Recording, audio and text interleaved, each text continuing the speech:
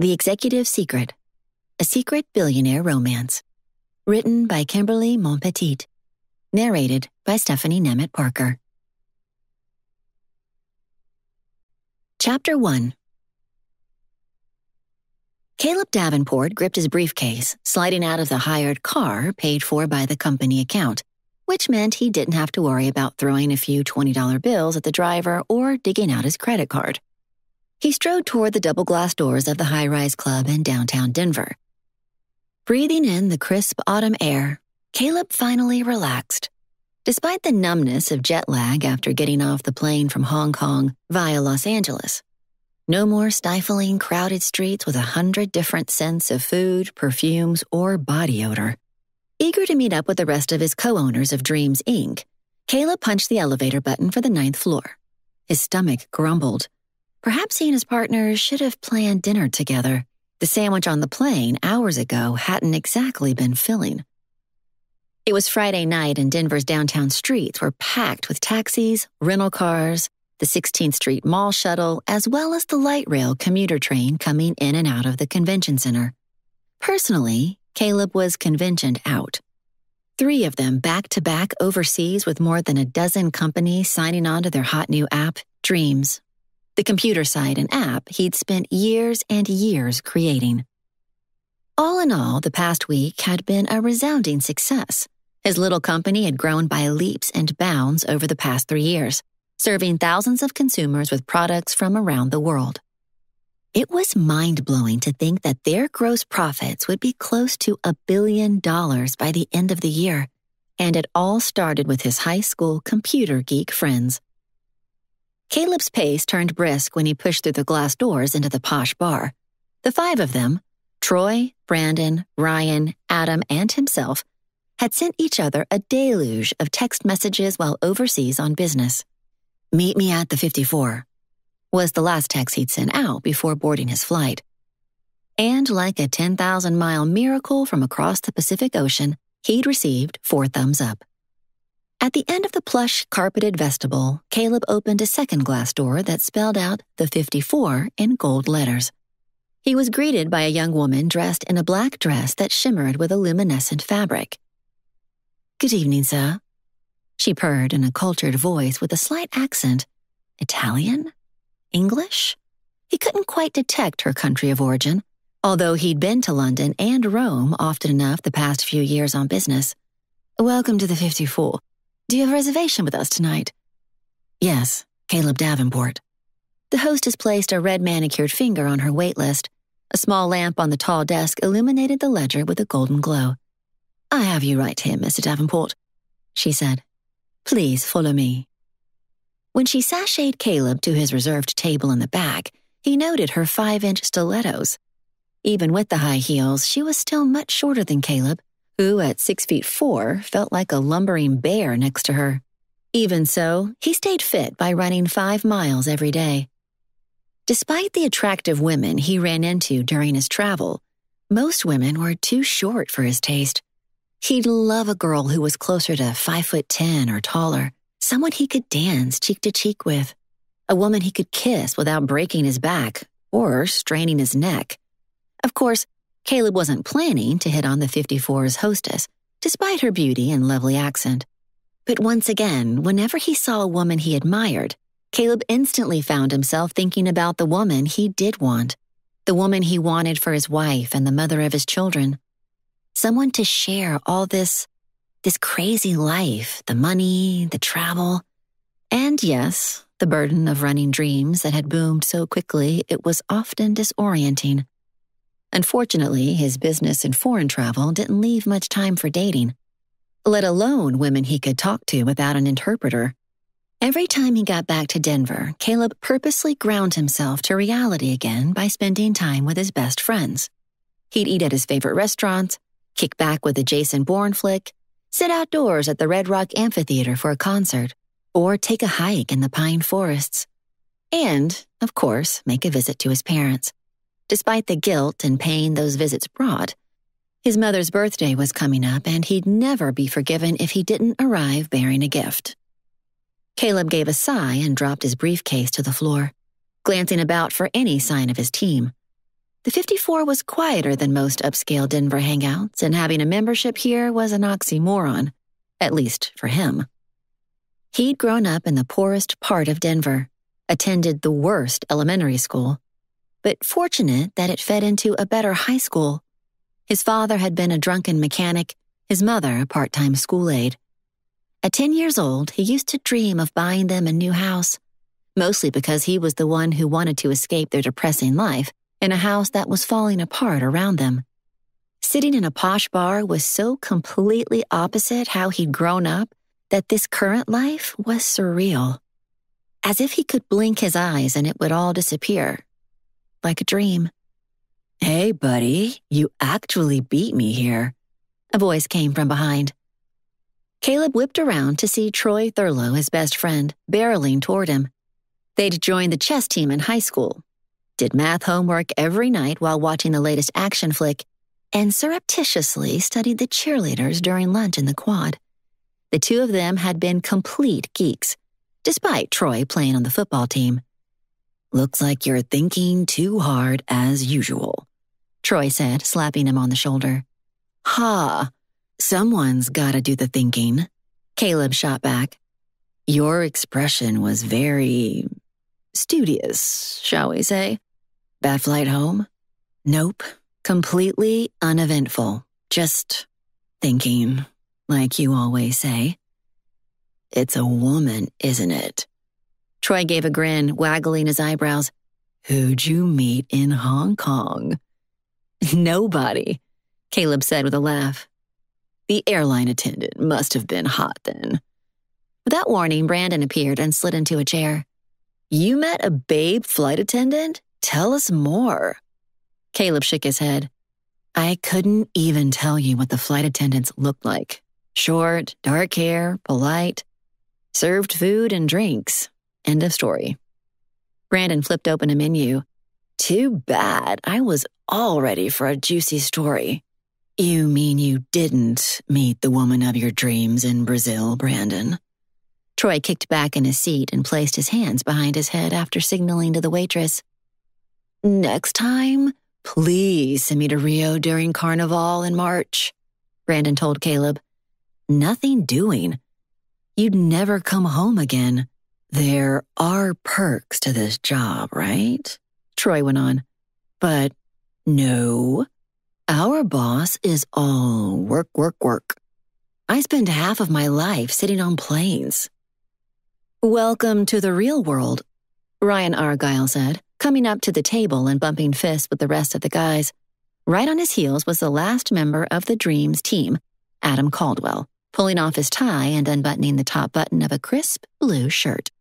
"Good, we're finally all here," Caleb said. "Now we can order." "Hey, I came as soon as I shut down the office," Adam said. "I work longer hours than all of you put together while you fly around the world dancing with luscious foreign women every night." "Hardly," Troy said with a glance upward at the waitress, a thin woman of about 35 wearing black slacks, a black blouse, and thick black eyeliner. "I'll have a ginger ale." The other guys laughed, and Caleb held up his hands to ward off their teasing. "A Coke with vanilla," he said. "And keep the nachos coming, please. Mini sliders, too." "What's with all the fizzy drinks, guys?" Ryan said. "I know Caleb doesn't touch anything hard, but what about the rest of you guys?" "Got a headache," Troy said.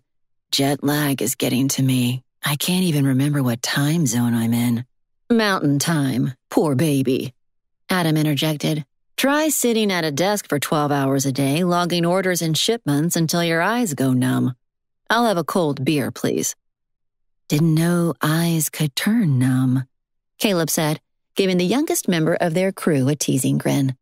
Adam Caldwell had been in the class a year behind them in high school, but his computer skills were ferocious, so Caleb had hired him 2 years ago. That's a new one. He'd known these guys for so long, but what most of them forgot, except for Troy, was the fact that Caleb never drank. Despite growing up with alcoholic parents, he binged at a party during their senior year, thinking he was being totally cool, and gotten so sick he'd passed out and wouldn't wake up. Terrified, Troy had called an ambulance, afraid Caleb was going to die from alcohol poisoning. Caleb would never forget his mother speaking at his hospital bedside in a soft voice. "Isn't it bad enough that your father does this?" She'd been so hurt, her tired face so full of despair, that Caleb hadn't touched a drink since. Despite the teasing during college, the parties going on at his dorm, he just didn't. It wasn't worth it. Besides, he wanted to live rather than get a buzz and avoid liver damage like his father was now suffering. Troy ran his hands through his thick dark hair, slouching back in his chair. He was wide-shouldered with a chest as broad as a football field, played wide receiver during high school at their alma mater, Southfield High School, but loved the intricacies of computer hardware. He was the guy that could troubleshoot anything. "Man, it's good to be home." "Got homesick, buddy?" Adam teased. Troy gave a half smile and shrugged. "There's something about the fall mountain air of Denver that clears your head. South America is just hot and sticky no matter what time of year you visit." "Speaking of autumn, what month are we in?" Ryan said, scrolling a thumb across his phone screen. "I've been in too many time zones to remember." "Months, time zones, it's all the same, oh brainy one," Caleb said, and then added, "Just turned October. We have to hit the office tomorrow, guys. I know it's Friday, but we've got a boatload of data to enter and organize." Yeah, we know, boss," Troy said, stuffing a burger slider into his mouth. "You don't have to remind us." Despite the fact that we spent September pulling 80-hour work weeks. Ryan dipped a tortilla chip into the nacho cheese dip. "Only asking because I just remembered that we have our 10-year high school reunion later this month." "No, it was only last June when we graduated," Troy chimed in, picking up his second slider. Ryan gave Troy an eye roll. "Oh, wise one, thank you for that. Did your invitation arrive in the mail? I think it's being held at the Hotel Monaco on Champa Street. Dinner and a DJ, of course. No host bar." "Ooh, fancy," Adam said. "They must think we're rich." Low chuckles erupted around the table while Troy said, "Hopefully they don't make us play stupid games. I'll never forget our senior picnic. Getting dragged in the mud during the tug of war. You should have hung on." Caleb teased him. "If I recall, the food was good," Brandon added. "Never-ending barbecue and peach pie." "To you, the food is always good," Troy told him. "Your stomach is a bottomless pit." "Have we made a pact to go to the reunion or not?" Ryan asked. "Don't want to show up alone and make small talk with people I don't recognize." Caleb had forgotten about the reunion, actually. It wasn't in his monthly planner. But now all the guys were gazing at him, like he was the boss of the high school reunion, too. "We could draw straws," he said with a half smile. "Better than a coin toss," Adam said, pulling out his calculator to figure out the odds. An odd shiver ran through Caleb. He'd basically been on his own since 17, but instead of a fierce independence without having to care about anybody but himself, the opposite had happened. Traveling the world, making bigger bucks than he could ever have dreamed, had produced a lonely, untethered life. Sure, he could do whatever he wanted, but running a company on which hundreds of employees relied on you in 20 different countries, including a team of accountants and lawyers watching your every move, created stress that was also far greater than he could have imagined. He greatly relied on these men sitting around the dinner table, not just for business, but for friendship and support.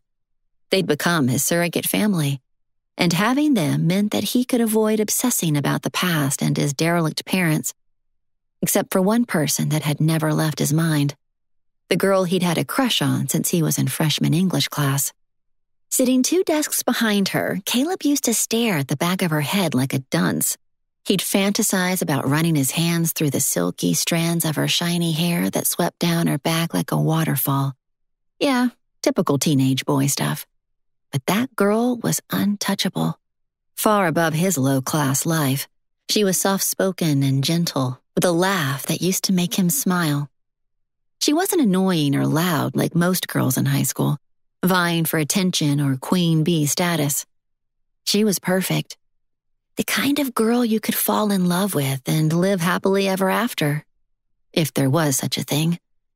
Unfortunately, he didn't know many happily ever afters. None of his friends were married. A few of his international clients were happily divorced and living up the bachelor life. He must be the most peculiar man out there to crave a traditional marriage and family. A house that smelled of fresh-baked cookies and filled with people who loved each other and didn't have yelling matches or drunken stupors on unwashed bedsheets. There were a lot of reasons Caleb used to hide out in the computer lab. When he created computer games, it was like submerging himself underwater. He could be immune from the world until the school janitor finally kicked him out. But that girl topped the list of reasons. Seeing her every day made him drown with a desire like a vice squeezing at his heart. Caleb just made sure he didn't drool on his desk. The most bizarre thing was the fact that he still thought about her.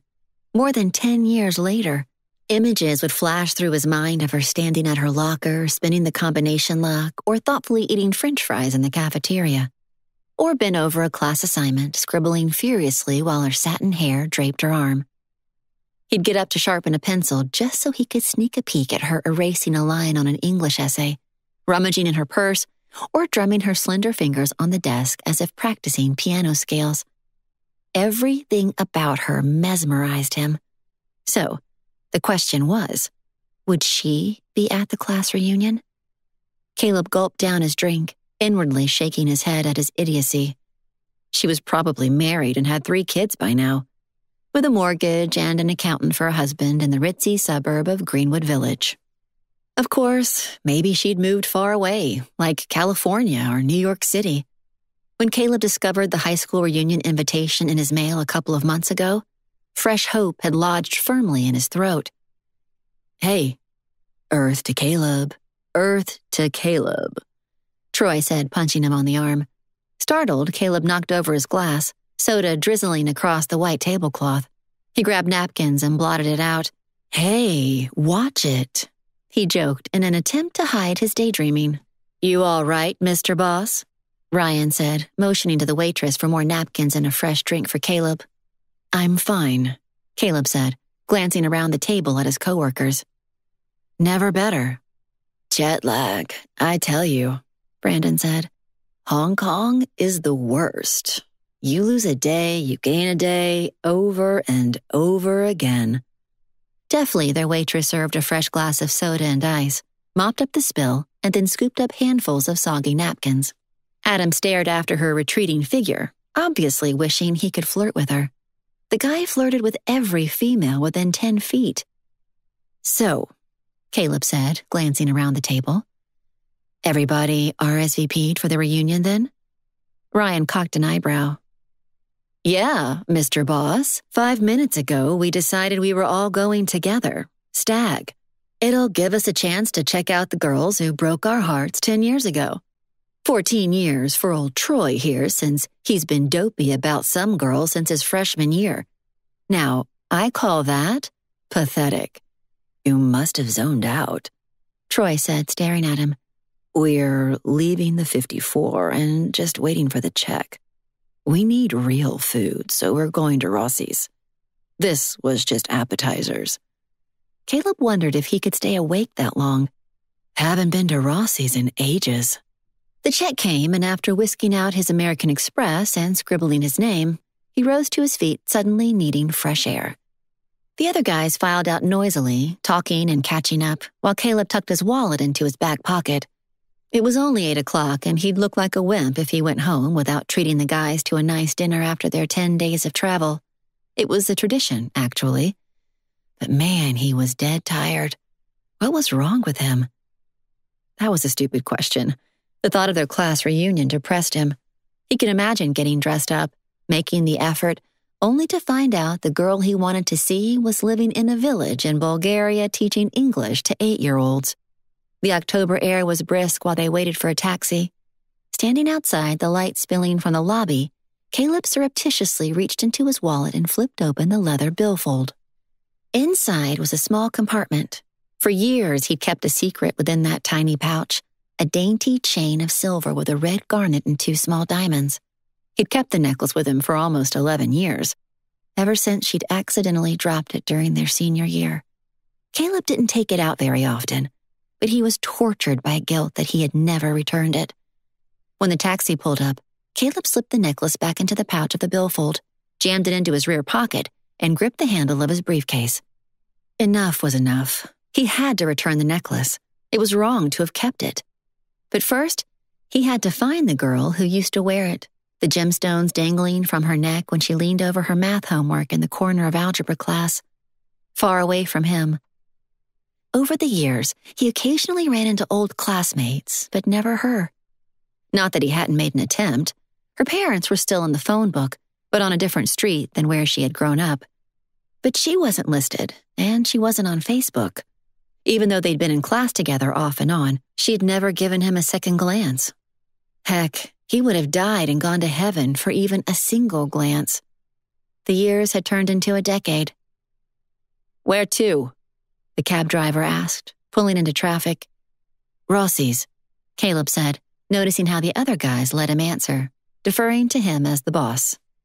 The necklace had become a memento of his stupid high school years, but she was forever lost to time and distance. How did you get over a girl you never had in the first place? Even so, a small surge of hope rose up his throat.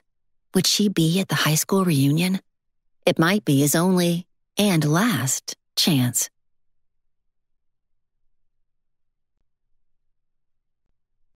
Chapter 2.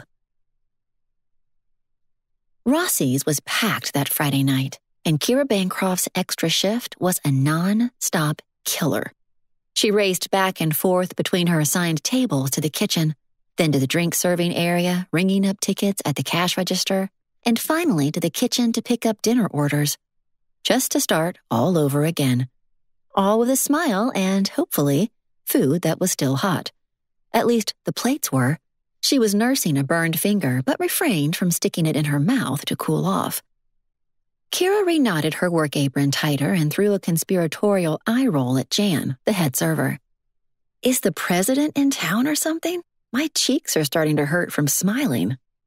"Not yet," Jan quipped. "But we have an envoy of politicians and pundits with reservations coming in an hour that we have to be nice to." "Ha! You're telling me very subtly that I won't be able to get out of bed tomorrow because I will have pulled every single muscle in my body."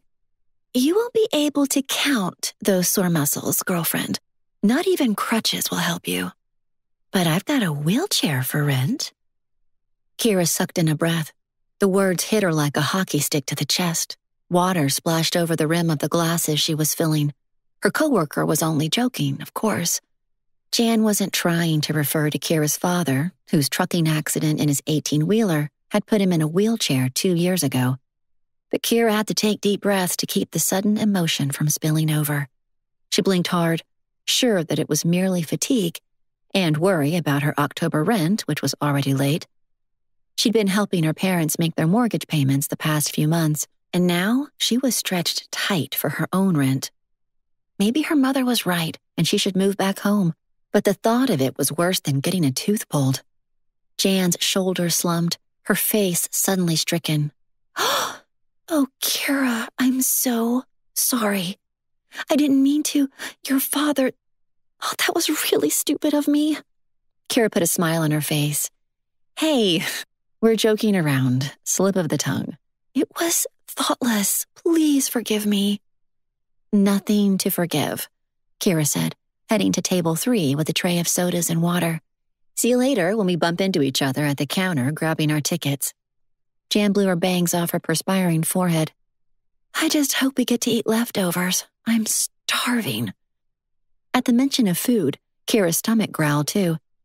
"I think I've burned 500 calories in the last hour. No chance of leftovers, I fear. This place is so packed, we may have to start turning people away." "Mr. Rossi would never let that happen, and he's staring at us right now." Jan warned in a low voice. Kira pressed her lips together and pretended that she and Jan weren't chatting. Quickly, she scooped up a handful of white cloth napkins rolled with silverware and began to lay out one of her tables that had just been cleared and sanitized. "Catch you later," she murmured, while Jan went the opposite direction with 2 water pitchers clinking with ice. None of the customers would realize they'd been surreptitiously talking, but Mr. Rossi would. The man had eyes in the back of his head. The restaurant owner wasn't unkind.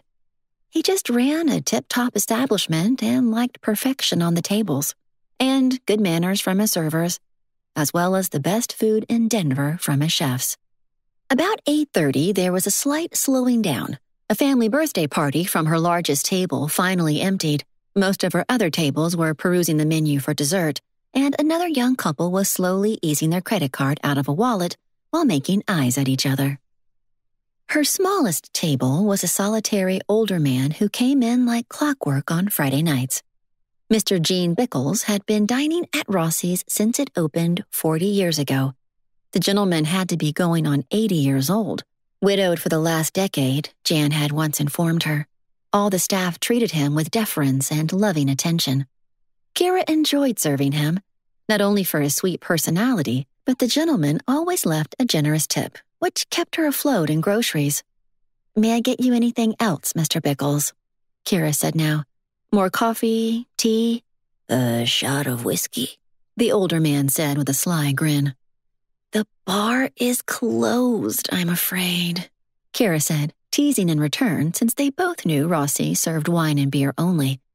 "I'll just have to find a woman to accompany me to a local bar," he mused, which was also a joke since Mr. Bickles still mourned his wife and was never seen with another woman.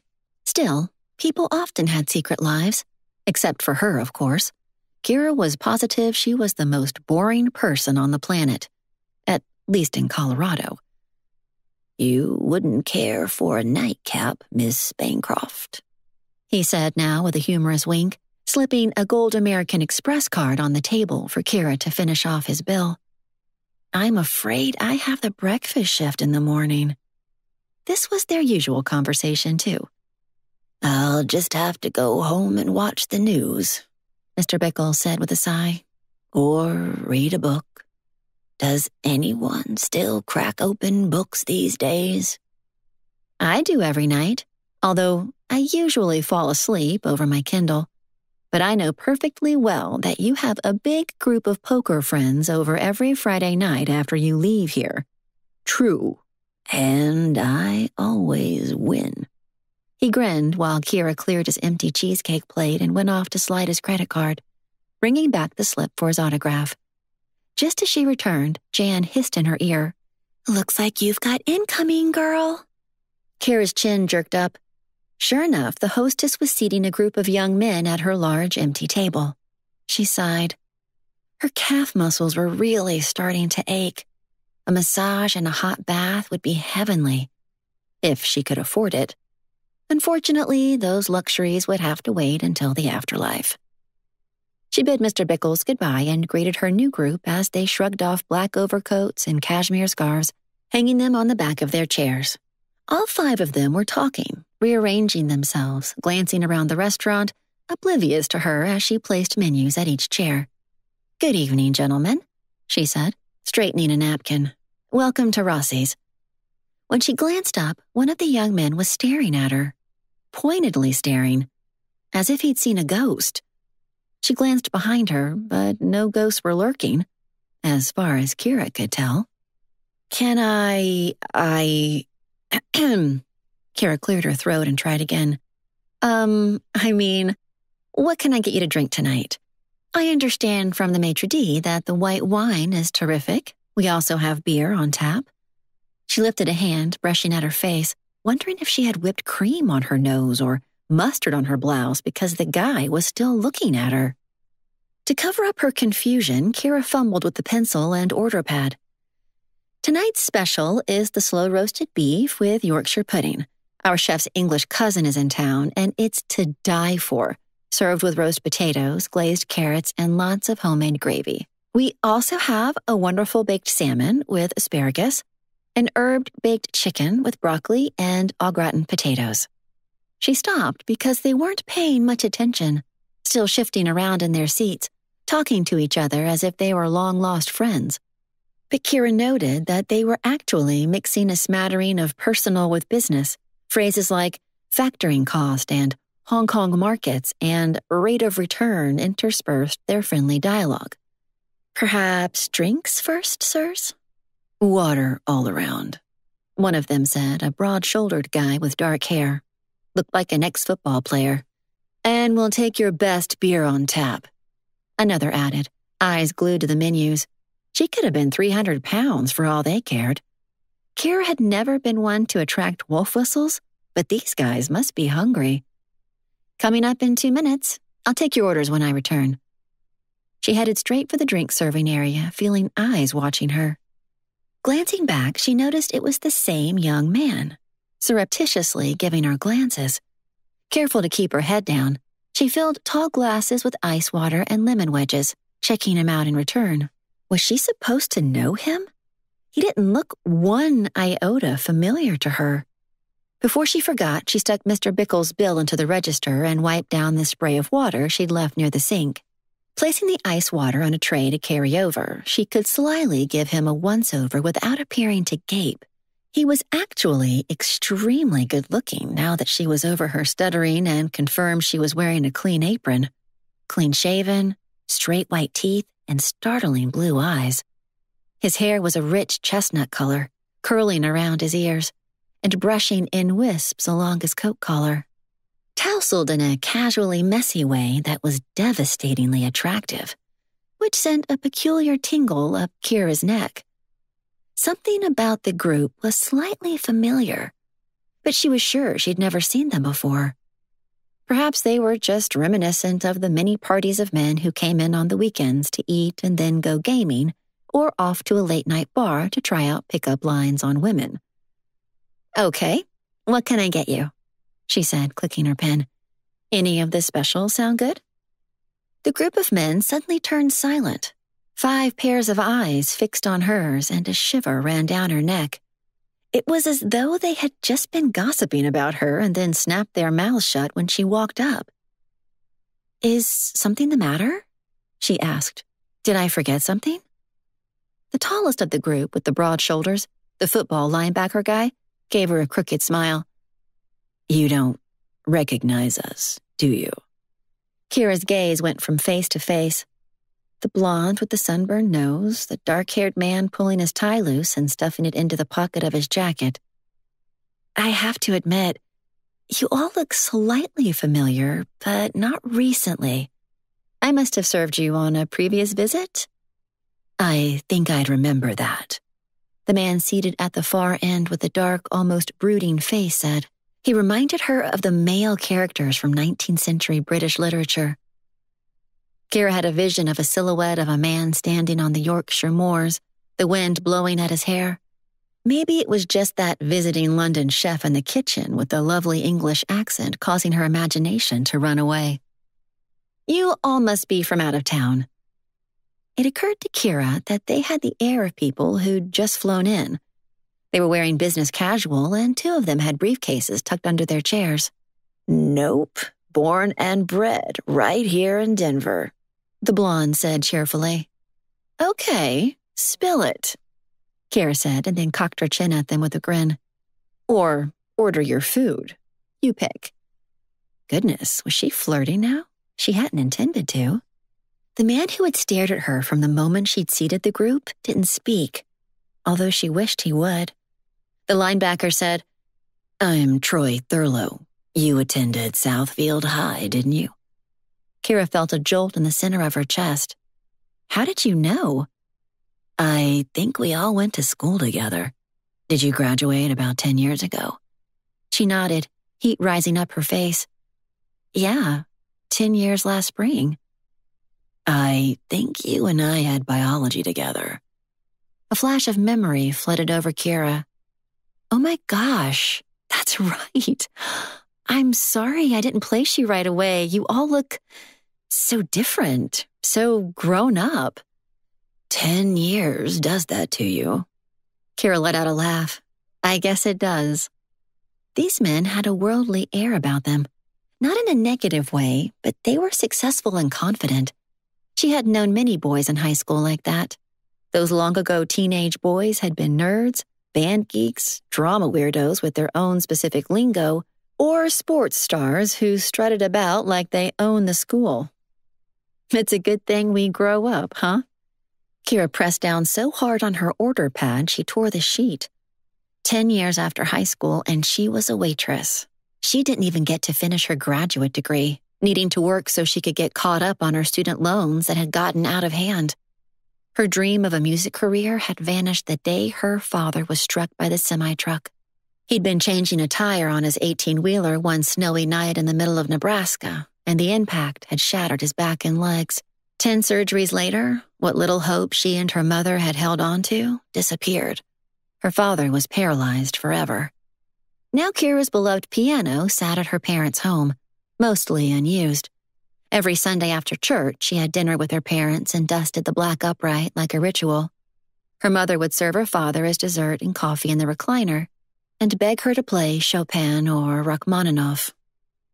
Kira indulged them, but her fingers were growing stiffer with every passing month since she had left school at Juilliard. She had to hide the tears of longing and remorse from her parents. And now here was Troy Thurlow smiling at her, not stuck up or obnoxious at all, although they had moved in completely different circles at Southfield. I'll have the roast beef special, he said, waking Kira from her state of reverie. Kira scribbled it down, trying to focus despite 5 pairs of male eyes gazing at her. Her senses had gone on high alert from the men's overwhelming deep voices and spicy aftershave fragrance. Good grief, why was she so discombobulated by them? She tried to laugh off her nerves. Guys, I'm sorry I don't remember you. She turned to the next man. Please remind me of your names when you order, and then maybe I won't feel like an idiot.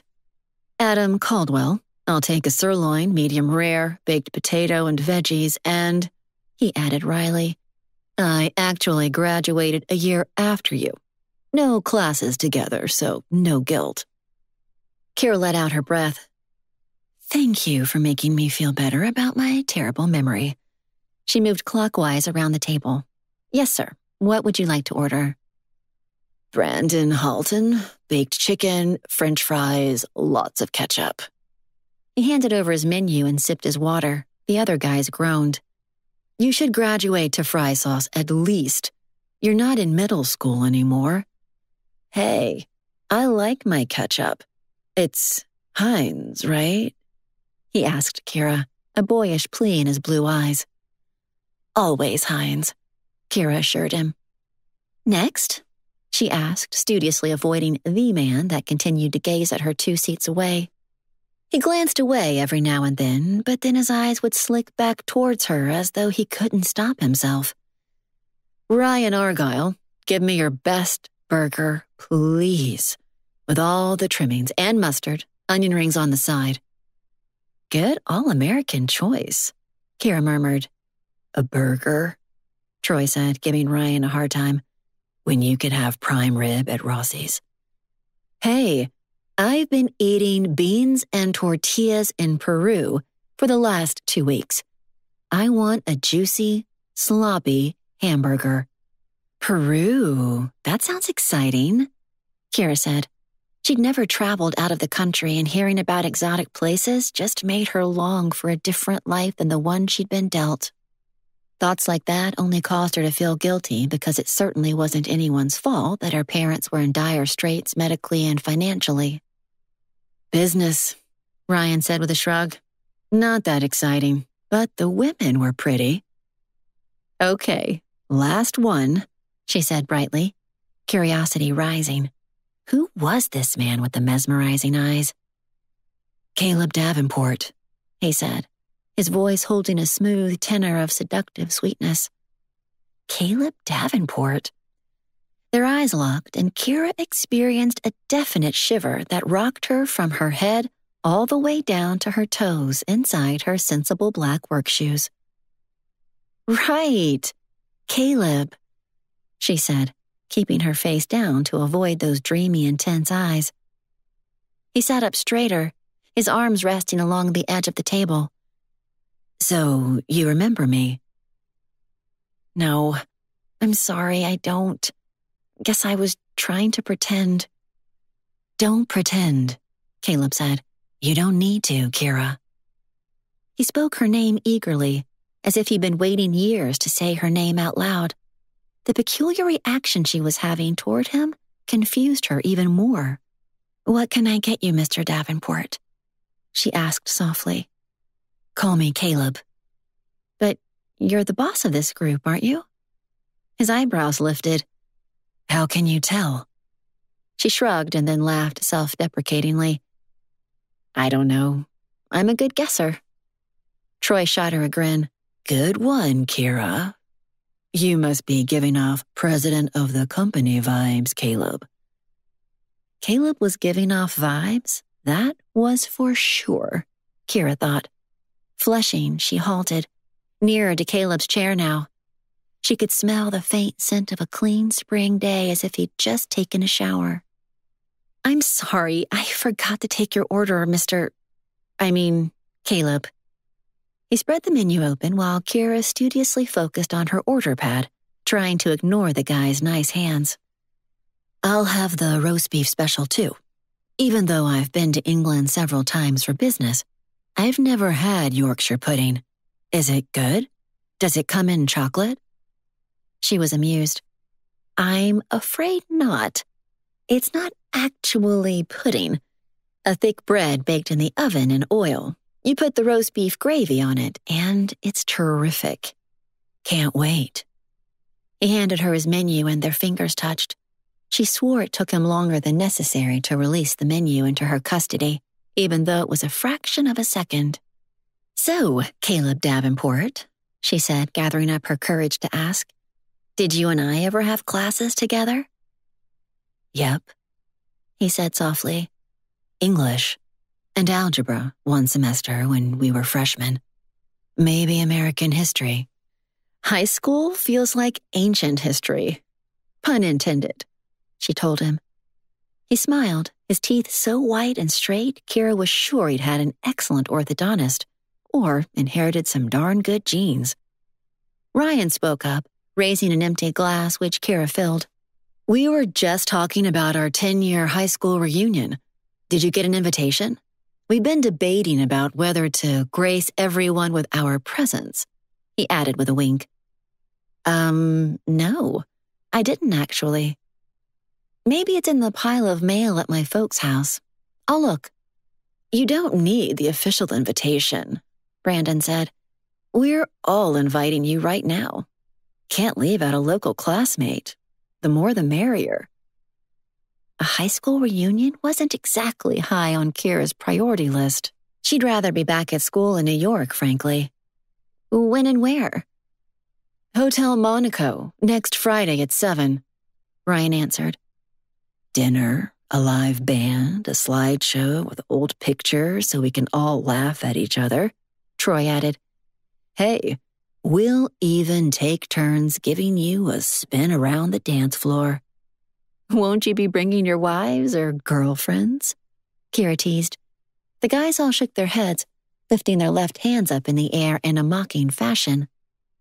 No wedding rings, although that didn't always mean anything. "Will you come?" Caleb said, reaching out a hand as though he was going to touch her arm, but quickly dropping his palm back to the table instead. "Sure, why not?" Kira answered. It was easier to say yes than explain her reasons for staying home. "Okay, gotta get your orders in before the kitchen closes." She strode across the restaurant, wondering if she had anything besides waitress uniforms in the back of her closet. Not owning a dress was certainly a deal breaker when it came to a fancy evening out.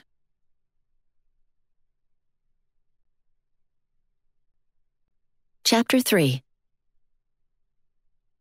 Caleb turned his head slightly, watching Kira briskly walk away and noticing her lean, shapely legs under her uniform skirt. He'd also noticed her beautiful long fingers as she took their orders, her short nails painted a pearly pink color. his face flushed with the shock of seeing her. After 10 years of searching for her in every crowd and every country around the world, here she was, waitressing at Rossi's, of all places. It was all he could do not to pull out the necklace and beg her forgiveness for the stupid thing he'd done by taking it.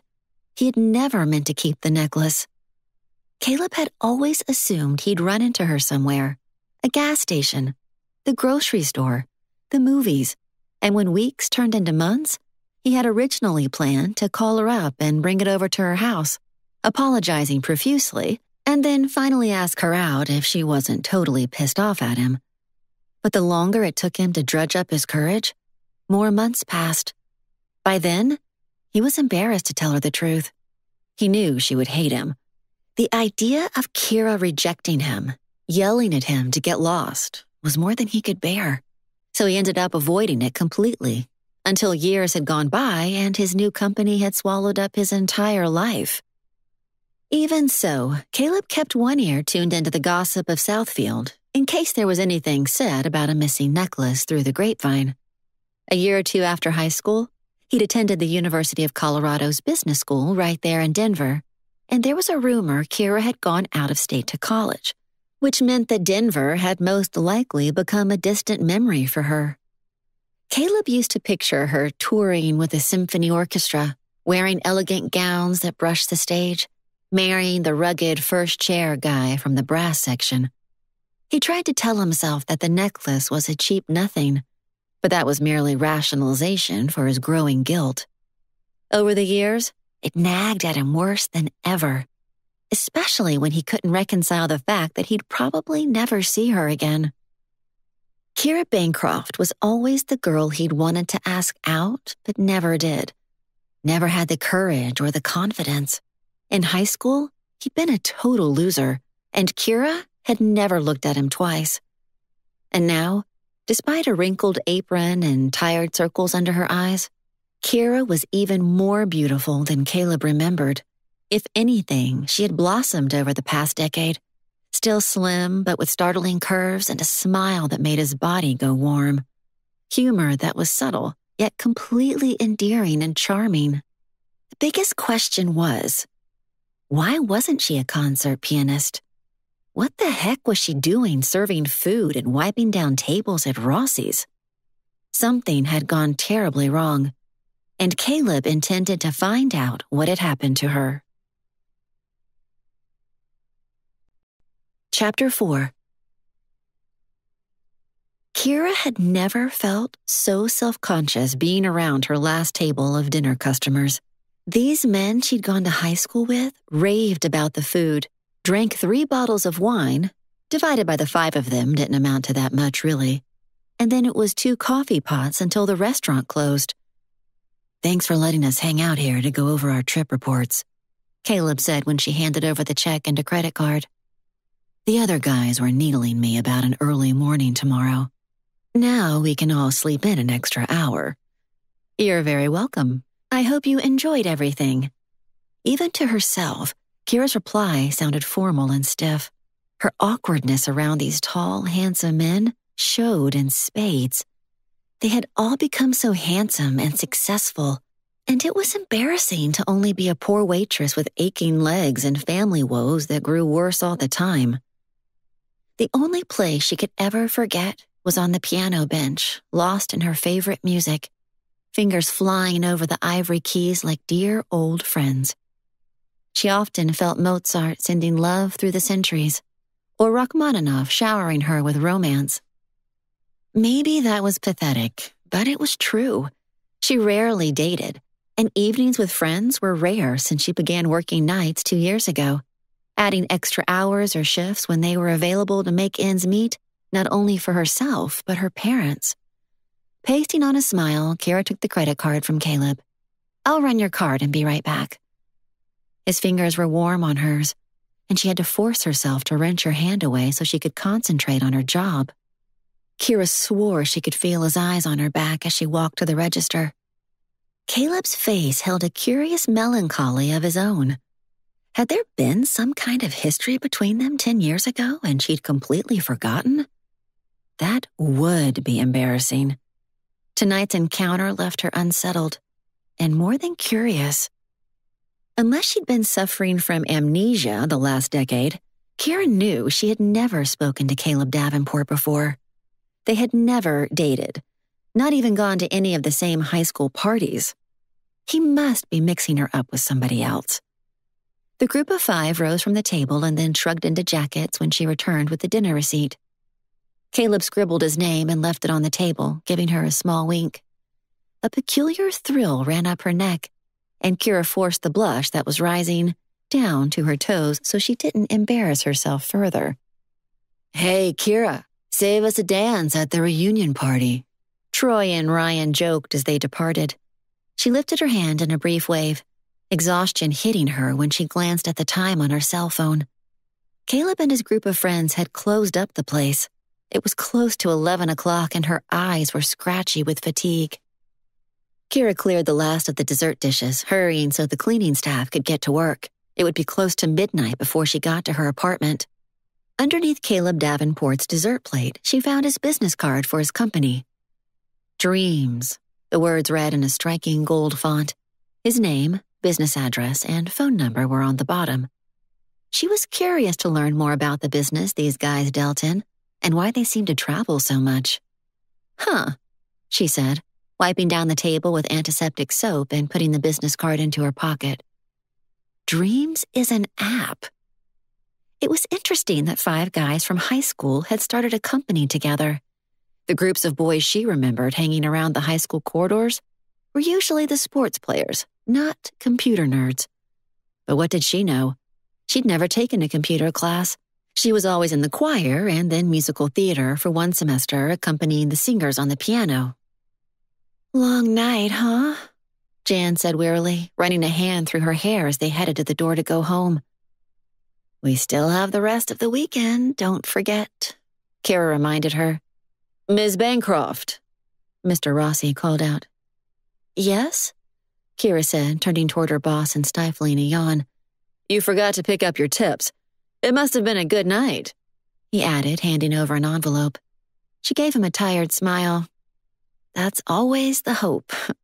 "Keep up the good work," Mr. Rossi said with a bemused smile on his face. "I think those young men were taken with you. They were quite generous." "Oh, I'm sure it was Mr. Bickles. He's always so sweet and big-hearted." "Good night, ladies," Mr. Rossi said. "See you tomorrow." Walking out to their cars together, Jan turned. "So, how much did Bickles tip you tonight? Pass him along to me sometime, will you?" Kira opened up the envelope that contained a copy of the dinner receipts from the customer she'd served and the cash tips enclosed. She let out a sharp gasp of disbelief when she saw the pile of cash. Jan peered at her in the dusky light of the parking lot. "What is it? Everything okay?" Pulling out the bills, Kira counted out a thick wad of 20s attached to a single ticket with a paper clip. "Mr. Bickles gave me $500, she whispered. "Why would he do that?" "No way," Jan said, her eyes widening. "Maybe he's dying of terminal cancer and doesn't want to leave a big bank account to the government for death taxes. That's crazy and embarrassing. I can't let him tip me like that. He's a nice old man, but it feels a little weird." "Hey," Jan joked. "I'll take over serving him his dinner next week. Every week. Hey, wait a minute. Are you sure it's him? Check that ticket again." It's hard to read in the dark parking lot. Kira headed to a streetlight and pulled out the contents of the envelope. "Do you see that?" Jan stabbed a finger at the slip. "That tip isn't from Mr. Bickles, honey." A buzzing sensation raced up the back of her neck. Kira's ears rang when she stared at the receipt. "This is from my last table tonight. That group of boys, guys, men. They said we went to high school together." Jan gave a sly grin. "Is 'we went to high school together' the new pickup line? Kind of cute, I guess. Looks like you have a new admirer girlfriend. Or maybe 5 new ones." "Very funny." Kira turned over each 20, giving a start when she saw that Caleb had written a note on the back of the last one. "Thank you for a great evening. Save me a dance next week." "It is Caleb. That's his handwriting. I remember his signature from signing the credit card slip." 500 smackers, Jan hooted, poking Kira in the ribs. "Go shopping, girl, and take me with you." "I'm in shock," Kira said slowly. "What does he mean, save me a dance?" Jan asked, running a finger over each bill in a show of ecstasy which made Kira giggle. "Our 10-year high school reunion is in a week or two, but I'm not sure of the exact date." "I hope you're going. You need to give this guy a chance." Kira shrugged. "Maybe I'll think about it." "Stop thinking and go buy yourself a new dress.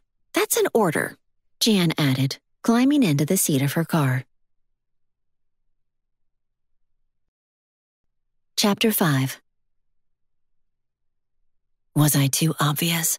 Caleb asked Troy when they parted ways at Troy's place after sharing a taxi. They'd been best friends since 3rd grade, so Troy knew exactly what Caleb was referring to. Kira Bancroft. Troy leaned into the cab's window. "Too obvious. Like a sledgehammer. You always had a knack for subtle," he added with a grin. Caleb groaned. "She probably thinks I'm an idiot." "I was so shocked to see her at Rossi's, waiting on our table. I couldn't stop staring at her. Man, it's been 10 years. Honestly, I'd given up ever seeing her again." "Subtle, bro. Very smooth." Troy wagged his head, pointing a finger at Caleb. "Boss, you played all your cards. I can't believe you gave her $500. She looked so, I don't know, forlorn, melancholy. That's called fatigue after a 12-hour shift on her feet." Caleb shook his head, unconvinced. There was something about her that felt off, and just wrong. Like, she's had a hard life. But how would I know? I've heard nothing about her since graduation. Even after surreptitiously watching her for the past 2 hours like a teenage goon, Caleb was still drawn to her like a moth to a flame. Despite the fatigue or underlying sadness, Kira Bancroft had a light inside, a goodness he couldn't explain. "The girl who got away," Troy said quietly. "We all have one, don't we?" "I seem to remember a certain Jasmine Cervantes," Caleb prodded. Troy gave a burst of laughter. "How could I forget the prettiest girl in our class?" "Ha. Opinions vary, buddy." Caleb grew thoughtful. "We should have made a pact during dinner. All 5 of us have a girl we wanted in high school and never had a chance." "Never thought about it that way before, but I think you're right." "So, do you think high school reunions can be second chances?" Troy stared at him and Caleb didn't twitch or look away. He was serious. "You got it bad, boss." "What?" Caleb put on an innocent face. "For Kira, what happened between you two? Or should I say, what didn't happen?" Caleb thought about the necklace hiding in his wallet, that delicate piece of jewelry holding such promise, such possibilities. "Nothing happened. That's the problem. I just hope I didn't screw things up." Troy guffawed. "You're making no sense, man. How could you screw up nothing?" Caleb wasn't about to answer that question and reveal what a jerk he'd been all those years ago. "Before I landed at the airport tonight, I was thinking about throwing the high school reunion announcement into the trash. Seeing Kira tonight, knowing she's still right here in Denver, I feel like I've been given a second chance." "I have the distinct feeling there's a lot more than you're telling me," Troy said. Caleb shrugged. "Hey, go home. Get some sleep. See you tomorrow in the office." I'm sleeping in. Just warning you. Me too. But try to get there before noon, if you can push yourself. I'll make the sacrifice, Troy told him. Caleb's apartment was cold and lifeless after being gone so long. Painfully empty. Maybe he should get a dog. Trouble was, he'd be kenneling the animal every other week, which wasn't fair to the dog. After throwing the contents of his suitcase into the washing machine, Caleb jumped into a hot shower, but not before ratcheting up the heater. Winter was on its way in Denver, that was for sure, and the place was chilly. Turning on the television, he channel surfed for a few minutes and then thumbed through the big stack of mail he'd picked up from his box, mostly bills and flyers. What else did snail mail consist of these days? He had a sudden urge to look up Kira's phone number. Well, her parents' phone, and call her. But it was almost midnight now. He'd just come off looking crazy. Patience, old man, he told himself, rummaging in the cupboard for food. He paced the floor, eating a stale Oreo cookie sans cold milk to dunk it in. The bottle of milk had gone sour, expiration date 5 days earlier. Finally settling into the couch, he glanced through a week's worth of ratty newspapers, his laptop open while he scrolled through email, world news, and the stock markets. The run of commercials ended and familiar music pumped out of his television speakers. He had inadvertently left the station tuned to Turner Classics. The final scene of Casablanca was on, when Humphrey Bogart says goodbye to Ingrid Bergman, never to see her again. That wasn't Caleb's story any longer. After 10 years, Kira hovered on his horizon once more, full of promise, full of new beginnings, full of another chance. You blew it, Bogart, but I'm not going to, Caleb told the TV. But first, he had some serious confessing to do, and he could only hope and pray that Kira would forgive him. Chapter 6. Why would Caleb give her such an obnoxiously outrageous tip? Kira wondered for the 100th time when she rode up the rickety elevator to apartment 3D. At the moment, she was so exhausted after helping to close Rossi's, she needed a pair of toothpicks to hold her eyes open. It was a good thing she hadn't run into somebody on the way home. At least the streets were quieter after midnight. No heavy commute traffic. Except for the winter snow, she had no complaints about living in Denver. Rossi's was located in the Washington Park area with cute shops, great restaurants, a lake, tree-lined avenues, and sparkling lights that lit up hundreds of beautiful older homes. By contrast, the hallway in her apartment complex was dim, one of the light bulbs having bit the dust. Digging in her purse for her key, Kira was oddly self-conscious thinking about Caleb Davenport and his penetrating, mesmerizing eyes on her all evening. He'd given her a thrill she hadn't felt in a very long time, if ever. Had they actually had classes together? Troy was familiar, but playing on the football team helped one's recognizable quotient during the high school years. High school felt like a million years ago. She'd hardly cared about the gossip or culture or social life. Her pleasures were concert choir, weekly piano lessons, and her own small circle of friends. No sports or the yearbook staff. She'd only ever gone to homecoming once with a boy from her biology class. Her parents had splurged to get her the best piano instructor, and look what their money had gotten them. An occasional gig playing for someone's wedding, or funeral at St. Paul's Lutheran Church. In between hymns, she'd stare at the beautiful stained glass windows dreaming of becoming a concert pianist one day. Where are my keys? Kira muttered. I didn't leave them in the ignition, did I? Tears of fatigue burned at her eyes. To walk all the way back down to the apartment parking lot was daunting.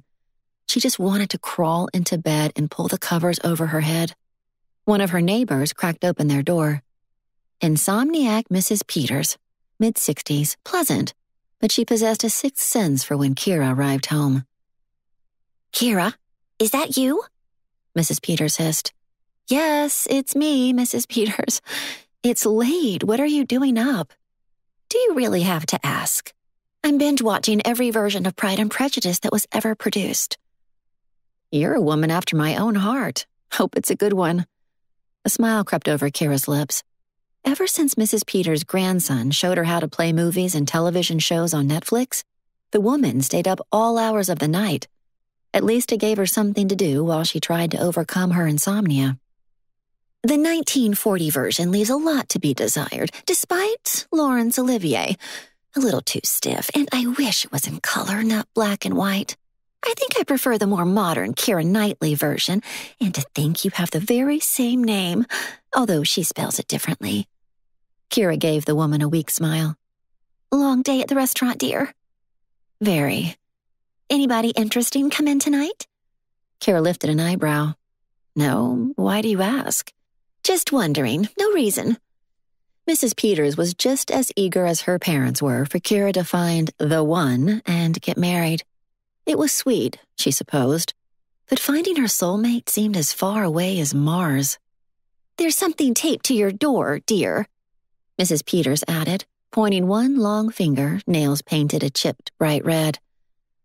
There aren't any water or gas leak warnings, are there? You never know in this old apartment complex. No.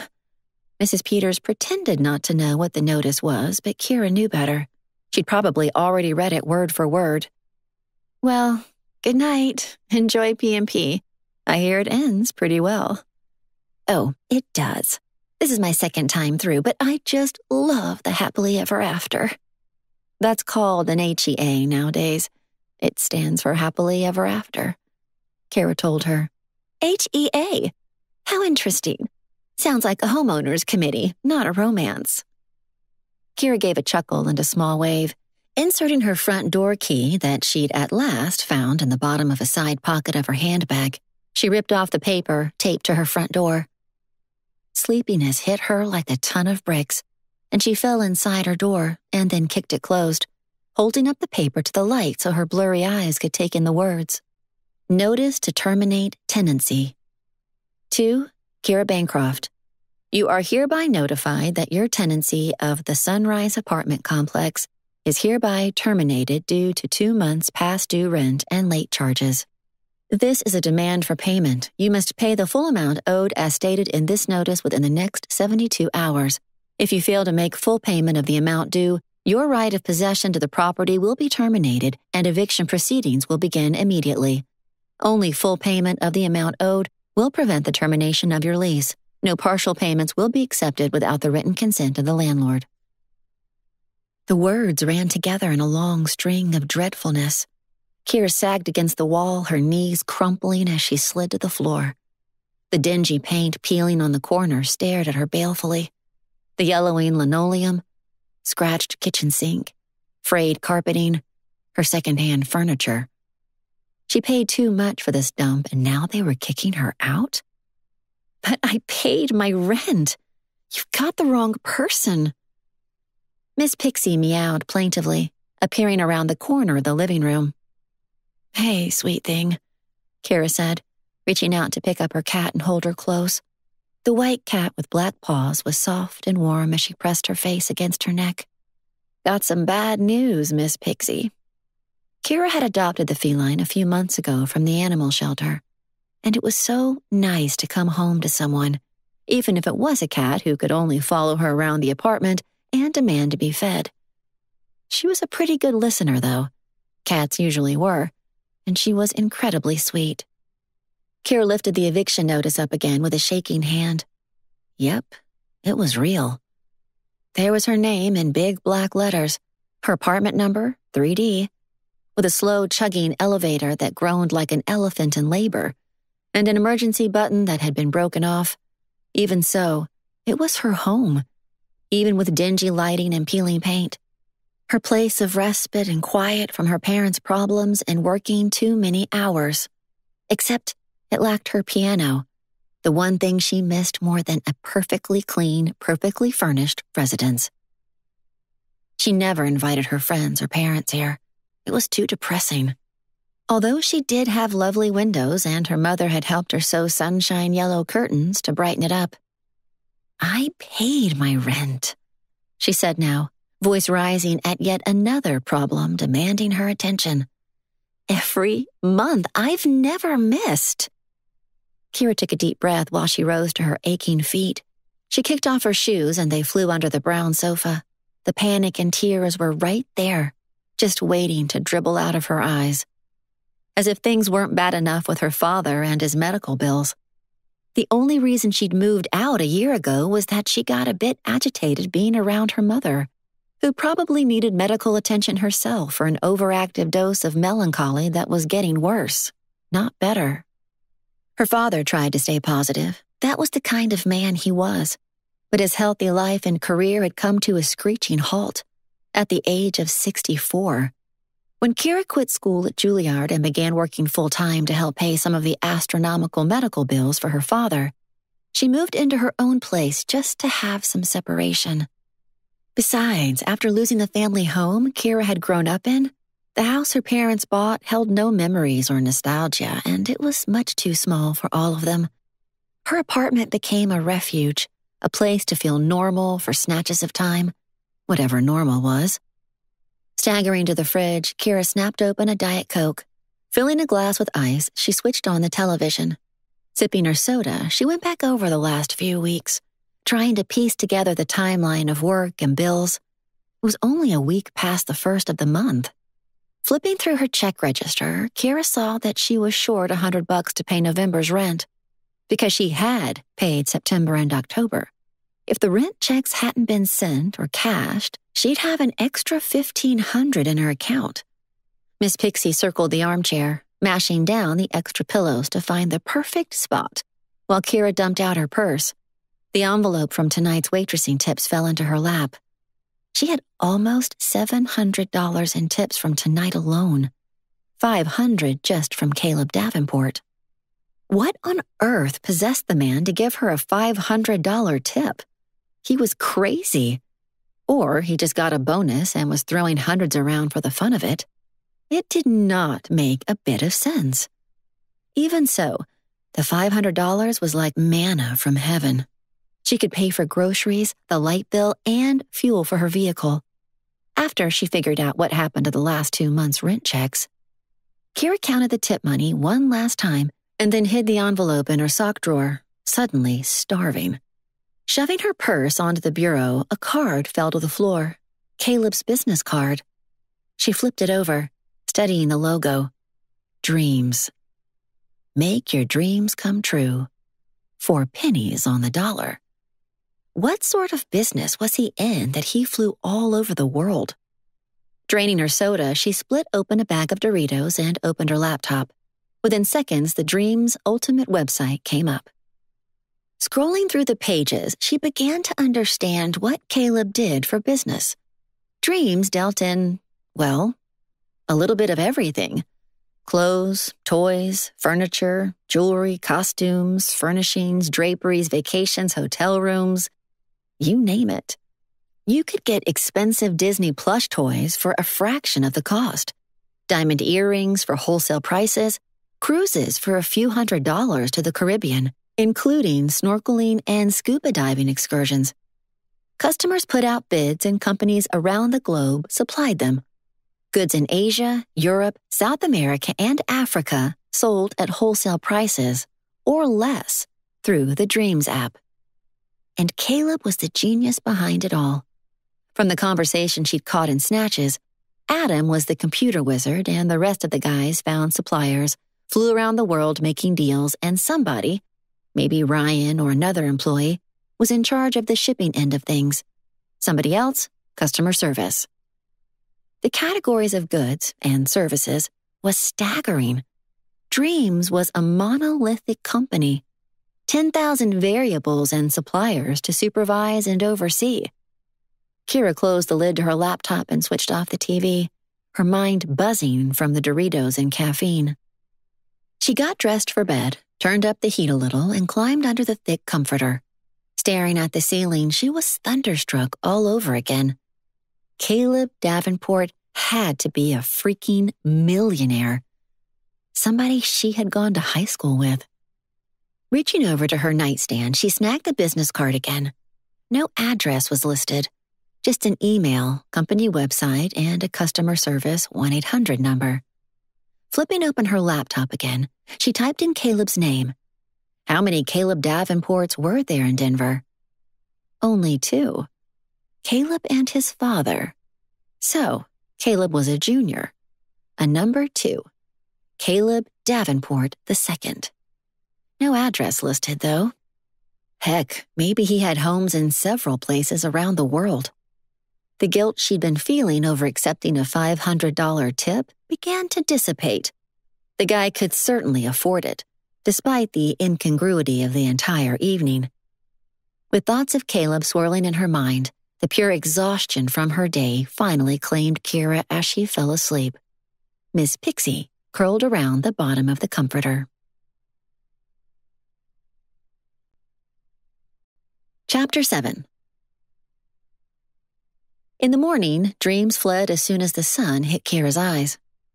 Stretching just like her own lazy Miss Pixie, she grabbed her phone to check the time. It was 9:30. Flopping back down, she went over the previous evening again. Those men at her table. Strangers except for vague memories of Troy. The only year she'd attended the Friday night football games regularly was when her best friend Sally Quinn had a crush on one of the players. Grabbing jeans and a blouse, Kira headed to the shower, then grabbed a bowl of cereal while watching the weekend news. Give her an old movie on the TNT station or A&E or Masterpiece Theater. She'd recently discovered a 20-year-old BBC version of Rebecca by Daphne du Maurier and was hoping to watch it on Netflix this weekend with a huge bowl of popcorn. Oh, what a glamorous life I lead, Miss Pixie, Kira muttered, leaning over the bathroom sink to put on her makeup. Popcorn and a movie from a book set in the 1930s. Eek. That's 90 years ago, but such a delicious story of ghosts in a manor house and a man who gets away with killing his wife. 15 minutes later, Kira pulled up at her parents' house, not the beloved house she grew up in. That beautiful home had foreclosed 2 years ago when her father lost his job after the accident. A knot of sorrow hardened in Kira's throat. The accident and the loss of their home had changed her parents. It had changed all of them. Hey, Mom, Dad, she called out when she pushed at the front door. Sweetheart, you're here, Mrs. Bancroft said, wiping her hand on a towel as she came in from the kitchen. The straight hair she tucked behind her ears was beginning to gray. She wore a pair of sweatpants and a baggy t-shirt. I was just fixing waffles. Want one? How was school this week? Kira asked, referring to her mother's part-time job as a school aide. School? Her mother echoed, a brief, blank expression on her face. Fine. She ended awkwardly and then scurried back into the kitchen like a mouse. What was that all about? Where's Dad? In here, came her father's deep, rumbling voice from the tiny family room. The TV was on, but her father was sitting by the light of the window, fussing with one of his plants. He'd always been a gardener on the weekends, planting flowers and vegetables during the summer. But ever since the accident, he'd become avid at cultivating all kinds of things. Not just the biggest tomatoes, but miniature roses, various species of cactus, and many more. His newest kick was bonsai trees, beautiful Japanese miniature trees. A tree you could hold in your hand with gnarled branches and funny greenery on top. Like an old man with a mop on his head. He'd been inspired after Kira wheeled him around the botanical gardens a few months ago when the gardens were a riot of color and fragrance. My Kira girl, he said, his voice full of affection. Hi, Dad, she said, leaning over to kiss his scratchy cheek. A fine stubble of silver beard ran across the folds of loose skin. Do you mind raising those blinds higher? He asked, squinting at his current tiny tree he was repotting. Sure, Kira said, opening up the view to a tiny backyard with patchy grass and not much else. Despite her father receiving disability, it was a fraction of what he used to make. After losing their savings in an attempt to save their home, Kira's parents had nothing except medical bills. Even though her mother had a part-time job, it paid a pittance, mostly to help the grocery bill. Besides, she wouldn't leave her husband for more than a few hours. Kira did what she could to help out by contributing to their mortgage payment, but finances for all of them were stretched to the breaking point. Kira took a seat at her father's work table, filled with plants and splotches of spilled soil. "Hey, Dad," she said in a low voice, glancing over her shoulder toward the kitchen where the sound of plates and silverware came. "What's up with Mom's job? She acted a little funny when I asked." "School layoffs. It's actually been a few weeks now. The school year began and then they laid off all the aides. I think she's embarrassed, especially at her age." "A few weeks ago? But why wouldn't she just tell me?" "She didn't want you to worry." "I'd be glad to help you guys more," Kira said helplessly. She stopped, chewing at her lip. Her dad's silver blue eyes nailed hers in a stare. He'd aged since the accident, his hair turning pure white as though he was already 80 years old. "You already help more than you should." His voice grew ragged. "My accident ruined your whole life, kiddo. I'll never forgive myself." "Dad," Kira said, grasping his hand, "stop saying that. There's nothing to forgive. It was snowy and icy, and you had a flat tire." Her throat grew thick, hating how her father was tormented over how drastically all their lives had changed. "I should have radioed for help and thought it would be faster to do it myself." "There's no going back. Nobody could have predicted such a freak accident. I'm just grateful you're still alive. There were worse outcomes," she added, tears swimming in her eyes. "My life insurance would have kept you in school and your mother in comfort. Disability is much, much less than the insurance would have been." "I'd rather have you than any money." "Oh, Kira, you are the light of my life. You are the most talented, and it's probably too late for you to get back into your music school." Kira smiled tightly. It probably was too late, but she wasn't going to tell her father that. Besides, there was no end to her parents' financial struggle. This was their life from now on. "I've been thinking I need to enroll part-time in one of the local colleges and get a degree in something useful that will double my salary. I just sort of dropped into waitressing accidentally." "What kind of degree?" "Business, engineering, computer software." Her father chuckled. "Right. My pianist daughter sitting at a computer all day writing code." She shrugged, trying to stop her bottom lip from quivering. "Hey, I'm a fast typist." Her dad took her hand in both of his palms warm and gentle. "What's going on? Your frown lines are growing the longer you sit here." Kira laughed. "Maybe you should take up card reading and tell people's fortunes, Dad. We can make a sign and hang it out by the mailbox, $50 an hour." His lips quirked up in a grin, but he just waited for her to spill out the latest. Okay. Last night when I got home from the restaurant, there was an eviction notice on my door. But I paid my rent.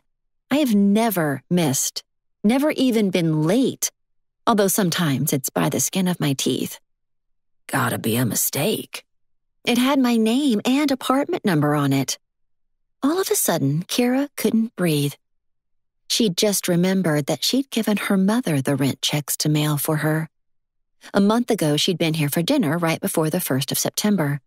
Mom had been doing their own bills and volunteered to take Kira's to the post office, too. Since Kira had logged lots of overtime in August, she'd paid 2 months at once.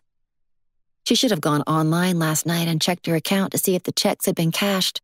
Oh, that dreaded eviction notice had befuddled her. She also needed to contact her landlord, beg for time to figure out what had happened. "What's going on inside that pretty head of yours?" her father asked. "Nothing. I'll figure it out."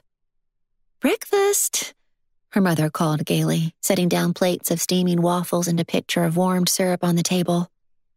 They ate while her mother chatted about nothing. Kira gulped down her waffles in 5 minutes and stood. "Are all my things, my books and stuff, still in the shed?" "Far as I know," Mom said. "What do you need?" "Looking for my old yearbooks."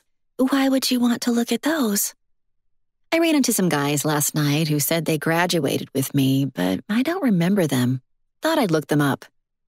Her mother, who was always asking about dates and boyfriends, perked up. Sounds interesting. Anybody catch your eye? No, Mother, Kira said firmly. I also learned that my class is having our 10-year high school reunion in a couple of weeks. Did the announcement come in the mail? It might have been forwarded here by the reunion committee. Her mother frowned, her eyes darting about the room. I don't know. Yes, Claire, you showed it to me, her father said. Came about a month ago. I thought you gave it to Kira. I'm sure I did. Kira glanced at her father, and once again their eyes caught meaningfully. Then her dad broke off the glance and stared down at his empty plate. I think I'd remember that, Mom. I felt a little stupid not knowing about it when those guys were asking me if I was going. Wouldn't your friend Sally have told you? She lives in Connecticut, remember? Even if she received one, she couldn't afford to fly across the country to attend. Plus, she has a new baby. Oh, yes, Mom said vaguely. Look through the stack of papers in the master bedroom, Dad suggested. And that basket of magazines and newspapers. Kira rose from the table and stacked the breakfast plates. When she returned to the front room, Dad was staring wistfully out the window while her mother was already absorbed in The Price is Right. It was painful to watch her active, vibrant, strong father stuck in a wheelchair for the rest of his life. Their future plans of traveling when he retired had vanished, and her mother was becoming more forgetful. Kira wondered about her mother's mental health, as well as her memory. Losing her job at the school didn't help. Was the reason her mother didn't tell her about getting laid off because she was embarrassed, or because she had forgotten? Life sucked. Make that S-U-C-K-S in all caps, Kira muttered, returning to the kitchen to rinse the breakfast dishes and stick them in the dishwasher. After scouring the waffle griddle, it was time to solve a few little mysteries. First, she scoured the basket on her parents' dresser, the top junk drawer of the bureau, and her mother's bathroom drawers.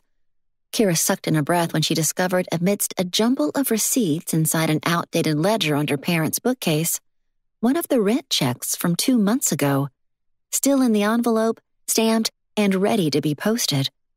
But where was the second check? For the moment, she had to get some fresh air.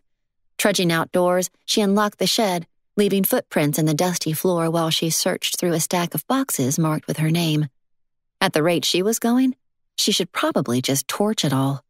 When she raised the box lids, a small gasp escaped at the sight of so many old books, old games, and dolls. Nostalgia hit her. How could she get rid of all of this? It was her life.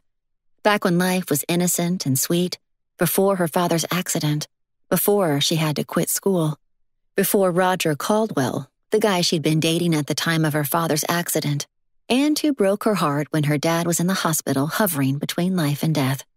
He'd run off with some girl he met on a cruise. A cruise! He'd lied about that too. He'd gone on a singles cruise purposely to meet women. Good riddance. The time she spent with him felt wasted when he threw her off so easily. Ever since Roger the jerk, it was hard to trust, to give her heart to anyone. By the time Kira dug through the final box, the shed was stifling hot, and the weak overhead light bulb was making her eyes ache with strain. She'd just about given up when she felt the hard corners of the stack of yearbooks and quickly wrenched them from the last box, one for every year of high school. They were out of order, but she opened the book from her senior year, the only year that mattered, really. Sitting cross-legged, she sat on the dusty wooden floor and leaned back against one of the wooden crates. Slowly, she flipped the pages, memories flooding over her. Pictures of her teachers, football games and the team, skinny guys in their padded uniforms, photos of the drama club putting on Camelot on the stage in the cafeteria while she accompanied on the piano. She exclaimed with a whisper. Staring out from another page was a snapshot of herself and Sally, including a couple other girls she used to have lunch with. The yearbook staff had caught them laughing at a table over spaghetti and French bread. Pieces of chocolate cake sat waiting to be consumed, back when she could eat anything all day long and never gain a pound. Finally, she turned to the section of the senior graduating class pictures, the fancy ones where the seniors went to the portrait studio and took professional glamour shots. She did an intake of air. Kira Marie Bancroft. So strange to see herself a decade ago. She looked so very young. At least my hair didn't suck too much that day, she murmured. Biting at her lips, Kira kept going, almost afraid to continue looking. But what did she have to be afraid of? The C's flipped past, and then she came to the D's. And there he was, smack dab in the middle of the first row. Caleb Davenport. This Caleb Davenport was not the Caleb Davenport who dined at her table last night. This Caleb Davenport had a thin face with bad acne and stringy hair hanging in his eyes. He had an ornery grimace for a smile and sleepy eyes like someone had to wake him up to say cheese. This Caleb Davenport looked like a loser with attitude, which wasn't very nice, she supposed. But this Caleb Davenport wasn't a boy she would have looked at twice, let alone once. Kira ran a finger along the center of the page. I think you might be playing a joke on me, Mr. Caleb Davenport, CEO of Dreams. I'm not sure this is even you. In fact, I'd make a bet it isn't. Just someone with the same name. She snapped a picture of the yearbook photo, zooming in with her cell phone. Then she attached the picture to a text and sent it to Sally in Connecticut. Do you remember this guy from high school? Graduated the same year. Found out our 10-year reunion is next week. Wish you were here. So, is it a joke? Kira mused, waiting for a response from her old friend. Or is the man lying through his teeth? Could she trust him? That was a question without an answer, since she had never spent 5 minutes alone with him. The man from last night was pretty darn gorgeous. Those powerful blue eyes, the straight nose, firm chin, and his easy, disarming smile. Actually, his shyness had been endearing when he tried to hide how much he was staring at her while she served. If she came right out and admitted it, her heart had been in her throat the entire time she took his order and served him dinner. And then, to top it all off, was that inexplicable tip of $500. Knowing that Caleb Davenport was thinking about her, that he'd taken the time to write the note, asking her for a dance on the back of the $100 bill, gave her a fizzy feeling that soared straight up her neck, making her scalp tingle. She couldn't remember when a man had ever made her feel like this in her life. Were there two different men with the name of Caleb Davenport?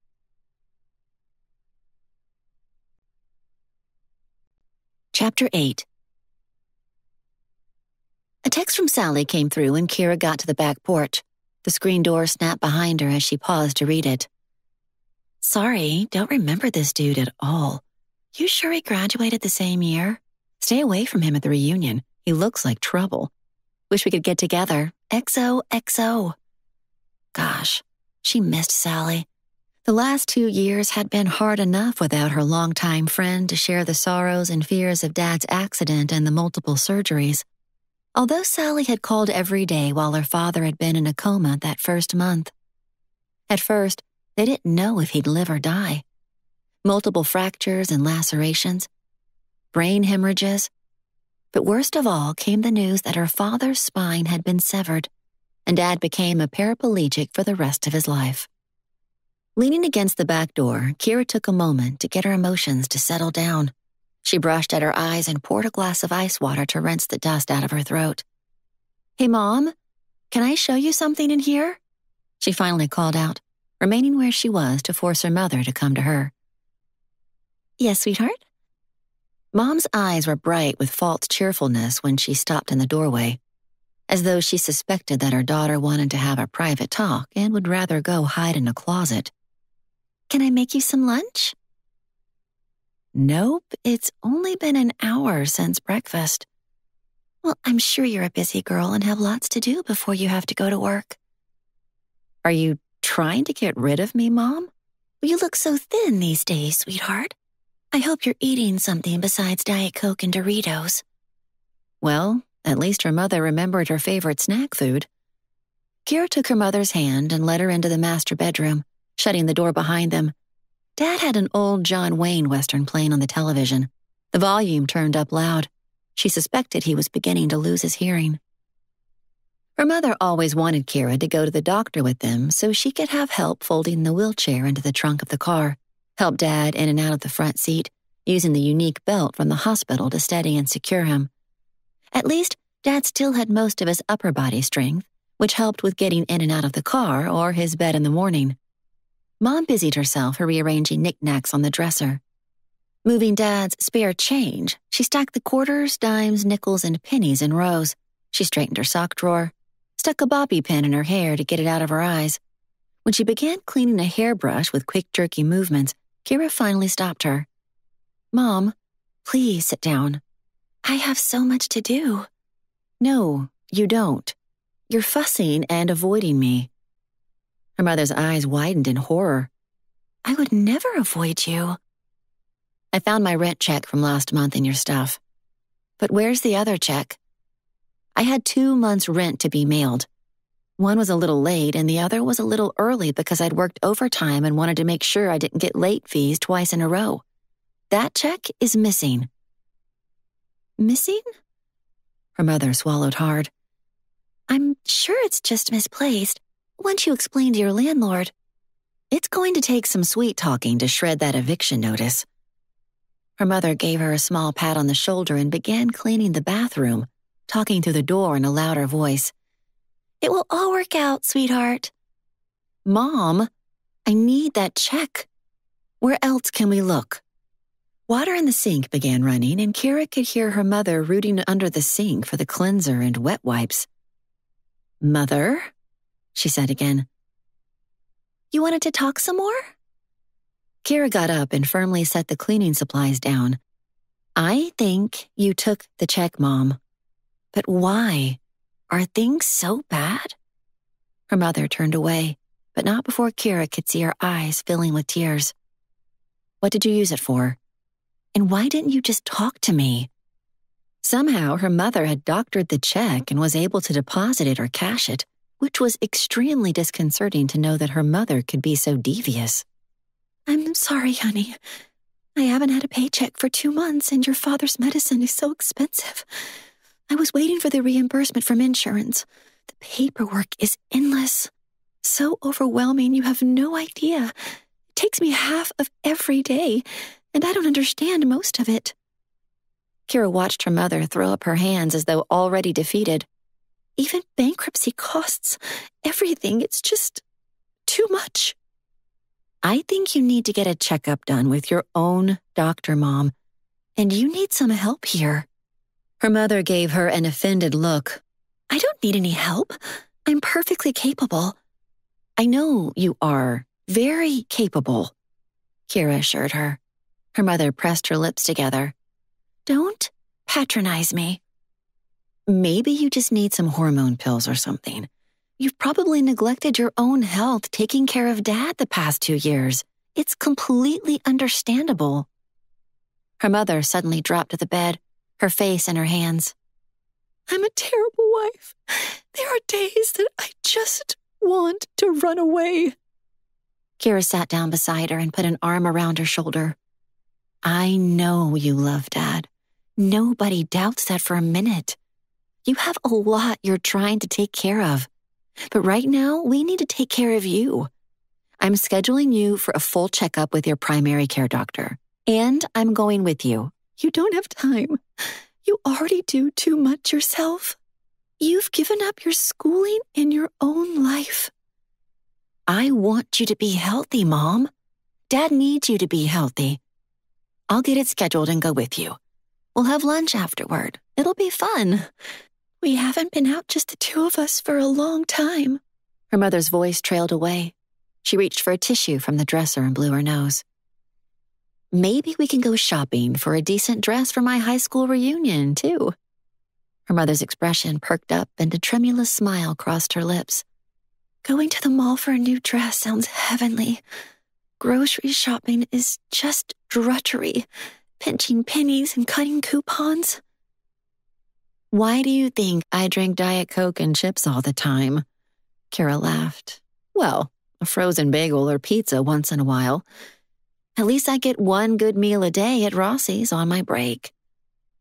Before I forget again, here's your reunion announcement. See, I didn't even open it. I assume that's it. Kira looked up at her mother's worried face. With a sly grin, she said, "It's a pretty safe bet this is it." The envelope is stamped with Southfield High School reunion on the outside. Her mother let out a small laugh. Glad to know I haven't gone completely daft. It's going to be fine, Mom. Hang in there. Let Dad take care of the household bills and finances. He's perfectly capable of filling out paperwork. Since it was Saturday, Kira had to leave a voicemail to schedule a doctor appointment for her mother. Then she penciled in a shopping date on her mother's calendar that hung next to the sink. When she hugged her father goodbye, he whispered, "We're okay, sweetheart. You don't have to worry about us." Kira gazed into her father's watery blue eyes. At the moment, it's not you I'm worried about. He gave a knowing nod. I'm glad you're taking your mother to the doctor. She won't listen to me. So Dad wasn't completely clueless. After waving goodbye, Kira headed out to return home to change for work, by way of the landlord's office first. She didn't want to see her possessions thrown out into the street, but she was more worried about her parents. Without her mother's part-time job, her parents' future had become even more precarious. Mom didn't seem capable of working any longer. The early signs of dementia terrified her. Please, God, no. Please. How much more can Mom and Dad take? She climbed into her car and turned the key, the ignition coming to life. She pounded on the steering wheel in frustration. And what am I doing going to the high school reunion alone? Why did I say I would go? That was a useless question. Curiosity, that's why. Was Caleb Davenport a Denver native, or a transplant in on a gag with Troy and his friends when they saw her at the restaurant last night? While she drove back to the freeway, the man's face rose in her mind. All evening, Caleb had practically willed her to look at him with a strange magnetic pull of emotion and attraction. The feeling he evoked made her want to float 5 feet in the air. The next minute, a flare of indignation welled up her throat. If she were being played for a practical joke, she'd personally take a hit out on Troy Thurlow herself. Chapter 9. When Kira visited the Sunrise apartment complex office later that day, she practically got on her hands and knees to beg Mr. Whipple, the landlord, to cash the rent check she'd found for September, and then to accept the second check she'd written fresh that morning, which included the $500 tip from Caleb Davenport to help cover October. Despite the cash and checks, Mr. Whipple stalled for a bit, trying to look like a tough guy, but eventually he told Kira to rip up the eviction notice. Thank you, Mr. Whipple. As she was leaving, Kira deposited an aluminum foil-covered plate with homemade chocolate chip cookies, still warm from the oven, on his desk. He eyed her over his wire-framed glasses. Are you trying to bribe me? Kira widened her eyes. Of course not. I baked way more than I can eat, so you get the extras. Ever heard of a freezer? Kira gave him a smile. Take them home for your kids. My kids are 40 years old. Your grandchildren, then. That I can do, he said dryly, moving the plate closer. It did seem odd to me that after a year of on-time rent, you let it go into arrears so badly. Thank you for understanding, Mr. Whipple. Before he could lecture her further, Kira scurried out the door. She pulled her jacket collar up close from the chill wind coming down the street, tossing the leaves on the trees surrounding the property. At least she had something to look forward to besides work the upcoming week. Shopping for a dress on Tuesday. Fingers crossed her mother's doctor appointment by the end of the week if Dr. Giles could fit them in. And then the Southfield High reunion the following Friday. Kira replayed the conversation in her mind. Had she agreed or merely nodded in vague acquiescence? She couldn't actually remember. She wondered if some of her old friends from choir would be there. That would make the evening more palatable. But why was she so reticent? Or was it nerves? The nagging feeling that somehow she was being set up still hung in her mind. The worst would be to dress up and go, and then Caleb and Troy and the other guys were no-shows, and she'd awkwardly sit with a table of strangers. It had been a large graduating class, and she probably didn't know more than a fraction of them.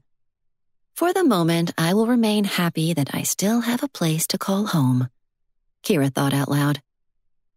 When she let herself into her apartment, she sat on the sofa with Miss Pixie in her lap while she shot off a group text to all three of her older brothers, all who lived out of state. Carl in San Jose, Brad in New Orleans, and Evan in Nebraska working in the oil fields. "Thanks for all the help, bros," she wrote with a tad of sarcasm. "Dad's the same, a little depressed maybe, feeling cooped up. But Mom may be losing her marbles. Taking her to the doc next week. Anytime you want to swing by would be great." A reply from Evan, her brother, just 3 years older, came back quickly. "Ha ha, Kira. Next time I'm in the neighborhood." Kira: "Ha ha yourself. I almost lost my apartment due to Mom's negligence. Hey, do you ever remember a Caleb Davenport from high school? He would have been in my class." Evan: "Nope.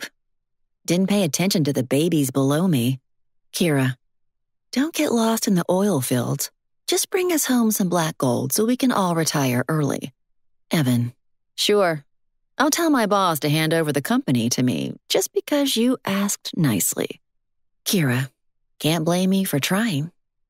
A smiley face came back and Kira gave a laugh. She tossed her cell phone onto the couch where the device immediately fell between the cushions. Her brothers were all married with wives and little ones, and she can understand the difficulty of getting time off and the travel expense. But it wasn't fair that she had all the burden of her ailing parents and their medical and money woes. Brothers get off scot-free while daughters are assumed to put their own lives on hold and do the work, she grumbled. She had to whine a little once in a while, or else scream. Screaming was out of the question with neighbors only a thin wall away. Besides, what could they do, really? Mom could still prepare meals, shop, keep house. She wasn't running around the neighborhood delirious and naked. Yet. Once she was dressed in her Rossi's uniform, Kira made a PB&J and dug out her phone, pulling up the Dreams app. Wonder if they sell fancy dresses. She typed in high school reunion dresses and snorted. No such category existed, of course. Continuing to laugh at herself, she switched her search to evening dresses. She scrolled through pages and pages of them. Beautiful and unique dresses, actually, in every style, color, and size imaginable. And cheap. Her eyes bugged out at the astonishingly reasonable prices. Unfortunately, I can't try them on. I need a virtual dressing room. She perused through categories of toys and antique furniture and some lovely chiming grandfather clocks. Dreams could be the wave of the future. Why go to a regular store or even Walmart? An app would never take the place of people who like to window shop in real stores, try on clothes, size out the furniture, have lunch out, and make it a day. But she could see why this was a popular site. It could give Amazon a run for its money. The alarm on her phone beeped with her drop-dead time. And now I'm late. Kira gave Miss Pixie a pat on the head before rushing out the door. She nearly got a speeding ticket running through a very orangey-red streetlight, but the police car's siren remained thankfully silent. A traffic ticket was the last thing she needed. Chapter 10. By the time the next 2 Fridays came around, Kira had worked herself into a wondrous set of nerves. One minute she was nervous with anticipation, thinking about the reunion, and the next she'd decide to stay home and watch Gone with the Wind with extra buttered popcorn. 5 minutes later, she'd pull up possible hairstyles on the internet. "Oh, fiddle-dee-dee," she said out loud, channeling Scarlett O'Hara and switching off the TV. "I'll go." She'd give anything for a fairy godmother to come sweeping in with a perfect dress that clung to her body in all the right curves, including gorgeous high heels and an upsweep with delicate tendrils that rivaled the best salon in New York City. Instead, she dragged out her makeup case and curling iron and tried to assemble something respectable, with lots of extra hold hairspray. The dress she'd finally found shopping with her mom, after 6 hours on their feet at Macy's, Penny's, and then Dillard's, was an emerald green color that matched her eyes. Sparkly gemstones decorated the collar and neckline, but not overdone. A 3/4 length drop waist swished around her calves in soft chiffon. Not floor length as if she were attending senior prom, which she hadn't since she graduated a semester early and worked all those months to help pay for her living expenses while at Juilliard. "Miracle of miracles," she proclaimed when she was finished. "I don't look half bad." Her hair was soft and wavy, falling below her chin. Not too much cleavage either, so she didn't have to worry about bending over. Together, the dress and jewelry weren't more than $100. With an extra shift, she could pay it off her credit card next month. Going better be worth it. Kira's phone rang, pulling her away from a daydream of dancing with Caleb. "How does your dress look?" asked her mother. She was on speakerphone. Dad was probably listening too. "Not too shabby, if I do say so myself. Now I just hope I don't get lost trying to find my way downtown to the hotel. And parking is always a pain." "Aren't you meeting up with any friends for dinner first?" "Actually, dinner is part of the evening, then some sort of silly awards and a live band for dancing. I'll probably come home before that." "Oh, Kira girl," her dad said from the background, his voice rumbling through the speaker. "Dance at least once for me." Emotions caught at Kira's throat, remembering in her childhood those occasional Friday evenings her older brothers would play Monopoly with her while their parents went out dancing.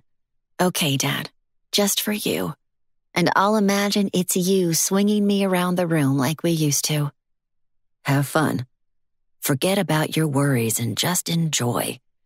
"I haven't seen most of these people in 10 years. Remember, I was away at school. Now it's vague acquaintance waves at Walgreens or the gas station." "Things are so different now," her mother said wistfully. A few days earlier, she'd been tagged in a private Facebook page where her old classmates were discussing the reunion, and people were chiming in on whether they were going or not. Who was meeting up with whom, which spouses were coming. So many of them were married. The fact made her feel like a spinster. Nothing like happily married classmates with adorable children to make a girl feel even lonelier, she mused, while cleaning out her handbag to take the bare essentials like her wallet and a lipstick. It was going to be painful chatting around the dinner table to admit that she was waitressing for a living. It made her feel a tiny bit better to know that there were a few old classmates still in grad school or medical school. Several had moved out of state, although she had noticed that a few of the cheerleaders and football players were flying in and meeting up for cocktails beforehand. Even Sally wrote a message in one of the conversation threads, requesting everyone to dedicate a dance to her since she had a nursing baby. Parking was $20 for the evening, and Kira had to walk a block to the Hotel Monaco, threading her way around concrete islands and low-hanging trees, her eyes on the lights at the circular entrance. A wave of self-consciousness swept over her as the bellboy asked if she had luggage. "No, I'm here for the Southfield High School reunion."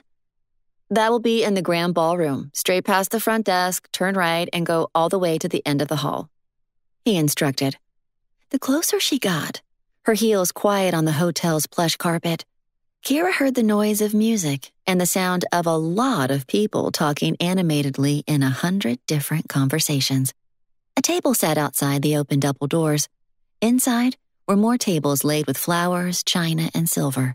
A band warmed up on the stage.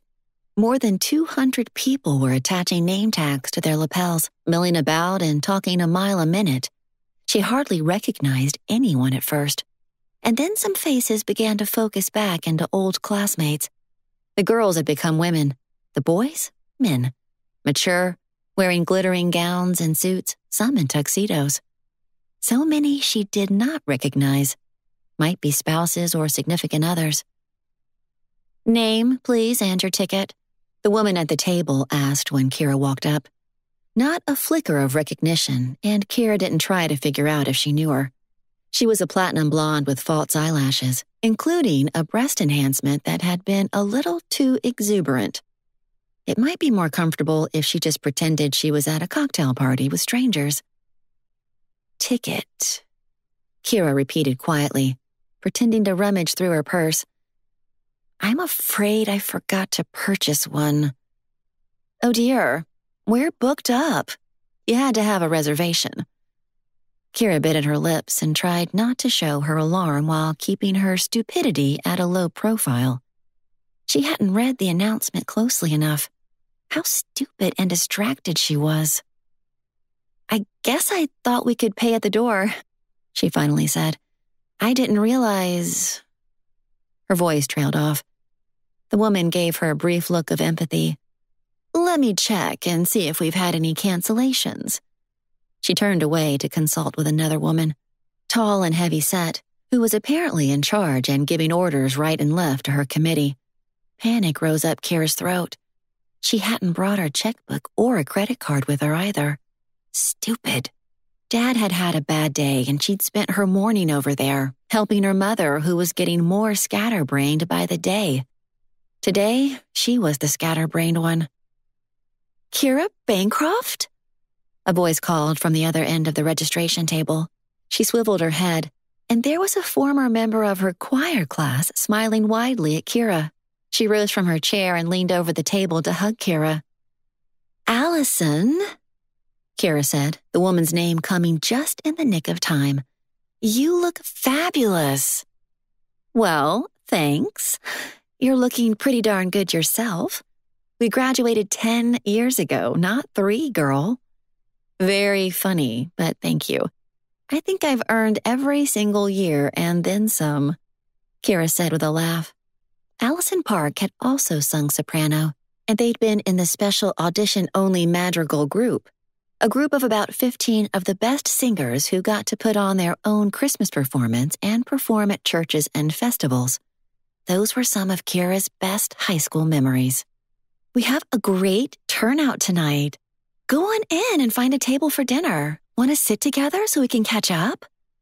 "Sure," Kira said, "but I forgot to order a ticket and they say it's sold out. I feel like such an idiot." Allison shook her head. "No, there's a ticket for you. I swear there is. I was in charge of registration and I'm sure I saw one with your name on it." "Well, you couldn't have. I didn't purchase one. But if there's room and I can do an IOU, I'd love to stay. I mean, hey, I dressed up and put on makeup for the occasion." Allison's laugh rang out. "To get away from my 1-year-old twin spitting up in the endless laundry is a true luxury. I feel like I'm a real person again tonight. I plan on dancing all night with my husband. I'll point him out as soon as registration is done. Okay, we got sidetracked.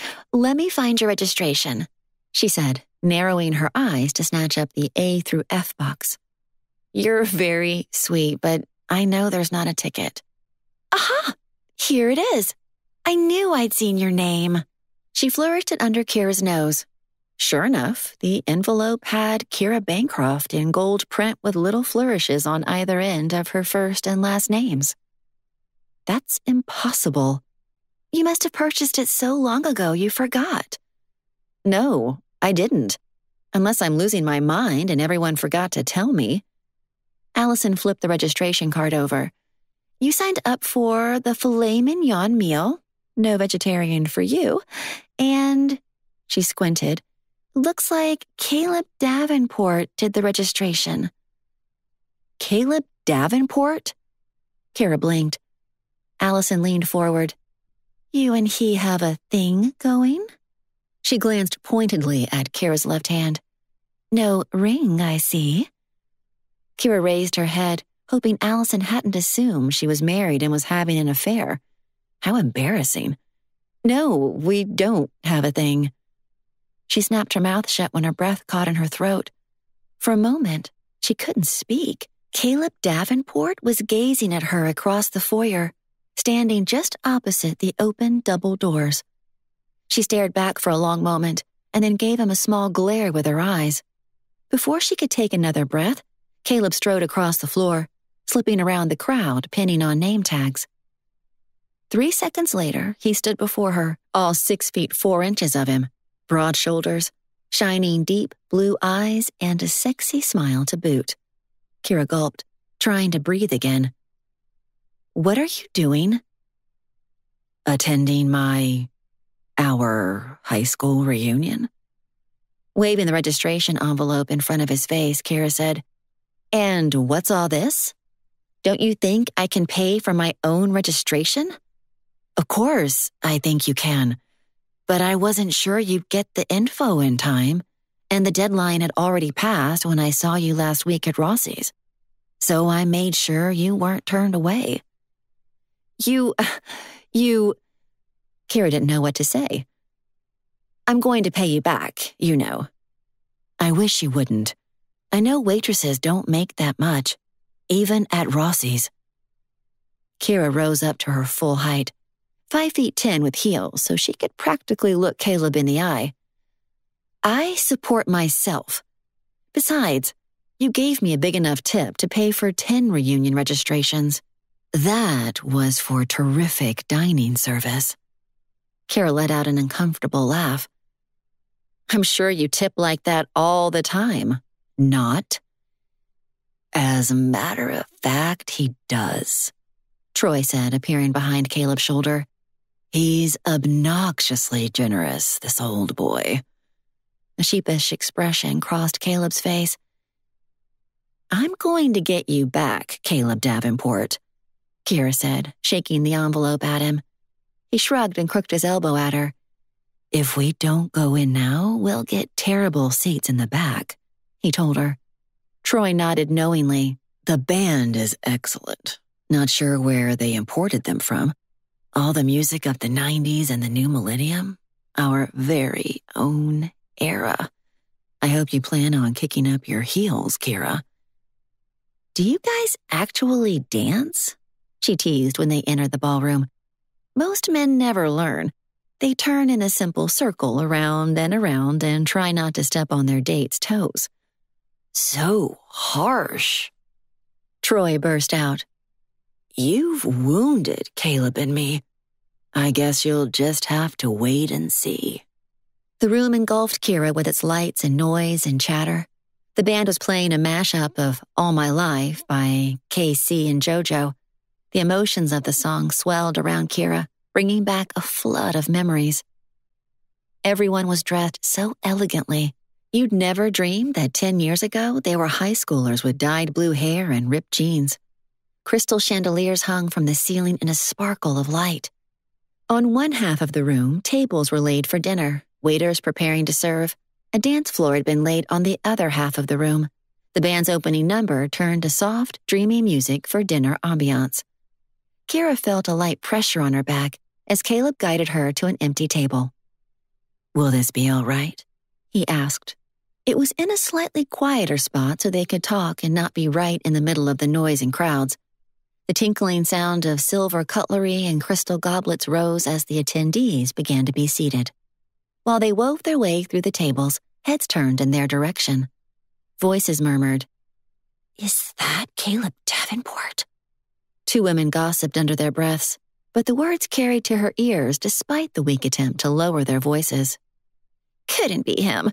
He was such a loser back in high school. Got into trouble, too, from what I hear." "A total geek, but the ugly duckling turned into a hunk of a man? Are you sure that's Caleb Davenport?" somebody else asked. "Hard to believe, huh? But yeah, that gorgeous man you see is Caleb, the one and only." "Maybe I got married too soon." The women giggled, and then their laughter was smothered by napkins. Kira glanced at Caleb from the corner of her eye, but he appeared not to have heard the various exchanges. Was he just a good actor? Caleb didn't seem like he had a big ego, and he didn't strut around like he owned the place, or assumed he was the best-looking man in the room. In fact, just the opposite. Kayla pulled out her chair and Kira sank into the cushioned seat, grateful to be out of range of the rest of their classmates staring at them. Kira noted that if she needed to, she could escape along the side wall and she wouldn't have to bump into another chair or table to leave. Why was she always casing a place for an easy escape route? It was something she'd done ever since she'd returned from New York. Even after 2 years, flashes of her professors' faces crossed her mind of that moment she had told them she was leaving Juilliard. Probably for good. The disappointment, the urging to stay and finish, the plea to find scholarship so she could continue. Finances were only part of the problem. She was the only one that helped her mother stay sane during the long months of hospitalization, while her father hovered between life and death. "Do you know if Jasmine Cervantes is here?" Troy asked, taking a chair against the wall so he had a full view of the room. "I was hoping to see her. We had a lot of math classes together." "Do I suspect you're eager to turn back the clock tonight?" Kira said with a knowing smile. "The less you know, the better, Miss Bancroft," Troy said, lifting his chin at her with a cheeky grin. She grinned in return. "I think I only ever had one class with Jasmine when we were freshmen. That was gym class with the battle axe, Miss Sullivan. I think she was retired Army. We were always doing sit-ups and calisthenics. She'd order 50 push-ups when we talked too much." "Sounds like my old sergeant," Caleb said. "I swear he was a masochist." "You were in the Army?" Kira was surprised. "Computer geeks don't usually enlist in the armed services, do they?" Caleb gave a slight grimace, and immediately Kira regretted her flippant assumption. "I'm sorry. I didn't mean anything by that." He brushed away her apology. "Yep. I was in for 4 years right out of high school. Steady paycheck when you don't have any prospects. I became a software tech. Cracked some spy codes." His eyebrows wagged in a teasing way. "Any special reason you joined up?" He lifted his shoulders and Kira got the feeling he didn't want to talk about it. "Wanted to see the world. Got the wanderlust itch. Now I travel all the time and I'm coming to despise it." "Business travel is so different than pleasure travel." "Have you traveled a lot, Kira?" Caleb asked. When he said her name in that lush, masculine voice, her breath caught again. She cleared her throat to pull herself together. "Other than studying in New York for a few years, I've never been out of the Rocky Mountains and only flew once to Disneyland when I was 8. While at college, I didn't do much besides studying and practicing 8 hours a day. I'm the most sheltered person you've ever met." "Sheltered has its advantages," Caleb said. "Its own comforts if you have a great family." There was an unspoken message behind Caleb's eyes. Was he referencing something in particular? Family drama? Personal drama? Perhaps she was imagining it. Then a horrible idea struck her. "Caleb?" She stopped and then plunged ahead. It was better to know for sure rather than torturing herself wondering. "Please tell me you're not married." He'd just taken a sip from his water glass and now he choked, grabbing at his napkin. "Married? Why would you ask that? Am I giving off some kind of weird vibe?" She tried not to blush. "Not exactly, just wanted to get it out on the table. Because if you were, I'd be saying goodbye right now." Caleb reached out to touch her fingers that were curled around her glass. Kira shivered, a response that didn't come from the ice water. She noted that Troy was gazing at them both as if attempting to decipher what was happening between them. Caleb's eyes sought hers again and held them, the ocean color of his irises turning a deep blue under the muted chandelier light. "I am most definitely not married, but I'd like to be someday."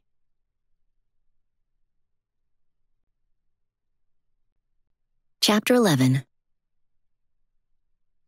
There was a moment of silence while she watched his fingers slide down the side of her hand, clinging to her glass and then away. It was a gesture of reassurance, but Kira experienced a lightning bolt electrifying her body at his warm hands. She swallowed hard and tried not to show how knocked off kilter she was by him. You know that Caleb and I flipped houses for a couple of years when he got back from overseas, right? Troy's question was unexpected, changing the subject from travel and marriage, and allowing Kira the time she needed to regain her composure. Actually, I know nothing about Caleb Davenport. I keep mentioning that. Oh, yeah, Troy said, knowingly nodding his head. What's that supposed to mean? Kira gave Troy a small punch in the shoulder. Just teasing you, Troy answered. You're kind of easy to tease. The sense of being off balance persisted. Mousy, quiet Kira Bancroft was seated between two of the most gorgeous guys in the entire room. Nobody had paid that much attention to her in high school. She had hung out with Sally, studied, got good grades, practiced the piano 3 hours a day, helped her mother with dinner, played basketball with her brothers. The all-around ordinary girl. Nothing special. Except she could still hear her father's words after a practice session on the family piano. He'd come into the room after a session of Bach, Beethoven, Mozart, and then Rachmaninoff, and placed his hands on her shoulders to kiss the top of her head. You are one talented girl. I love listening to you. All dads are supposed to say that. Maybe, but I know enough classical music to know that it's true. When Kira glanced up again, Caleb said, You look a million miles away. Are we bad company? No, not at all. I just remembering the days of high school and endless piano practicing. Of course, I loved it, she added in a whisper, sudden emotion pricking at her eyes. Caleb seemed to notice because he moved protectively closer and gave her a soft smile. Over the next 10 minutes, they were joined by Ryan and Brandon, whom Kira had served at Rossi's a week ago. They all introduced themselves again, including 2 other married couples who came in a little late and took the last 4 chairs. Adam graduated a year later than we did, right? Kira asked, remembering him saying that 2 weeks ago at Rossi's. Caleb smiled. He kept threatening to crash our party, but we tied him up at the office. I helped. I'm really good at knots. Boy Scouts prepares you for such occasions, Troy added, and Kira let out a burst of laughter. Hey, we have questionnaires to fill out, she said, pulling out a sheet of paper from under her salad plate, while the MC grabbed the microphone to welcome everyone. A small basket of pencils was in the center of each table, and Kira scribbled down her answers. There were questions about whether they were married, how many children, who had traveled the furthest to attend, what their careers were, college, etc. The senior class committee was going to compile the answers by the end of the evening for awards. During their salads, the guys of dreams exchanged talk about other girls they'd known in high school, and were disappointed to see that none of them were there that night. We call them the girls who got away, Brandon said, dousing his salad with blue cheese dressing. Tell me about these mysterious girls. Who are they? Kira asked. Would I know them? Both Brandon and Ryan blushed. Just girls we always liked in high school, but who never gave us the time of day. You were hoping to reconnect tonight? She asked. Ryan smiled sheepishly. Sort of. About a year ago, we made a pact to find them, Troy added. It's a long shot, but why not give it the old college try? I mean, high school try. Touché, Kira said with a quick laugh. I hope you find them. It can be hard wondering what might have been. Of course, she was only thinking about her father and what might have been, especially the piano career that would never be. Her time was gone. Over. And a small knot of emotion rose in her chest. Next to her, Caleb was focused on slathering a piece of French bread with butter. He passed the basket to her and she took a roll, trying to catch his eye, but he wouldn't meet hers. Another strange thought came to her. Was she Caleb's girl who got away? But that made no sense. They had never known each other 10 years ago. She set down her salad fork and a waiter came by with more ice water and pitchers of icy lemonade. There was a no-host bar, but she noticed that none of the Dreams men were drinking. "I knew who you were, Mr. Football Halfback Troy," Kira said. "But I know I never met you, Caleb." He glanced at her. "We met. You just don't remember." "I think I'd remember Caleb Davenport," she admitted quietly. "That's nice to know." "I dug out my old yearbook," she added. Caleb laughed. "You were snooping?" "Aha!" Kira said triumphantly. "I knew it! You are an imposter. You guys are all having fun with me, right? You were just having dinner at Rossi's and decided to play a trick on me? You never went to Southfield High. Although there is a guy named Caleb Davenport in the senior class. You're pretending to be him, right?" Shaking his head, Caleb gave her a grin. "That's quite a theory, Miss Kira Bancroft. There's a gallery of the entire class. All of our pictures 10 years ago and today, over by the photo booth." Ryan piped up, "It's our senior pictures in alphabetical order. We're supposed to do a game after dinner matching everyone up." "I think I still had braces in my picture," Brandon said.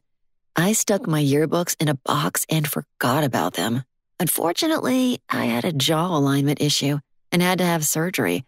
Braces lasted almost 4 years. Of course, that had to be during high school. Lucky me." "You have perfect teeth now, Brandon," Kira told him with a motherly sort of smile. "Thanks, Mom." They laughed and the first course was served. "Let's check out our pictures after dessert," Troy suggested. "You're on," Kira agreed. Half an hour later, she was so stuffed with the fancy dinner and cheesecake, it was hard to rise from the table. "If Ryan had his way, he'd start dinner all over again," Caleb said in Kira's ear as he guided her through the crowd toward the photo gallery, his hand on her back so she wouldn't get jostled or separated from him. Kira loved how protective he was, how courteous and thoughtful. Troy, Brandon, and Ryan followed close behind. The photo gallery was packed with people, and the band was playing up-tempo dance music mixed with romantic ballads. Couples were already out there enjoying themselves. One couple moved so effortlessly across the dance floor they looked like professional ballroom dancers. This kind of music always filled Kira up, rising through her chest to her heart. Music helped her forget about her family's problems, her eviction notice, and her exhausting job. "Sometimes I miss the Steinway grand pianos at Juilliard so bad I want to cry," she murmured, her thoughts spilling out of her mouth before she could stop them. But Caleb had heard her. "I remember that you played the piano. You went away to school and majored in music, correct? New York? That's what you were referring to. Juilliard, I bet." "You did your homework well," she said, still not sure if he was the real Caleb Davenport. "What do you mean, homework?" He looked puzzled. "Come on, you can spill it. You're not really Caleb Davenport, are you? Just tell me the truth so we can move forward." Even so, tiny doubts went through her mind. Why would he have the name Caleb Davenport on his business card for Dreams? Of course, he could have the same name and have grown up in Florida for all she knew. Disappointment flashed across his face again, and Kira wondered if she was hurting his feelings. "Okay," she stated firmly. "Troy, Brandon, Ryan. I want you to pick out Caleb's picture without searching for or reading his name. Stand 20 feet away and then go straight to it." "Easy," Troy said, walking at a diagonal through the crowd to stick his finger on one of the male photos. "Here he is, good old Caleb. Oh yeah, those were the days," he added with amusement. A funny feeling ran up Kira's neck when she recognized the same picture she'd seen in her yearbook inside her parents' shed. The geeky guy with the bad hair and sullen expression. Troy had gone straight to it. "Of course, you could have looked at the yearbook before you came tonight just to keep up the charade," she accused. Even so, she was starting to feel a little silly now. Crouching down, she studied the blown-up photo. The shape of the face, the chin, the nose. She glanced backward at Caleb standing behind her about 5 feet away, watching her. His face was impassive, but his eyes filled with an expression of certain longing to be close to her. The MC got up and started jabbering into the microphone, and Caleb turned in his direction. When she caught his profile, Kira could finally see the same nose, more perfectly formed with 10 years of maturity, the same cut of his jawline, and yes, even those piercing, devastating blue eyes might just be the same ones if she strained to see behind the curtain of unkempt hair in the school photo. It seemed her accusations had been wrong all along. When Kayla pivoted back toward her, the bass guitar player thumbed his instrument and the drummer crashed his cymbals.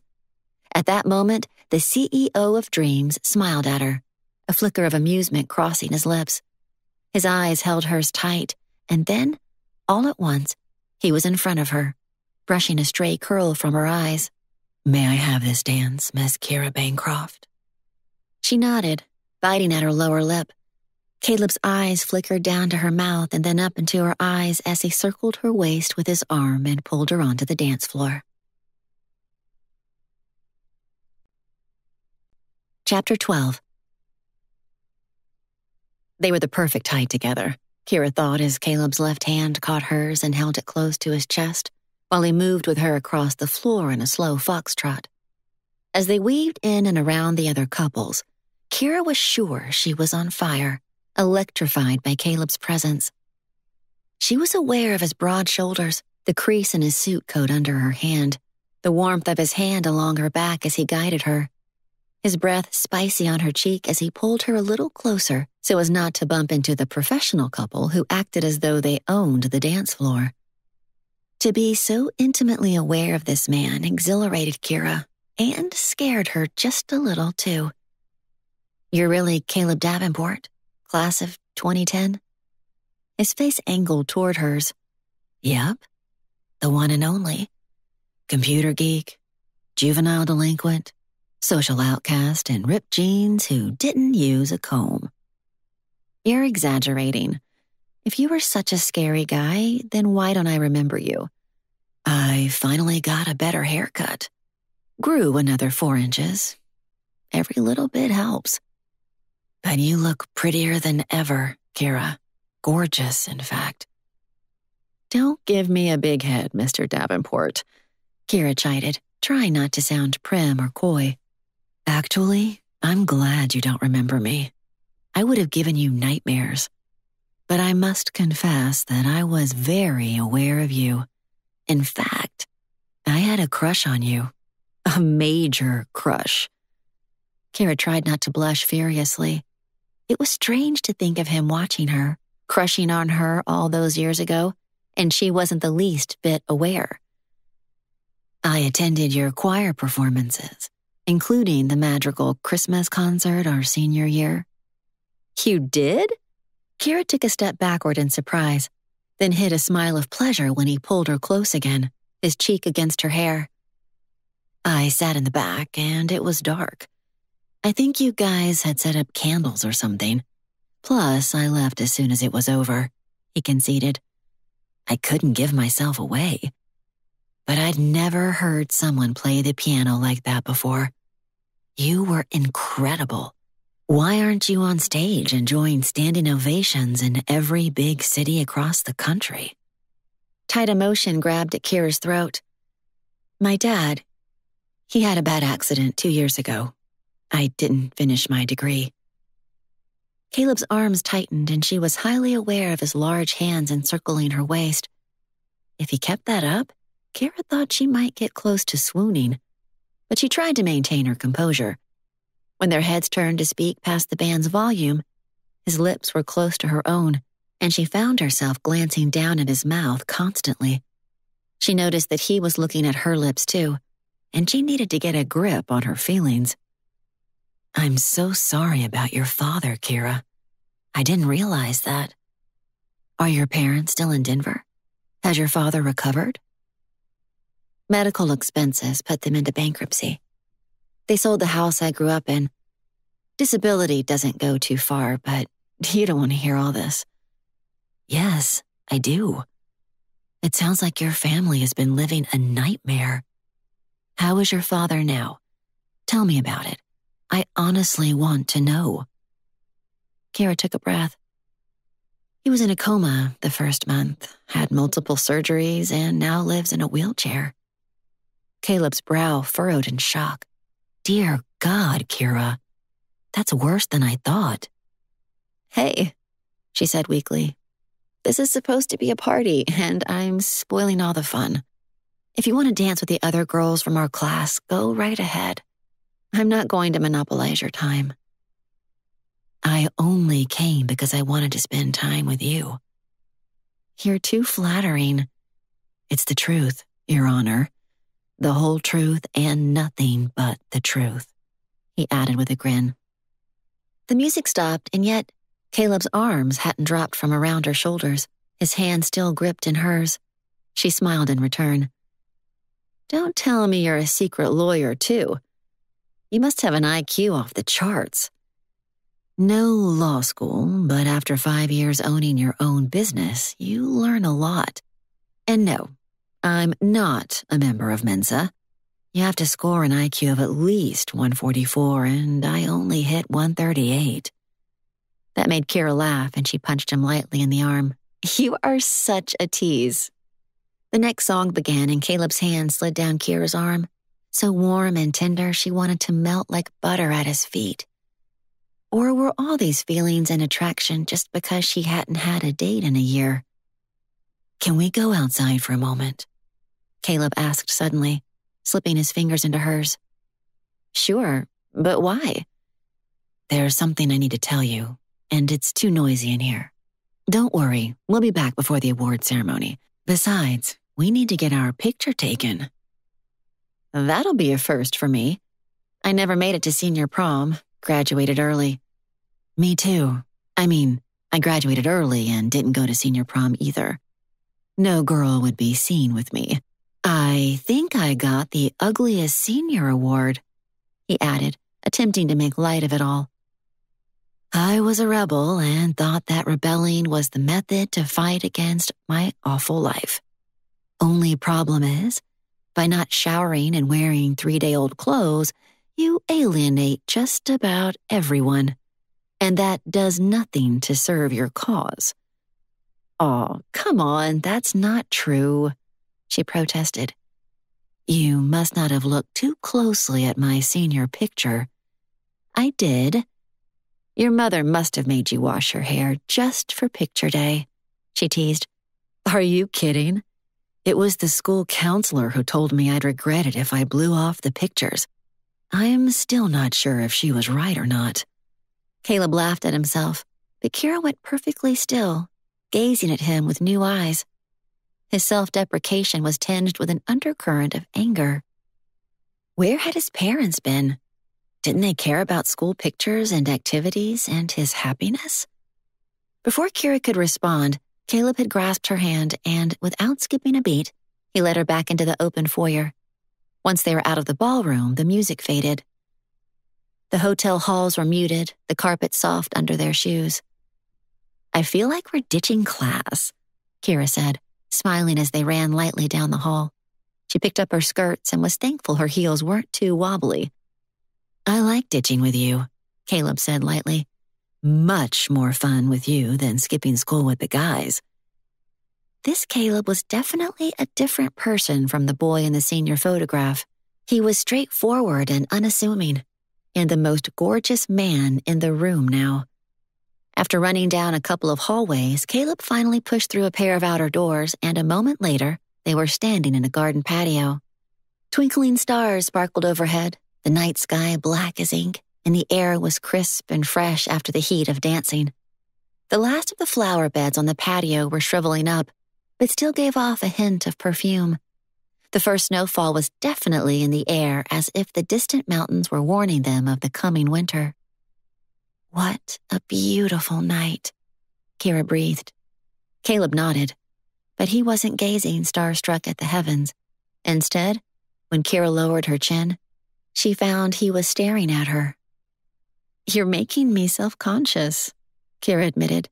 very much aware that he was still holding her hand while her stomach was doing little flips into her throat. I can't believe I'm actually holding the hand of Kira Bancroft, Caleb said softly.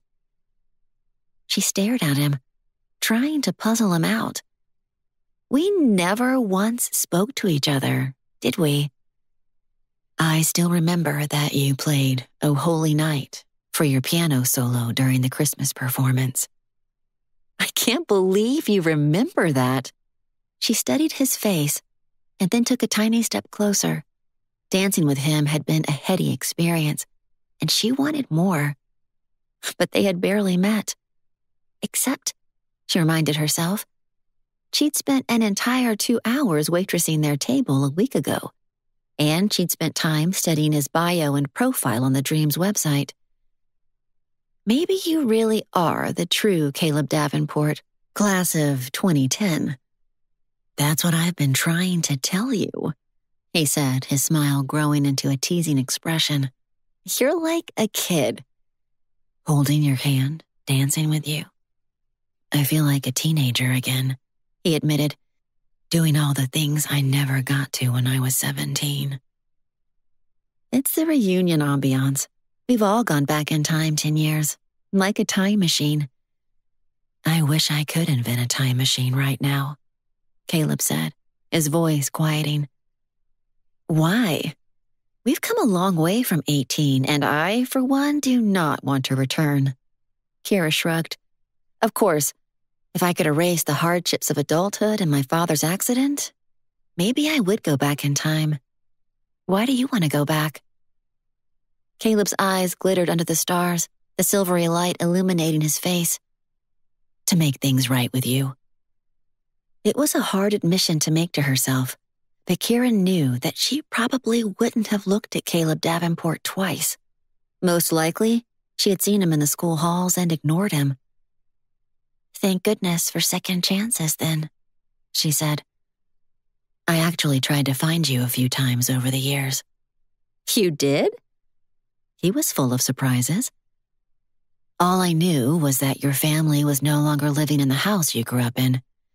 And if you were in the area, you were unlisted. I figured you were long gone, married with 5 kids, or living in the wilds of Africa, building huts or something. Kira giggled at that.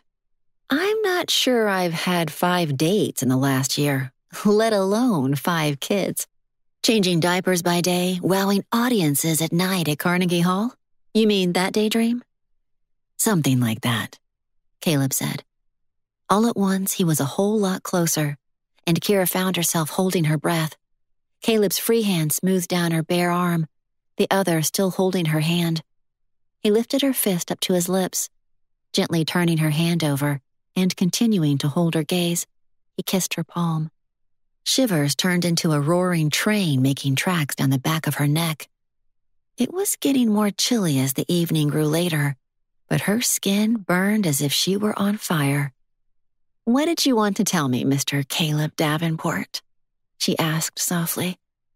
Why would you spend so much effort to try to find me?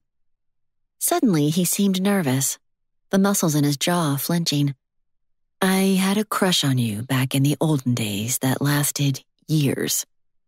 She was amused and flattered all at once. I hope I meet your expectations then. In spades. Kira wavered on her feet. Oh, golly, he was coming closer. She could feel his sweet breath and the warmth of his arms enveloping her. Those gorgeous eyes were like a magnet to hers, their lips inches away.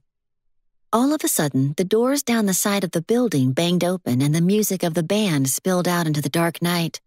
Surprised, Kira swiveled her body, turning in Caleb's arms. I didn't realize we were so close to the ballroom here. We sort of backtracked in the hallways. How do you know this hotel so well? You knew this little patio garden was here, didn't you? Last year we had a Dreams convention here with our sales and marketing people. Since I was in charge, I had to figure out the layout of our speakers and meeting rooms. The MC's voice came through loud and clear in the open doorway. Don't worry, class of 2010, we'll start up the band again, but right now it's time for everyone to enjoy the desserts. Line up, grab a plate, and we'll announce our senior class awards in a few minutes. There were a few hoots and hollers. Caleb seemed reluctant to leave, and Kira grew bold, slipping her fingers through his. Shall we go in and see who wins?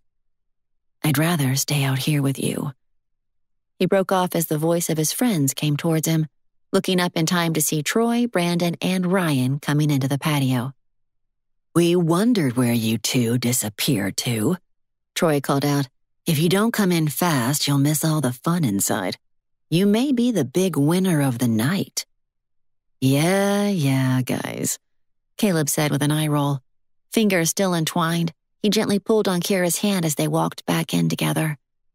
Dessert had been laid out, and people were in line to fill up their plates from the platters of frosted chocolate brownies, slivers of cheesecake in several flavors, lemon-iced sponge cake, and dipped chocolate strawberries. They sat down just as their old senior class president began the announcements. First, he thanked his committee for their outstanding work and praised the hotel for their hospitality. And now for the fun part. To the person who traveled the farthest distance to get here tonight, Jim Porter, who flew in from the Yucatan Peninsula yesterday. Everyone clapped while Jim went up to the edge of the stage to get his award and gift certificate. What's he doing in the Yucatan? Ryan asked, polishing off a second piece of the cake. Archaeologist, I think, Brandon answered. Award for the couple who were the first to get married right out of high school. One of the girls from the cheerleading team and the popular quarterback walked up, both blonde and beautiful. Figures, Troy said. I think she was pregnant, actually. Hey, at least they're still together, Kira said, giving him a saucy grin. The couple who has the most children came next. That goes to Anne and Larry Owens from Fort Collins, just up the road. They're expecting baby number 6 in 3 months. Both applause and laughter burst through the room as a pregnant Anne and a sheepish Larry came up to the stage. 6 kids in 10 years? Brandon said, his eyes growing wide. I can't even imagine. Good for them, Kira said. They look happy. Honestly, it was hard not to feel like a girl who was drifting through life.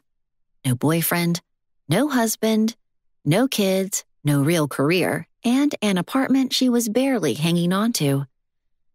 A few more awards were given for the most cheerful couple, the most eligible bachelor, most eligible female, most unusual profession, which was a girl who'd started a fortune-telling business and was dressed up in a gypsy costume handing out her business card for 50% off a crystal ball reading. Okay, now for the final award of the night, the announcer said at last. And then the band has agreed to play until midnight. Cheers went up at the mention of more dancing. Finally, the award you've all been waiting for. To the person who wins the most changed award or the most unrecognizable. Or you could call it the guy that all the girls in the room are buzzing about and want to go home with. Coincidentally, the guy who owns the most successful business too. The man of the hour belongs to Caleb Davenport. No way, Caleb muttered, his face turning a bright red. The room burst into raucous hoots and thunderous applause. Ryan, Brandon, and Troy slapped Caleb on the back, teasing him. You're getting buzzed, old Davenport, Ryan said. All the girls want to go home with you, Brandon added. Back in high school, they wanted to stuff you in a garbage can. Kira smiled, watching Caleb's old friends, his co-workers, and now his partners in dreams. They had a friendship that was nice to see. They admired and respected each other along with the constant teasing. Caleb threw Kira an embarrassed glance before he walked up to the stage to get his reward. She waved him away from the table. Go now, you man of the hour, and get your award, she teased, clapping her hands with the rest of the ballroom. He rolled his eyes and pointed a finger at her. You owe me at least 3 more dances. I'd be happy to oblige, man of the hour that all the girls are buzzing about. That is not funny. He shot over his shoulder. But when Kira laughed at his facial expression, he just shook his head and grinned. He returned a minute later holding an envelope. A gag gift, I'm sure. He opened it up and saw the certificate filled out with his name on it in gold letters, declaring him the man of the hour. That's fancy, Kira said. Is it real gold? If only, huh? Caleb shook out the envelope and a gift certificate for Rossi's restaurant dropped out. Hey, dinner for two. That's nice. You're probably sick of the food at Rossi's. Too bad it's not another restaurant. You can take anyone out with you. It doesn't have to be me just because we happen to bump into each other here. I'll bet there are dozens of girls who'd be happy to go to dinner with the man of the hour. Kira gave him a silly face, letting him know she was having fun teasing him. Or you could take your mother. Caleb's face darkened for a moment and then quickly vanished, as if he'd wiped it away with an invisible cloth. He leaned toward her, and his suit coat brushed against her arm. There's nobody else I want to take but you. Kira wondered what his gloomy expression signified, but obviously Caleb didn't want to talk about it. She didn't want to hurt his feelings by saying he could take any girl he wanted, but she also didn't want to assume she would go with him. After all, tonight at the reunion wasn't a date. Does this mean you're asking me out on an official date then? She flirted. Her tone sounded strange to her own ears. She couldn't remember the last time she had actually flirted. I hope so, if you'll say yes. Kira stared into his earnest face, her eyes melting into his. You're not an actor playing a joke on all of us, are you? You didn't have plastic surgery? Cross my heart, he said in a low voice. Kira felt herself falling for him. He'd been paying exclusive attention to her all evening, not even glancing at the female classmates who were still single. He fiddled with his napkin, shredding it into pieces. One more dance and then I have to tell you something. That sounds serious, she told him. It might be, he said carefully, lifting Kira to her feet to head to the dance floor. He spun her into his arms effortlessly and they fit together perfectly. His presence was thrilling, his touch sending her floating to the ceiling. Who taught you how to dance? She asked. Some guy named Arthur Murray, he quipped. I beg your pardon? The famous Arthur Murray dance studios. They'll part you from your money and teach you any dance you want to learn. I did the basic course about 3 years ago so I wouldn't look like a fool on a dance floor. I suppose knowing how to dance comes in handy for class reunions, Kira said. My father taught me when I turned 14 and attended my very first church dance. He'd put on his old big band recordings and whirl me and my mother around the living room. Her voice grew nostalgic knowing how precious those tender memories were now. As if sensing her thoughts, Caleb pressed his cheek against hers. The band was getting better and better with each song, and so was Caleb. But after a couple of foxtrots and a waltz, he pulled her under his arm and paused to stare into her face.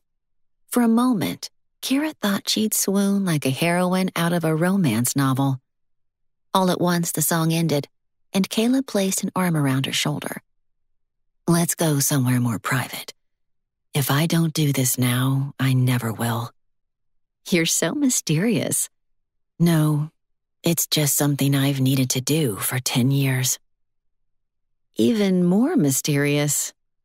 Kira was unsure if she should be nervous or excited as they walked back into the hall and then out the front doors, waving to Caleb's friends when they passed.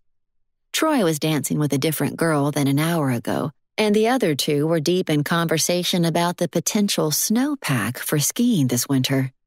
Caleb led Kira into a small alcove, an offshoot from the hotel lounge area.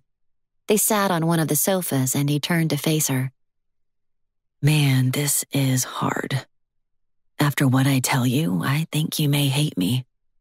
How could I hate you? We've never interacted before 2 weeks ago at the restaurant. Despite her words, Kira felt her heartbeat speed up in anticipation, a tug of worry in her stomach. That's what you've always thought. But we have. Sort of, I mean. You're kind of scaring me. Have I lost part of my memory? Are you going to tell me we were dating in high school and I've had amnesia for 10 years? Caleb gave a short, dry laugh. I almost wish that was it. But no, nothing like that.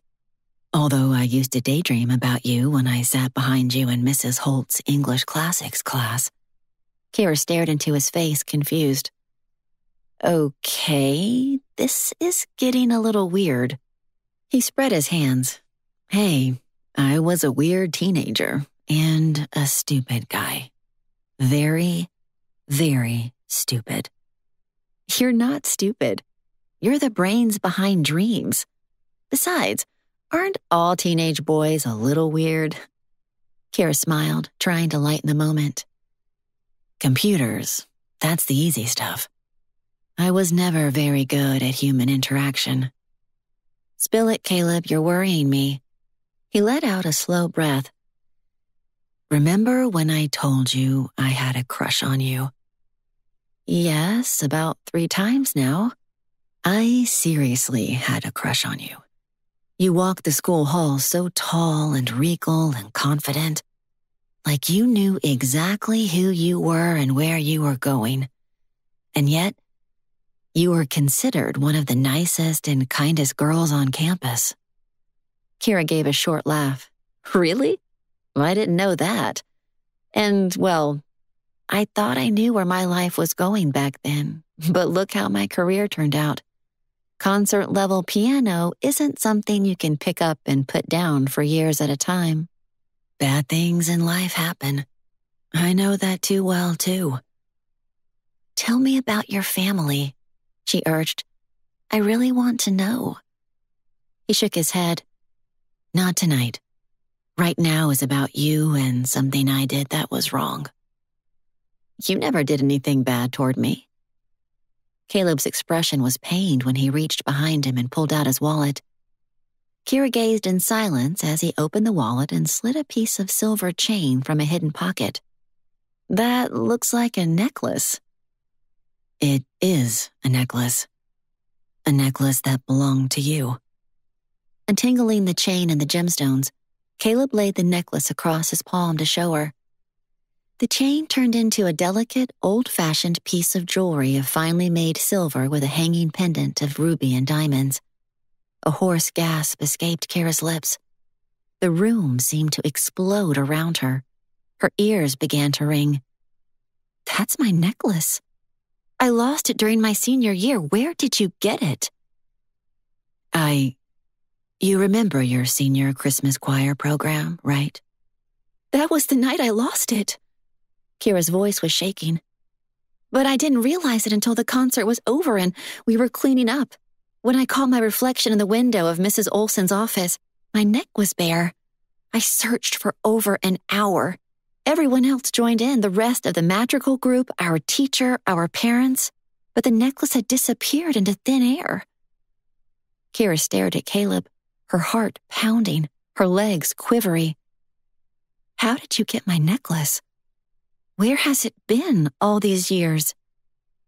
Caleb cleared his throat. After your piano solo, there was an intermission before the other soloists were scheduled to sing. Kira nodded. I think we served refreshments during the break. The clasp of your necklace must have broken. I suspected it fell into the folds of your fancy dress, and when you stood up from the piano, it slipped to the floor. A second gasp escaped Kira's lips. Memories came rushing back. She could picture it so clearly now, including the heartbreak of the loss of the piece of jewelry for months afterward. Caleb ran a finger under his collar. I wasn't a social cookies and punch kind of guy.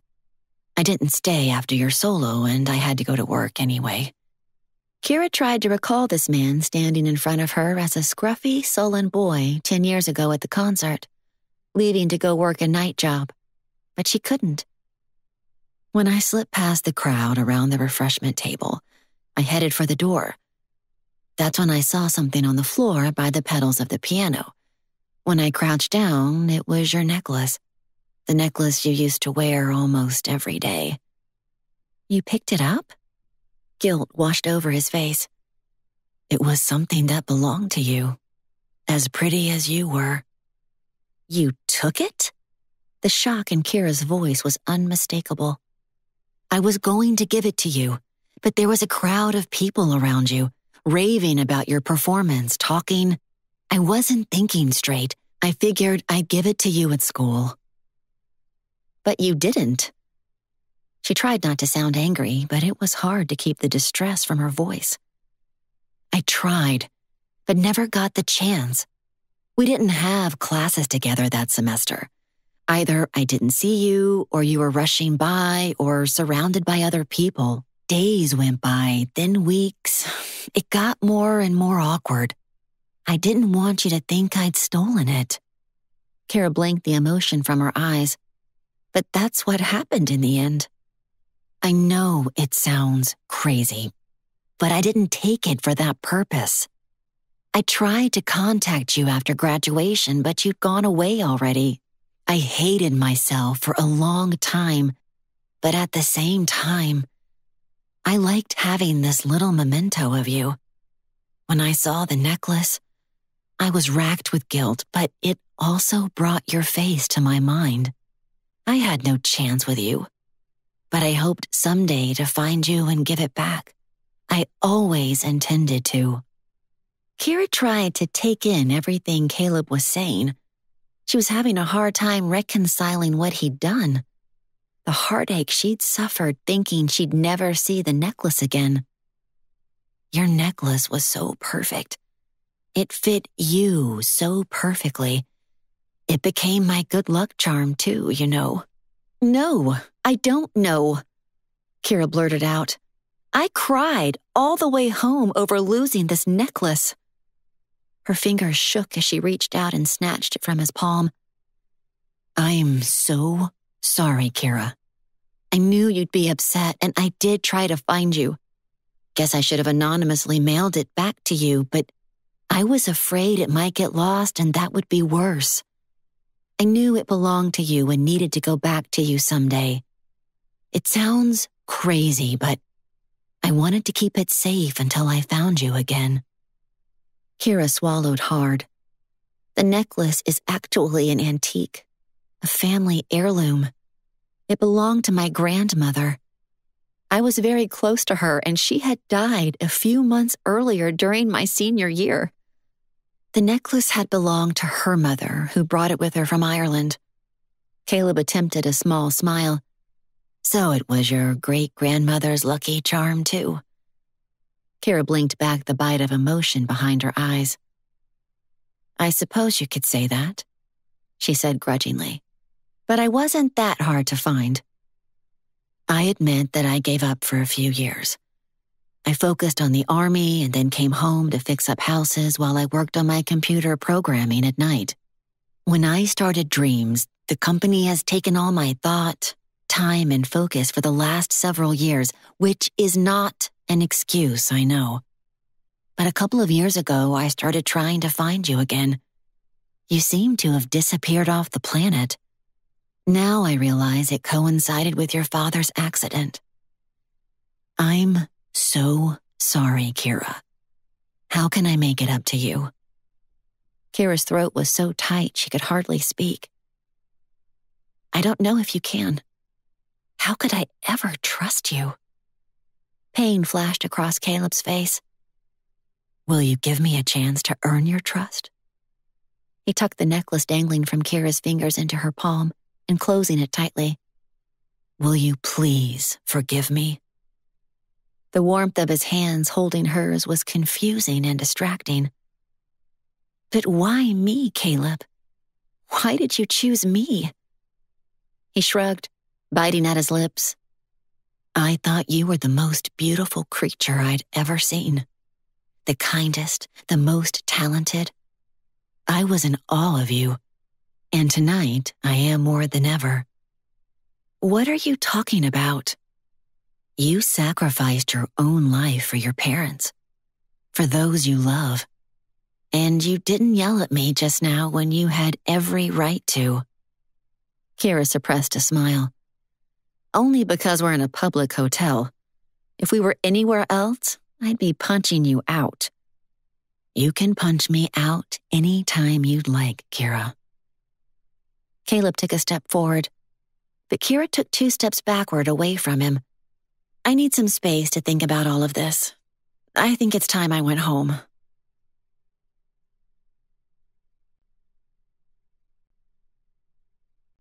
Chapter 13. The following Thursday was a dark and stormy night, and Rossi's was half empty. The Venetian blinds were half closed, and the muted lights of the interior gave a soft glow, belying the wind and rain blowing through downtown. Diners examined the windows and predicted an early first snow. Kira mechanically went through the motions of her job while thoughts raged through her mind about the previous Friday night. Caleb had stolen her great-grandmother's necklace. How could he?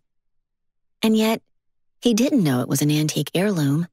He tried to give it back, intended to return it, but fear had overcome his nerve to admit what he'd done, and then life intervened to prevent him from finding her. For hours, Kira took orders, delivered dinner plates, and made polite small talk, but occasionally Jan would shoot her looks of consternation, brow rising in question. Kira just shook her head and kept on walking. Caleb had kept the necklace in a secret pocket of his wallet all these years. He'd preserved it, and the necklace looked exactly as she remembered it. In fact, he'd taken the time and expense to replace the broken clasp, and it matched the rest of the necklace's strand of silver chain perfectly.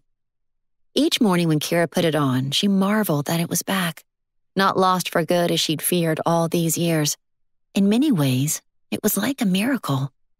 "That's a gorgeous necklace," a woman's voice said, interrupting her thoughts. Kira glanced down at an older couple she was serving prime rib platters to. She set the au jus on the table, refilled their water glasses, and made sure they still had plenty of red wine. "Thank you," she said. "I've been noticing how you keep touching it." "Do I?" Kira gave a self-conscious laugh. "Is it a gift from someone special?" the woman asked, a twinkle in her eyes. Her frosted white hair glowed under the candlelight on the table. "Yes, it was a gift from my grandmother before she died. It belonged to her mother." "I thought you were going to tell me it came from a handsome admirer." That was ironic, considering what had happened to it the last decade. "Actually," Kira admitted, "it was lost for a long time and recently found." The woman gave a nod. "That explains why your hand keeps going to it." "I'm a little shocked it's back, I guess," Kira said ruefully. Caleb's words from the night of the high school reunion reverberated in her mind. "You are the most beautiful creature I'd ever seen." He had caused her so much anguish for 10 years that at the moment, she didn't want anything to do with him.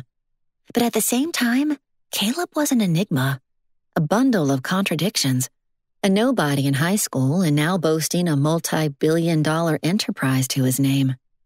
With such handsome looks, every woman at the reunion stopped in their tracks to stare, because he was not the Caleb Davenport they remembered from high school. She was not going to swoon any longer. "So, why am I still thinking about him?" Kira muttered when she strode across the restaurant to her next table.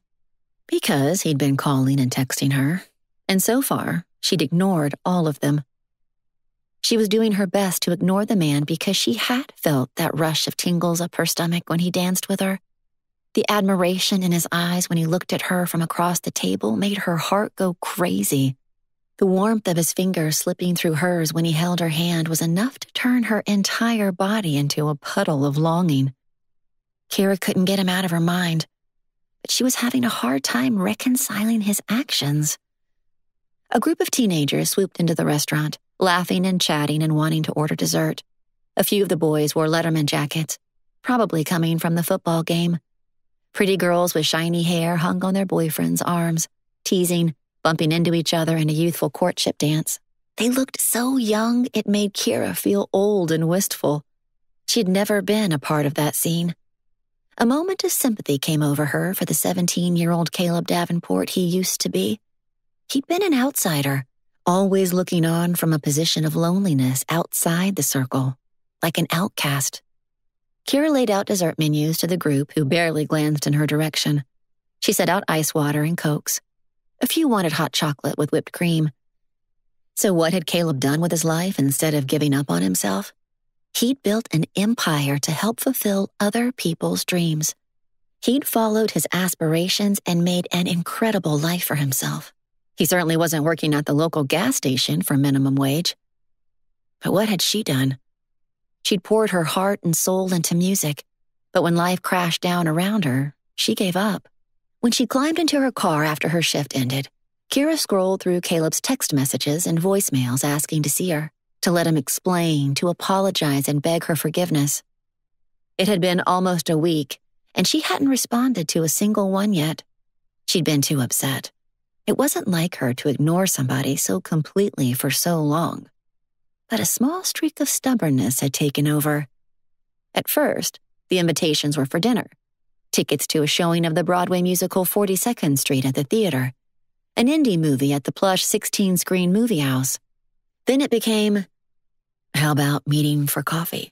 I won't take much of your time, I promise. Later it was, how about just a drink after dinner? I'll come to Rossi's at the end of your shift if that's easier. Interspersed with the invitations were apologies, very sweet apologies, actually. As another few days passed with more messages from Caleb, Kira could feel herself softening, but then she'd hold the necklace in her cupped hand at night when she took it off and shake her head. Finally, Caleb's messages had moved from more than apologies and invitations. He was telling her silly jokes and blaming them on Troy. How does an elephant hide in a cherry tree? Paints its toenails red. Brilliant, huh? Courtesy of Troy. The next day, how do you catch a unique elephant? You sneak up on it. Got you with that one. I know I did. Kira rolled her eyes and groaned out loud. The man did not know how to give up. Perhaps that's what made him so successful at his business. Then finally an invitation struck a nerve. I got tickets to see Celeste Delorios, the world-renowned pianist from Italy, in concert with the Colorado Symphony Orchestra. I'd be honored if you were my guest for the evening.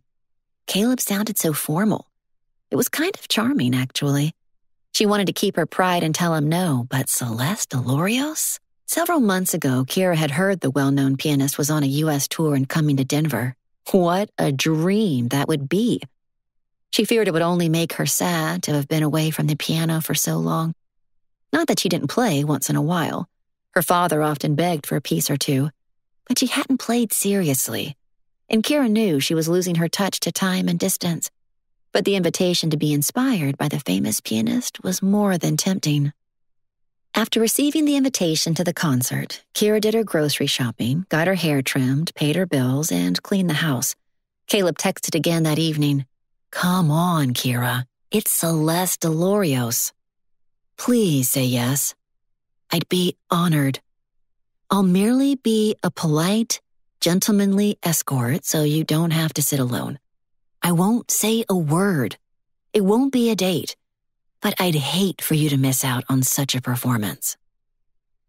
Her mind whirled. Yes, no, yes, no. While Kira unpacked frozen pizza into the freezer and shoved the carton of milk into the empty spot in the fridge. She popped open a Diet Coke and filled a glass with ice, switching on the TV with a small sigh. The weight of what she had lost the last couple of years was like a stone on her chest. A tear dribbled down her nose while the TV blared a Velveeta cheese commercial. This is what her life amounted to now. A dumpy apartment and an unfulfilling career. She was only 28. How pathetic her life had become. She was even envious of the frazzled mothers at the grocery store. At least those women had a purpose, an important job, including a lifetime of hugs and kisses watching their children grow up. Her phone suddenly buzzed. She found herself snatching it up, curious to see what Caleb had written next. I'm sure I'm driving you crazy. Maybe you threw your phone into a snowbank, or changed your number, and I'm texting into the empty universe. Kira pictured a smashed, forlorn cell phone lying in a snowbank. Then she pictured Caleb sitting at a computer with the Dreams logo staring back at him. The guy was full of dreams. At least, he didn't take no for an answer. He didn't give up. he kept going for his dream. He'd probably had an easier life than she'd had. He probably also had wealthy parents who helped bank his venture into the business world. Obviously, good genes had turned him from an ugly duckling into a beautiful swan. Even if she dated him, he'd probably dump her when he began to realize that he could have any gorgeous model in the world. Exotic women probably fell all over him. He could snap his fingers and they'd drape their bodies along his and promise him the moon. After all, he was a billionaire. What did he want with plain, boring Kira Bancroft? A fresh text pinged her phone. "Listen, I won't even attend. We can do a drop-off of your ticket at a location full of people. You can go to the piano concert by yourself. I just hate for you to miss it, and it would make me happy to know you're enjoying something you love." "Aha!" she said out loud, startling Miss Pixie, who was kneading at her stomach with her paws while steadily sandpapering the inside of Kira's wrist with her tongue. "I knew it! Now that I've been ignoring your messages for almost 2 weeks, you decided I could have the tickets, and you could go out with the billionaire sheik's daughter on his 30-foot yacht in the Arabian Ocean. I'm on to you, Caleb Davenport. You are a fraud." Kira's fingers hovered over the letters on her phone. "I'll take the ticket. Drop it off at Rossi's. What do I owe you?" "Absolutely nothing. Enjoy the show." "That's it?" "That's it." "Goodbye, then." "If that's what you want, your wish is my command."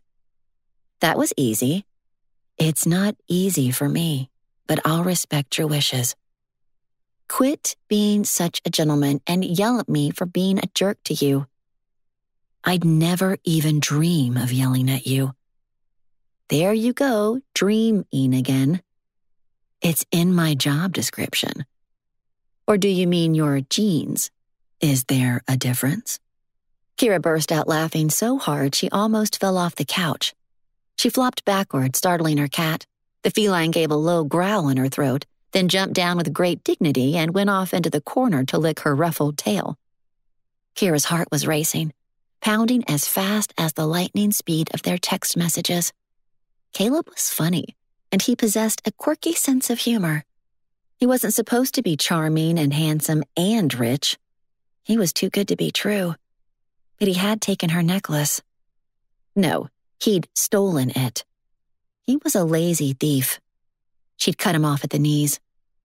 "Have a nice life." That was cold. Better you find out now than later. "Let me have the experience first. It'll be painful. At least I'd feel something. Being with you is worth any amount of delayed pain." "Okay, you can stop now, Mr. Dramatic." "I always wanted to be in drama, but I was chained to the computer lab." "Wow, so it's true. Mr. Jennings tied the students to their chairs? I always heard he was a tyrant." "Yeah, that guy was such an ogre. Every Friday he had pizza delivered after school for those of us who were working on extra projects.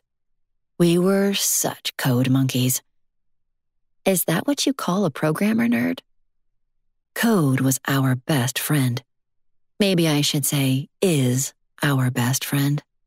"Hey, don't you have Troy, Brandon, Ryan, and Adam to keep you company?" "Male buddies are only good for bar hopping and watching football. Friends only go so far, and I'm never interested in the women one can find at a bar." "Describe the woman of your dreams." She knew she was only torturing herself by asking, but she was curious what Caleb would say. "That's easy. She's gorgeous. Every male in the room stops to drop their collective jaws." "Yeah, right," Kira said to the phone, kicking off her shoes while she stretched out along the couch. "I've never noticed anyone staring at me when I come into a room." "She's statuesque, like a model, with thick, dark hair that feels like spun silk, although I've never had the pleasure of touching it." "So how would you know it feels like spun silk? You're extrapolating." "I have a good imagination." Okay. As the guy who created the Dreams app, I might give you that. Aha! So, you have done research on me. A little. Grudgingly. Can you tell I'm smiling? Wipe that silly grin off your face. Moving right along, my dream girl is also incredibly intelligent, talented, hardworking, and selfless. You can stop now. You said that once already. I mean it this time. Do I detect your face is red from blushing at the way I described you? Who said I'm your dream girl? You could be describing lots of women out there, but only one stole all my senses almost 15 years ago. You sound like a sappy romance novel. I'll attempt to write one just for you, but it might be written in bites. Just warning you. You can stop now. That was number 3. The man can add. You're not letting me get away with anything, are you? Nope. I have the breakfast shift tomorrow. I'm sorry to keep you up late. It was a pleasure talking to you. This wasn't talking, it was texting. I look forward to our next real-time, in real life conversation then. It's already been 2 weeks since I've seen you. I'm still angry. I figured. But you're pretty funny when you're mad. I am not funny. Amusing, humorous, clever. Add that to your list of traits that intrigue me. You're lucky I don't hang up on you. It's difficult to hang up on text messaging. Very funny. I've been told that before, but not in a good way. More like funny looking, weird funny, get out of my sight funny. Kira's heart tightened in her chest. He was self-deprecating, but there was something else behind his words, even by text. There was more to Caleb Davenport, something mysterious, elusive, and confusing. Yes, she was curious, although she wouldn't have admitted it to anyone, least of all him. Was the man behind Dreams still a nerd? Or was he a player in feeding her lines? Was Caleb the Mr. Darcy Elizabeth Bennet met at the country dance, full of himself and a jerk? Or was he Bingley, the man who fell in love with Jane, and then left because Jane kept her love from him hidden too deeply inside her heart? Kira didn't intend to let Caleb Davenport hurt her any more than he already had. Not after stealing her necklace and hoarding it for more than a decade. She hadn't even shown the necklace to her mother yet. It was too difficult to explain, and her father would be furious. Despite Kira's own indignation, she wasn't ready to tell the world Mr. Davenport, CEO of Dreams, was a villainous thief. Maybe because she wanted to give him a second chance.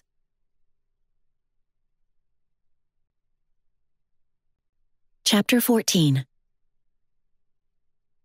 For the next hour, Kira read over her text conversation with Caleb. It was the last thing she did before turning out the light and rolling into her pillow to sleep. When she pretty much told Caleb to get lost, he wasn't angry or defensive.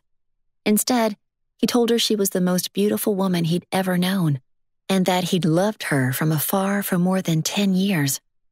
True to Caleb's word, when she clocked into work 2 days later, she discovered that he had dropped off an envelope containing a ticket to attend the concert featuring Celeste Delorios, the world-renowned pianist from Italy. She held the ticket in her hand, like Charlie holding the coveted golden ticket to Willy Wonka's chocolate factory.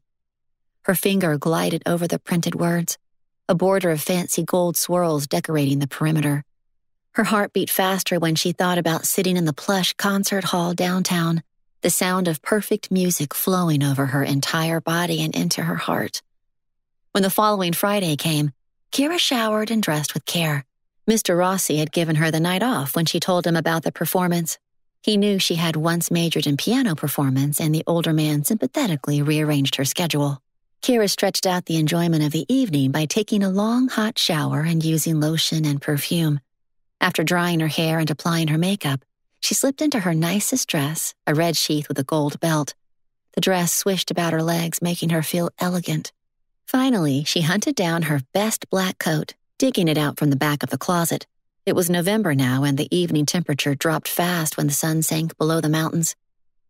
Earlier, her mother had telephoned, and Kira reminded her for the 10th time that she was attending a concert that night and not coming over to share a casserole dinner with her and Dad.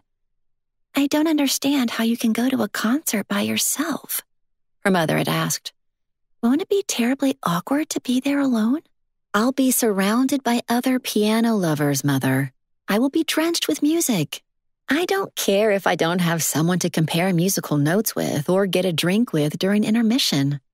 "Well, I certainly can't imagine doing that, but young people are so different nowadays. My own daughter doesn't care about going out on a Friday night all by herself." "Mother, you are being silly. I'll be home in 3 hours in my scratched-up Honda, I promise. Good night." Kira reminded herself to give her parents a quick call when she got home so they didn't worry that she'd been mugged in the downtown parking garage. It was too bad they hadn't learned to text yet, although she tried to teach them. Her father liked to hear her voice, and her mother always forgot the instructions. After Kira parked in a paid lot with security, she walked the rest of the way to Butcher Theater, past the enormous dancing couple sculpture, and handed over her ticket. Entering the glass-enclosed lobby, she sucked in a breath of pure joy. Kira moved through the crowd, enjoying the sight of so many people dressed up in fine gowns and suits. In a few minutes, it wouldn't matter that she was alone. The hall would be dimmed and the music would start. The music. She could hardly wait. Emotion bit at the corners of her eyes when the usher showed her to her seat. It was a perfect spot on the mezzanine level, right in the middle, front row.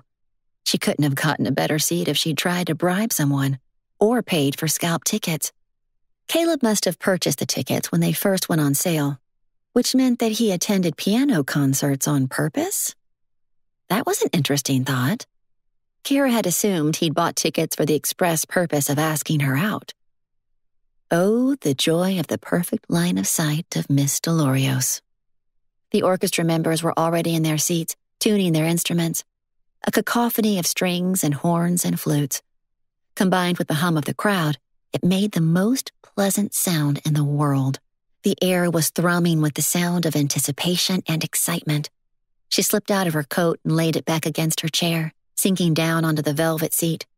Kira read through the program, a mix of Beethoven, Chopin, and Brahms. Mostly she stared at the Italian Fazioli grand piano on the stage. As one of the highest-end pianos made, its glossy black sheen was enough to make her ache at the thought of what she'd given up. The hall's lights flickered the 5-minute warning, and then, all at once, the sound of conversation ceased and the orchestra director appeared. Applause filled the hall.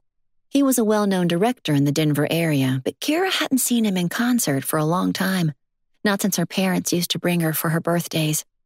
Before the accident. Before their lives were changed forever.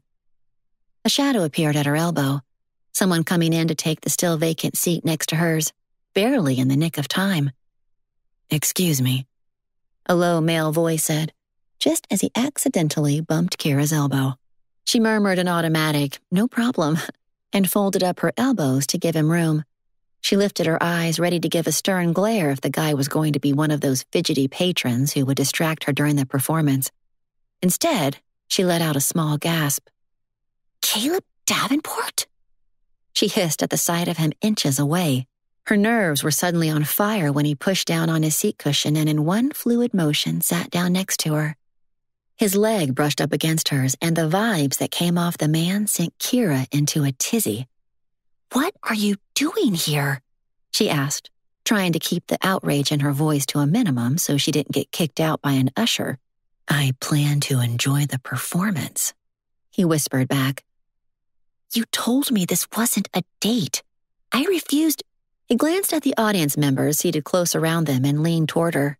Caleb's breath was warm and sweet, and he was spiced with the most delicious male cologne Kira had ever smelled. Musky pomegranate or something. She tried not to fixate on it, but he looked simply amazing in his well-cut gray suit and red tie, astonishingly matching the same shade of red in her dress. "It's not a date," he said with a smile that showed off his perfect white teeth. Kira tried to tear her eyes away from his lips. The guy must have had braces. That kind of perfection didn't come naturally. But I wasn't going to let the second ticket go to waste, Caleb went on. I heard Celeste Delorios perform in Italy a couple of years ago when I was there on business. On a Fazioli, no less, since they're made in Italy. You what? Kira swore her jaw hit the floor with a crack. With an amused smile, Caleb leaned in and touched her chin, closing her mouth. Kira just barely managed to give him her best glare of outrage. Smoothly, he slid an arm around the back of her chair, not touching her, but in an attempt to speak without disturbing the other people around them. She's fantastic. You're going to love it. We... Kira tried to speak coherently. Taking a deep breath, she said, "We will talk afterward." His eyes met hers in the darkness of the hall. I look forward to it. Then he put his arm back into his own space, and the concert began. The man had nerve. Kira should have known. It was stupid of her not to realize that there was originally a pair of tickets, not just one. Sneaky devil, she said in another hiss. Caleb put a finger to his lips, his eyebrows raised in playful naughtiness. What a mischievous boy you are, she growled under her breath. He nodded.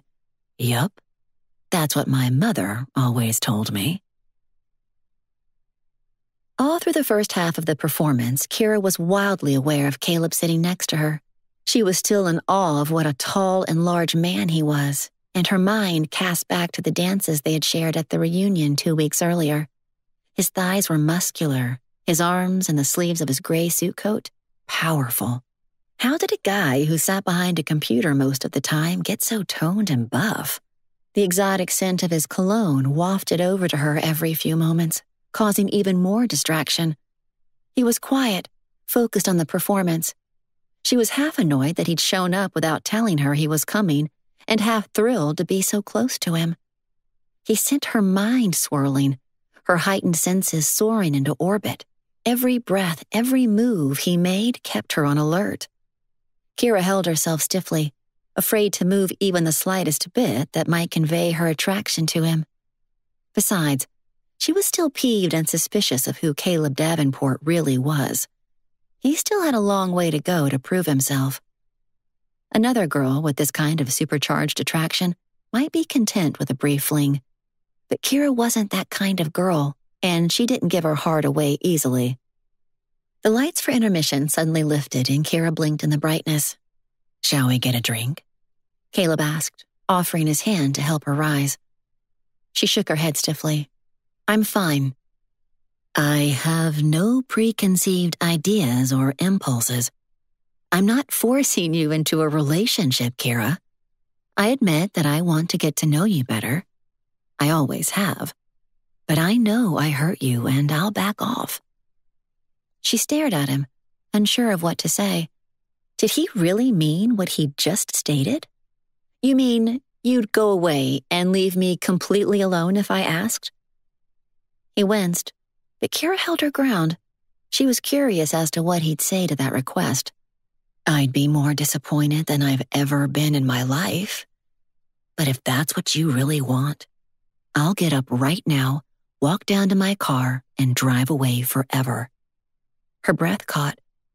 She was still torn by the light she saw in his eyes, his obvious interest in her, and hers toward him, and yet stubborn enough to not want to give in. But could she let him leave right this minute and never see him again? There was a thumping pain in her chest, and her heart pounded erratically. His nearness washed over her, the tenderness in his face. The longing for her to give him a chance was becoming apparent. Okay, I understand, Caleb finally said as he rose from his seat. I wish you and your family every good thing, especially your parents' health and happiness. Good night, Kira. Goodbye. She gazed at him, a funny feeling in her throat. Was that a catch of emotion in his voice? Wrenching herself to her own feet, Kira stopped him. "Are you jerking around with my feelings?" Her voice was low and hoarse. A look of visible shock came over Caleb's face. "Never, Kira. I know I hurt you and betrayed your trust, but I will never do that again. Not knowingly, not willingly. In fact, I hope to do everything in my power to gain your trust. Not a day has gone by over the last 10 years when I haven't thought about you and wondered what you were doing and if I'd ever see you again to return the necklace, even if it meant you'd hate me forever." Kira sucked in a breath, his words striking her in a whole new way. At the first opportunity of spending time with her, Caleb had returned the necklace. He hadn't waited until they'd been dating for months or for just the right moment. Despite the desire she'd seen from him on the night of the reunion to kiss her or ask her for a date, he hadn't. He'd risked the chance that she'd tell him off and disappear forever. "If you want to have my trust, then you need to always be honest with me," she said now in a quiet voice. "Impeccably, annoyingly honest. I'd love to hire a private detective, but I don't have funds for that. What you can do is show me your life. Share your life and show me your true self." His eyes glistened under the theater lights. Once again, Kira got the sense that something in his own life had gone horribly wrong. But what could it possibly be? He had a dream job, dream life, and success beyond anyone's wildest imagination. Perhaps she was inventing things in her mind. Maybe she was merely seeing guilt in those gorgeous blue eyes. All at once, Caleb was holding her hand, rubbing a finger along the inside of her wrist. The warmth of his skin against hers was like a 100-volt zap of lightning, like 1,000 lamps had suddenly spotlighted them in their brightness. Slowly, she pulled away, their fingers releasing one by one until she dropped her arm at her side. When he touched her, all coherent thought fled. They couldn't touch again until she knew him better. Sucking in a quick breath, she lifted her eyes to his dazzling face. "Why don't you take me downstairs for that drink now?" Chapter 15. The following week, Kira took her mother to her doctor appointment. Dr. Walton performed a physical, ordered blood tests, and had her mother fill out a lengthy packet with questions running the gamut on her daily routine, hobbies, interests, frustrations, including the detailed care her invalid husband needed. After 2 hours of being shuttled to various exam rooms and the testing room to answer the questionnaire, plus a blood lab request, the doctor perched on the edge of a chair and leaned forward. "Once you get your lab work done, we'll have results to you in about a week." Mrs. Bancroft laughed nervously. "Kira seems to think I'm losing my memory." Kira gave the doctor a sheepish smile and shrugged her shoulders. Dr. Walton leaned back on a stool, her expression focused and concern in her eyes. "Your daughter just wants you to be healthy when you have such a burden caring for your husband." "He's not a burden. Whoever put that idea into your head? Kira, did you tell her that?" "I did not, Mom. But you've had a stressful couple of years and you need a break. There are respite centers that can take Dad for a few days and give you a break." "I am not sending him to any center," her mother said indignantly. "Perhaps I can stay with Dad and you can go visit Aunt Sharon for a few days." "Sharon lives 2 states away. I won't leave your father for that long. Besides, you have your job and life, and you promised me you'd take up your piano more seriously again." "I still play," Kira said lamely, not wanting to have this conversation in front of the doctor. "I hate to see you give up your dream just for me and your father." Her mother pulled out a tissue and dabbed at her eyes. "I don't know what's wrong with me. I start weeping at the silliest times." "It's understandable," the doctor said soothingly. "How often does it happen?" "A few times a day." "A few times a day?" Kira burst out. "That's a lot." Dr. Walton flicked her eyes toward Kira and back to her mother. Frequent emotion is definitely a sign of feeling overwhelmed. It's been a long, hard road for both of you and your husband. Now, let's talk again after we get the blood test results. Meanwhile, if you have any questions, please contact me. We will, Doctor, Kira assured the woman. Mrs. Bancroft rose from her chair and gave the doctor a sudden, quizzical stare. She reached out and touched the name tag on the white doctor's coat. Gemma Walton? She said. Is this the first time we've met? Kira tried not to let her shock show. It was like her mother had suddenly blanked out for a moment. Dr. Walton put an arm around Mrs. Bancroft's shoulders. Right now, I'm ordering you to take a nap every day, while your husband is busy watching his favorite television program or working on his plans. But he might cut himself with the tools he uses. He's perfectly capable at his gardening. I've even seen his famous bonsai trees. You have? Kira's mother was visibly shocked. How would you even know? He invited me to one of his bonsai competitions, and I attended with my husband, who was researching them at the time for his book on Japanese culture. Mrs. Bancroft shook her head as she walked out the door. I think you're mistaking him for someone else. I'm sorry, mouthed Kira to the doctor. Dr. Walton shook her head, a disarming smile on her face. Not to worry, she said in a low voice. I think that incorporating a daily rest hour and a trip to visit family would do your mother a world of good. I'll try to make it happen, Kira assured her. Please call if there's anything unusual in the test results, she added under her breath as they left the exam room and headed to the waiting room. Don't worry too soon, Kira, she said. Take care now. Kira herded her mother to the parking lot. I don't see our car, her mother said. We're standing in front of it, Kira said, punching the button to unlock the doors. This isn't my car. You're right. That's because it's my car. Her mother laughed and slid into the front seat. Can we go to Village Inn for lunch now? I'm starving. Kira stared at her. I don't think I've ever heard you say, I am starving before. You always told me it was unladylike. Well, I guess I am now, her mother said shortly, clutching her purse to her chest. Don't forget your seatbelt, Kira reminded her. And I don't recall you ever wanting to go to Village Inn. You prefer Sweet Marie's for their pastry menu, although the two restaurants are pretty similar. I saw a commercial where Village Inn has free pie Wednesdays now. True, Kira admitted as she pulled into traffic. It is Wednesday, isn't it? Her mother said tartly. It is. You're exactly right. While she drove down 16th Street back to Spear and the freeway, Kira was glad the restaurant was on the way home. She hated to leave Dad with their neighbor for too long. They'd already been gone close to 3 hours.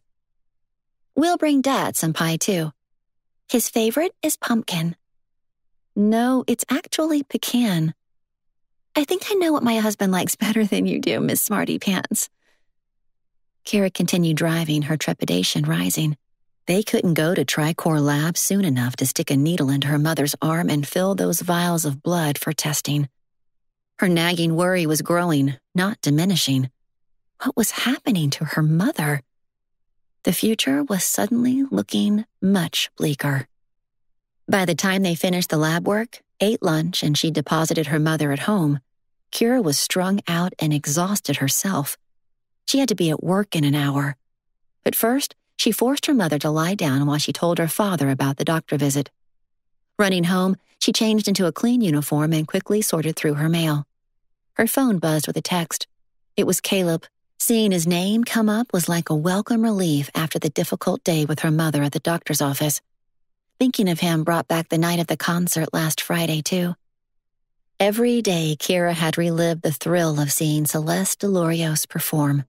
When the pianist came out on stage to thunderous applause, her breath had caught in excitement, and Caleb gave a soft chuckle at her reaction. I haven't seen a live performance in years, so be quiet. She'd hissed at him, refraining from swatting his arm at his teasing.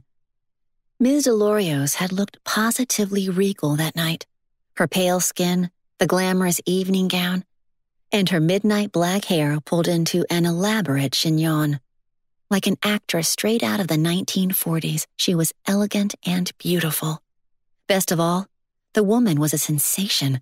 She'd played a concerto with the orchestra that was spectacular and moving, followed by a 15-minute solo, haunting, daring, explosive, and then melodic and sweet and mournful until the last, final crashing chord. The applause had gone on forever. 3 curtain calls. Celeste Delorios bowed repeatedly, shaking hands with the orchestra director, laughing at something he said, her head thrown back, showing off her slender neck.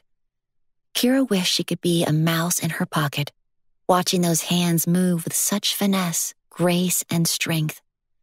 Such a talent, she'd sighed at the end, her hands hurting from clapping so much. All at once, Caleb had brushed his arm against hers and leaned in close. Gently, he wiped the back of his finger under Kira's eyes. That's when she realized her emotions were spilling over from the stupendous evening. It was quite a performance, wasn't it? He'd asked quietly. She'd been embarrassed to have Caleb see her tears before she could wipe them away. I can't even describe how I feel. What a thrill to watch her coax such incredible music and skill from the piano. It was both vibrant and melancholy. I agree with every word. Caleb gathered his overcoat and then retrieved Kira's coat where it had slipped down the back of her chair. The crowd was dispersing, filing out row by row, seats emptying, ushers picking up programs from the floor. It didn't take long before the theater was nearly empty. Caleb held up Kira's coat and she put her arms through her sleeves, wrapping her scarf around her neck. Celeste Delorios was certainly worth every penny, he added. Kira whirled to face him. Oh, goodness, I owe you the cost of the ticket. No, you don't. I actually got them from a friend who had to go out of town. Since I once saw Miss Delorios in Italy, I was eager to see her again live. Kira grabbed at his tie, taking a step forward in indignation. I told you never to lie to me, Mr. Davenport. I think you bought these tickets and then pretended they came from someone else to get me to go with you. Admit it. Caleb let out a yelp, putting his hands up in a mock show of horror. They froze, inches apart, and Kira gazed at him, her fist tightly wound around his tie as she scolded him. She couldn't speak. She couldn't breathe. His lips were so close, so perfect that her mind whirled with incoherent thoughts. She wanted so badly to know what his lips felt like on hers. Caleb gazed back at her, his beautiful eyes unblinking, his hair boyishly falling over his forehead. He stuttered, his hand reaching up to hold hers in place of his tie, as if he didn't want her to move away from him. I plead the fifth? It was so refreshing to see him stammer, so unlike the cool, calm man she usually saw, that Kira couldn't help grinning. Yes, Adam had them, but I knew you'd like to go, so I volunteered to take them off his hands. I didn't plan all this ahead of time, I promise. His voice turned soft and husky as he bent his face toward hers. To heck with this, Kira. He broke off and his arms suddenly went around her, gathering her close. Before she could speak or protest, Caleb's lips were on hers, kissing her. And yes, his lips were soft and warm and oh so delicious.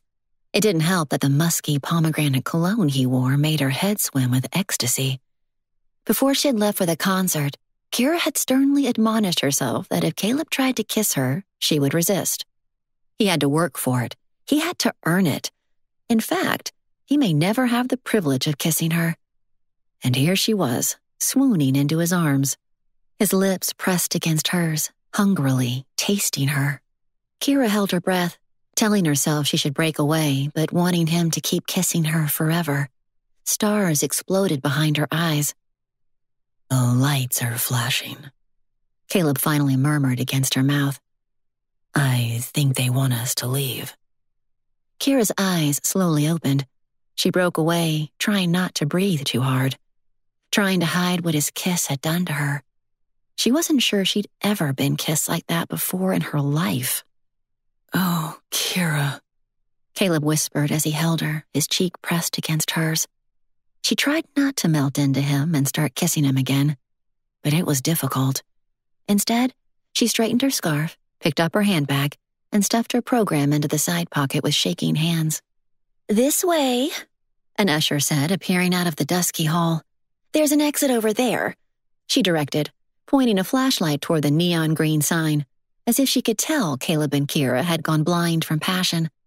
Laughing now at the memory of being caught kissing in the empty theater, Kira sank back into the armchair and opened Caleb's text.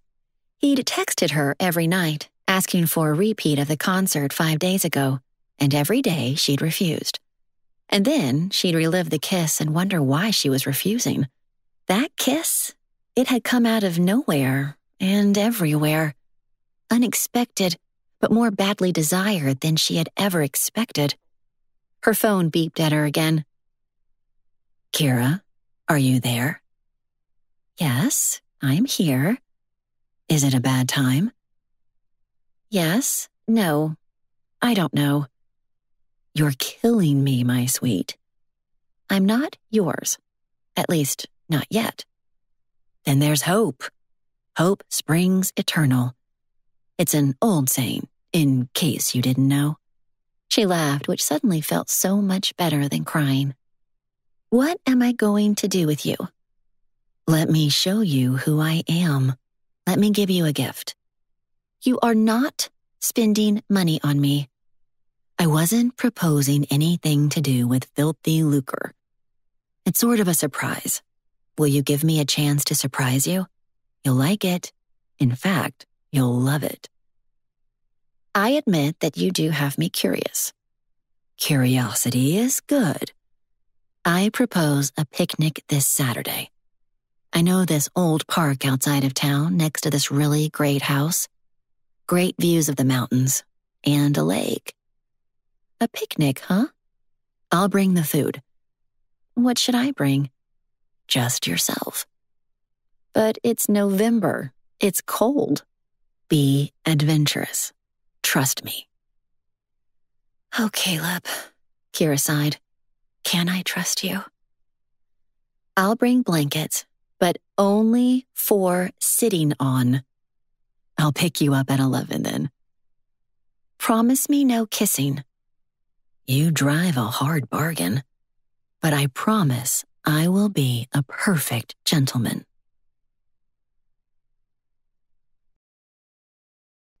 Chapter 16. On Friday, Kira was on her way out the door to work when a number she didn't recognize came up on her phone. She hesitated and then went ahead and answered it, shrugging on her coat and searching for her car keys. "Kira Bancroft, please," said a female voice.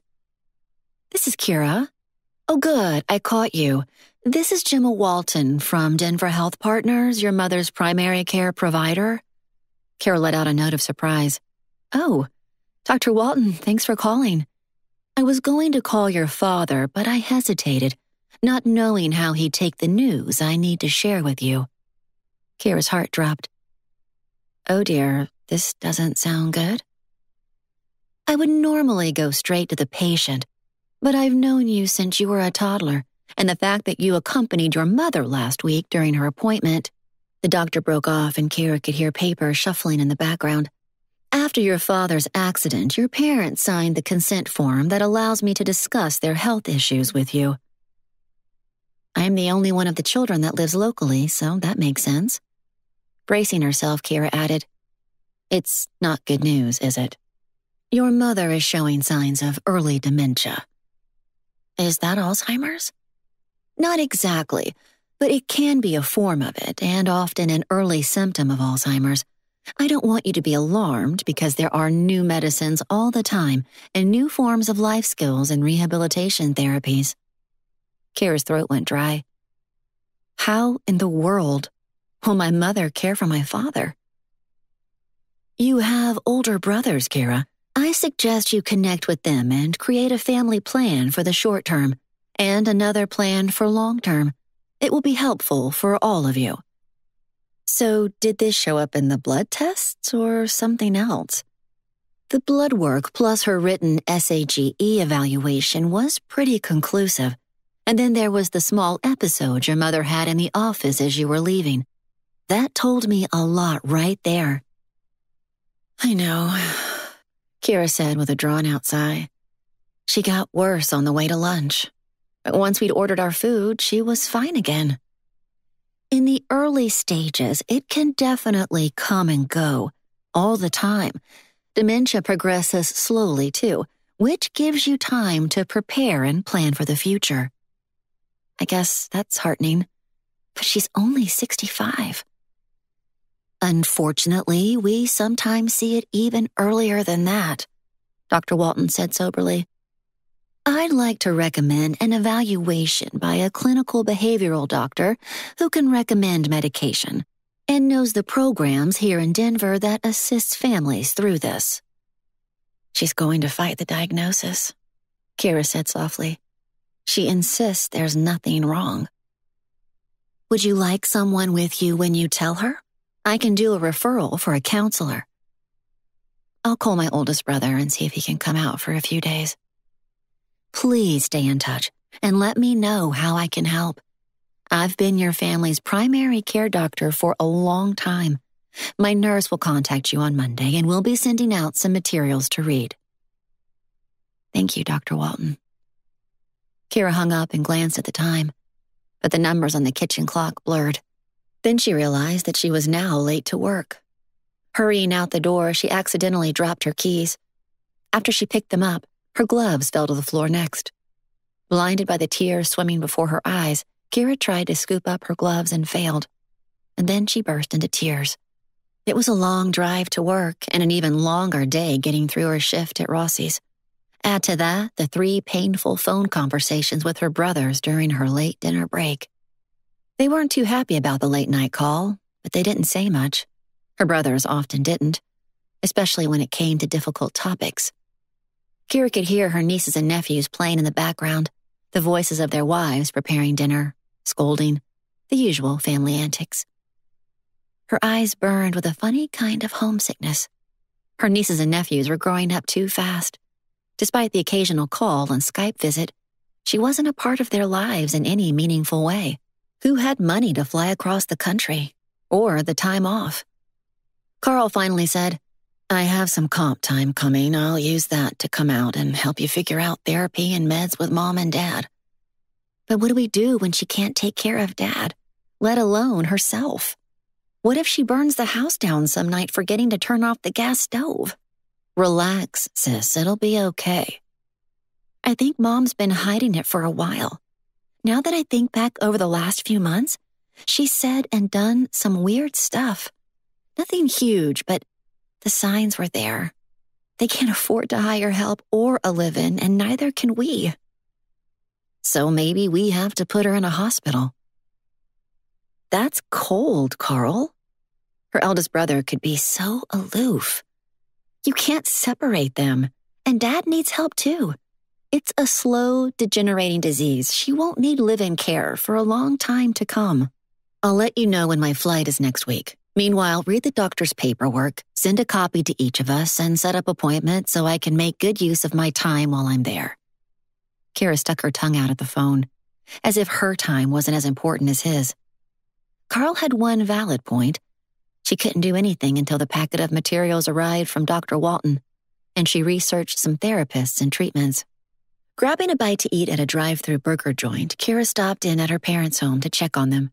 While her mother was in the bathroom dressing for bed, Kira relayed the news from Dr. Walton to her father. His gray head slowly nodded when she told him about the blood test results and a few of Mom's quirks that day of the doctor visit. His hands clasped together, and his brow deepened with wrinkles. Kira's heart ached to see how dramatically her father had aged in the last couple of years. Her father's early morning jogging routine gone. Gardening, gone. Playing tennis, gone. His career over and their plans for retirement activities and traveling were gone as well. What use was a bucket list when you could barely get around the house or dress yourself? Gazing into his face, Kira could see the gears in his mind going. Then she was thunderstruck by a sudden realization. "I know why you stopped getting together with your buddies for poker night," she said, gripping the armrest of the wheelchair. "Because of Mom. You stay home because you're worried. You've been worried and didn't breathe a word." A guilty smile crossed his face as if he'd been caught. "You're too smart for your own good, my girl." "But Dad, this... Kira waved her hands around the tiny rundown house. After growing up in their big, beautiful home in a nice suburb, it had never gotten easier seeing her parents living here after losing the family home to foreclosure caused by medical bills and the loss of her father's job. "Hey, I love your mother," he said quietly, but his words were forceful. "I can give up poker games for her. It's not that hard." "But you've already given up so much." "I can't leave Claire here alone. If she got hurt, I'd never forgive myself." Kira's voice was shaky. "I understand, Dad. And I love you. I hope one day I can find someone just like you." He chuckled at that. "Be careful what you wish for, my girl." She waved that away, hearing her mother coming down the hall. "Carl's flying home as soon as I can get the paperwork and appointment set up." "Any chance he can throw one of those grandbabies into a suitcase?" Dad asked with a soft smile. That was another wound in her parents' lives. Her dad had loved whooping it up with her brother's children, wrestling, making Cub Scout Pinewood Derby cars, taking them to Disneyland, picnics in the mountains where a wheelchair had no access. Gone in a 30-second semi-truck crash. "It's not fair," Kira said. She sounded like a petulant child, but she couldn't help it. Her father reached out to squeeze her hand, and then he planted a kiss on the back of her knuckles. "I have no regrets. I've had a good life, my girl, and you are one of the very best parts of it." "Oh, Dad," Kira said, biting back tears. Later that night, she tossed and turned, unable to sleep, going over the doctor's conversation and the one with her father as if it was on permanent rewind. Chapter 17. Her bad night showed the next morning when she hung over the sink, splashing water on her bleary face. Her cheeks had wrinkle marks, a sign that she'd mashed her face into her pillow all night long. "Go away, wrinkles," Kira ordered the mirror. "I have a date in case you didn't know it." A date.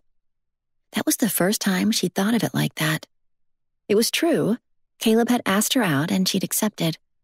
She hadn't turned him down, despite the fact that she'd made him work for it. After putting on her best-fitting jeans and the forest green sweater that curved along her waist and hips, Kira pulled on her knee-high brown boots, the nicest ones she owned. The last thing she put on before tying her winter scarf in a pretty knot around her neck was the red garnet and diamond necklace, double-checking the clasp. From now on, wearing her grandmother's necklace was going to give her the heebie-jeebies, worrying that she'd lose it again. Maybe she should just keep it in her jewelry box and admire it from afar. 11 o'clock came and went, and no Caleb Davenport. Kira checked her texts. He'd said he would pick her up at 11. She turned on the TV, nothing but Saturday morning cartoons and sports. At 11:35, she shut her scarf in the warm apartment. Her phone showed no messages. Had she gotten the day wrong? But no. Their text messages earlier this week was for this Saturday. It was a decent Saturday for November, not terribly cold, and the sun was shining. Where was he? 10 minutes later, the doorbell finally rang. Kira peered through the peephole. It was Caleb. She threw open the door. He was breathing hard as if he'd run up the 3 flights of stairs. "Yes?" she said, placing one hand on her hip. He ran a hand through his thick dark brown hair. "Kira, I am so sorry." "Did you forget?" "No, of course not. I've been counting down the hours until today." She suppressed a smile. He sounded like a kid. "Then I think you miscounted your hours." "I swear I can count," he said, attempting a smile. "I had to go somewhere this morning, and the time didn't work. I had to wait." He broke off, fumbling over his words, obviously not wanting to tell her what he'd been doing. She stared at him, waiting for the good part that didn't come. All I can say is that I'm sorry. It's rare that I'm late, I promise. I had to depend on somebody else this morning, but that probably isn't a good excuse. She didn't respond. Why didn't he just tell her where he'd been? Caleb's expression fell. A frown creased his forehead. You'll still spend the afternoon with me, won't you? Yes, I will, she finally said, trying not to sound too grudging or suspicious. Relief swept over his face while Kira went to retrieve her purse and coat. At the top of the concrete stairs that led to the parking lot, Caleb reached out to take her hand. He wasn't wearing gloves, and she had stuffed her own gloves into her handbag earlier. The strength and size of his hand enveloped hers in a protective warmth that sent shivers down her spine. Why did she have this reaction to him every single time? She'd have hoped that the reaction at the reunion was all a fluke, and she could forget Caleb Davenport. But it wasn't happening. By the way, Kira, you look fantastic, he told her now as they crossed the parking lot, his eyes resting on her appreciatively. Thank you, kind sir, she said with a teasing smile. He opened the door to a red Lexus and Kira slid inside, her eyes widening at the vehicle's luxury. The Lexus smelled freshly waxed and cleaned, the soft leather seats releasing a lemony scent. The plush carpet to the state-of-the-art electronic system was impressive.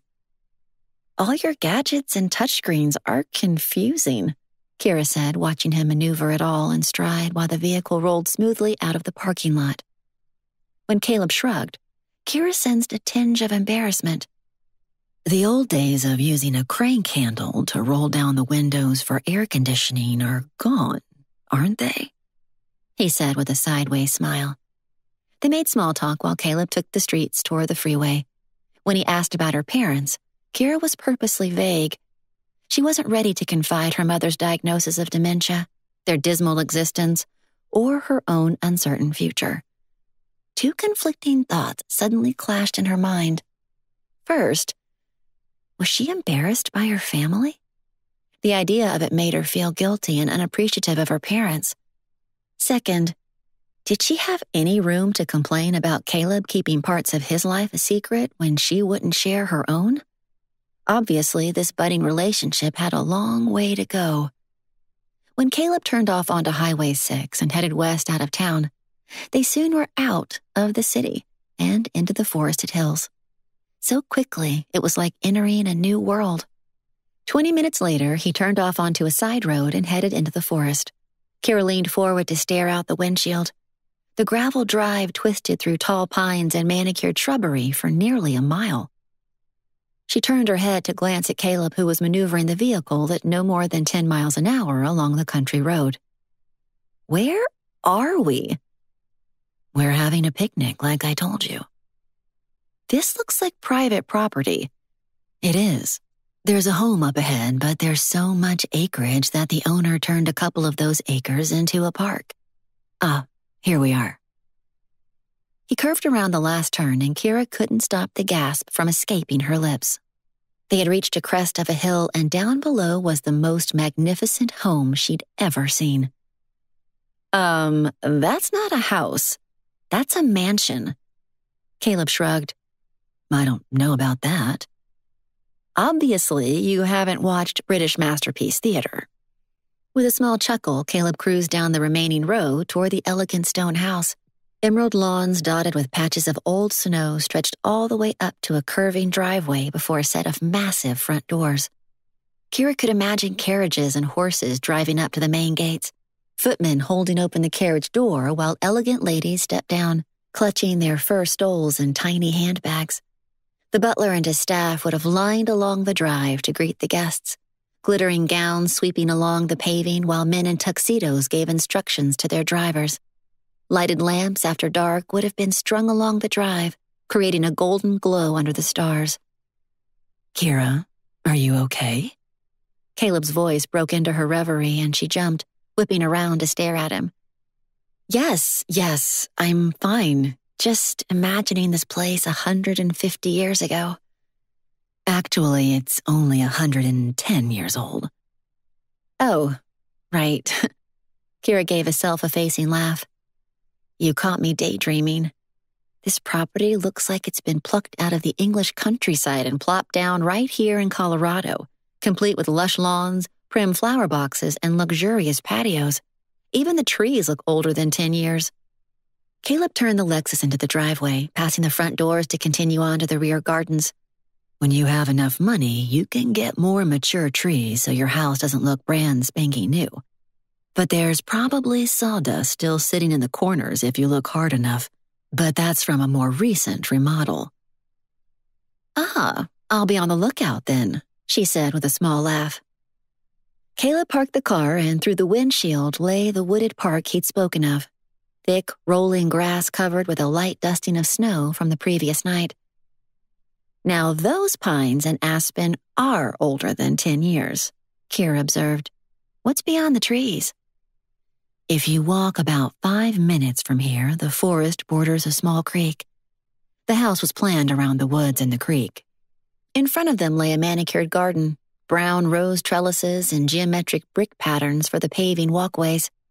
Tables and benches were placed in intimate positions next to a small pond, with a fountain that would likely spray a fine mist during the warmer months of the year. Kira gave a sigh of pleasure. It's absolutely beautiful. I've never been this close to a home that was so magnificent. Washington Park or the homes around Chessman Park don't hold a candle to this property. It's a small palace with those broad stairs and balustrades, and I adore the huge curved windows. I'm so glad you like it. The relief in Caleb's voice was unmistakable. Kira peered up at him through her lashes, cupping a hand over her brow against the noon sun. Are you sure you don't have any investment in this place? You promised me honesty. I did. Come on, let's sit down first. I forgot blankets, Kira suddenly said. I brought some just in case. Caleb popped the trunk and began pulling out a stack of wool blankets, a hamper of food, and a jug of water. A second hamper was filled with real plates, silverware, and wine glasses. Kira's eyebrows shot up. I'm impressed, Mr. Davenport. Do I get extra brownie points today? We'll see, she said vaguely. But when Caleb narrowed his eyes at her, she added a teasing laugh and picked up the jug of water to carry. Caleb held the 2 hampers in either hand, leading the way across the lawns and down a slope into a small ravine. The house was still in view, but not quite as close. Please tell me nobody is inside the house and watching us from those windows. We're perfectly alone, Caleb assured her. Kira didn't know how he could know that absolutely. And I am a perfect gentleman, Miss Kira Bancroft, he added. Together they shook out 2 blankets and laid them down. Then Kira unpacked the hampers to set out the eating utensils. I'm starving, she admitted. I didn't eat breakfast. Why not? Bad night's sleep, so I kind of forgot. Isn't that silly? She didn't want to admit that she'd spent more time getting ready for their picnic date than she probably should have. Sorry to hear that. What's on your mind? The forks and spoons clinked together while Kira unfolded cream-colored napkins. There was crispy fried chicken, coleslaw and fruit salad, veggies and a container with ranch dressing for dipping, and finally, several plastic-wrapped brownies, thick with chocolate chips and frosting. Kira said, I think there's 10,000 calories here. You never answered my question, Caleb reminded her, stretching out on his side, one elbow propped under him so he could gaze at her. It's just my parents, Caleb. Kira chewed on her lips. My mother isn't doing very well. I can't talk about it right now. I don't want to spoil this wonderful food and this beautiful day. But you can enjoy yourself when you're worried and distracted. I was hoping I could take you away from the normal grind. I certainly need to get away sometimes, and it doesn't happen nearly often enough. She wrapped her arms around her knees. Let's eat lunch since I'm famished, and I'll let you know if I want to talk later. Deal. I think I can hear your stomach grumbling. No, that's yours, Mr. Davenport, she shot back, although he was correct. Very astute, Miss Bancroft. Kira gazed around the property in a happy state of appreciation for its beauty and peacefulness. I think I could sit here all day. Unwrapping the food, they filled their plates and ate, listening to the water in the creek below the hill rushing along the rocks and boulders. The chicken is delicious. Who made it? I did. I have a really good kitchen. Great frying pans. She reached for another thigh. I adore the dark meat, and the dark meat adores my hips, but I'm too hungry to stop. You have perfect hips, Caleb said nonchalantly. I'm wearing my best jeans, and they hide a multitude of sins. Then you have perfect sins. You're impossible. Do you always compliment girls like this? No. Caleb's face turned a little pink, and Kira suspected that when he reached for the coleslaw and bowl of watermelon chunks, he was trying to hide it. Most of the women I know are the sisters of the Dreams guys, or acquaintances at business meetings. I've been waiting to find the girl with the red necklace for a long time. Kira let that remark go for the moment. When do you travel again? Remember those 2 weeks when you didn't speak to me? Kira batted her eyes innocently. Vaguely. He laughed softly. I was in Mexico City for most of that time, but I still get my messages. You didn't even send me a reply. The connection must have been bad, Kira said, even though she knew perfectly well she had ignored him after he returned the red necklace the night of the reunion. Caleb reached out and ran a finger along the back of her hand. When he touched her, Kira's heart beat faster. Their eyes met for a long moment, and then Caleb sat up straight and leaned forward. Softly, he touched the red necklace dangling at the base of her neck. Kira's breath caught at the intimate moment, her stomach jumping into her throat, her heart beginning to beat harder. Because of this necklace, I fear I've ruined my chances with you. That's only one aspect of it. A thoughtful look crossed Caleb's face. If I could do it over again, I would have never gone to your Christmas concert. I would have never found the necklace by the piano. I thought it would lead me to you, but instead, you returned to Denver and I ended up not needing the necklace after all. That's true, Kira agreed quietly. Over the years, I'd look at that necklace and know you still existed somewhere. I knew you were real, not just a girl of my imagination. You make me sound so mysterious. In many ways, you are. And so are you, Caleb. You're keeping secrets right now, and you promised at the theater you wouldn't. He gave a quick shake of his head. Oh, Kira, you do not want to know my secrets. If you did, you would run far, far away. Kira laid a hand on his knee, knowing she shouldn't touch him, but unable to stop herself from wanting that insane shot of goosebumps again. Yes, I do want to know your secrets. If this goes any further, I have to know the real Caleb Davenport, weaknesses, warts, and all. He took her hand in his and kissed the tips of her fingers. I can assure you I don't have any warts. Kira laughed. I am inordinately relieved. So tell me, she asked, who does the house belong to? For real. For real? Nobody at the moment. He glanced up into her face. Remember at the reunion when somebody, Troy, I think, mentioned that I used to flip houses? She did remember, and it was another aspect of Caleb that intrigued her. I began flipping houses the summer after graduation, but by the following winter I decided to join the army so I could get 3 regular meals a day. He gave a funny smile. I was in the beginning stages of my Dreams app idea, I'd report to duty or go to work on the construction sites during the day and stay up half the night at my computer. That's dedication. Kira was impressed. Who'd you flip houses with? I mean, who was the investor? I worked for my uncle.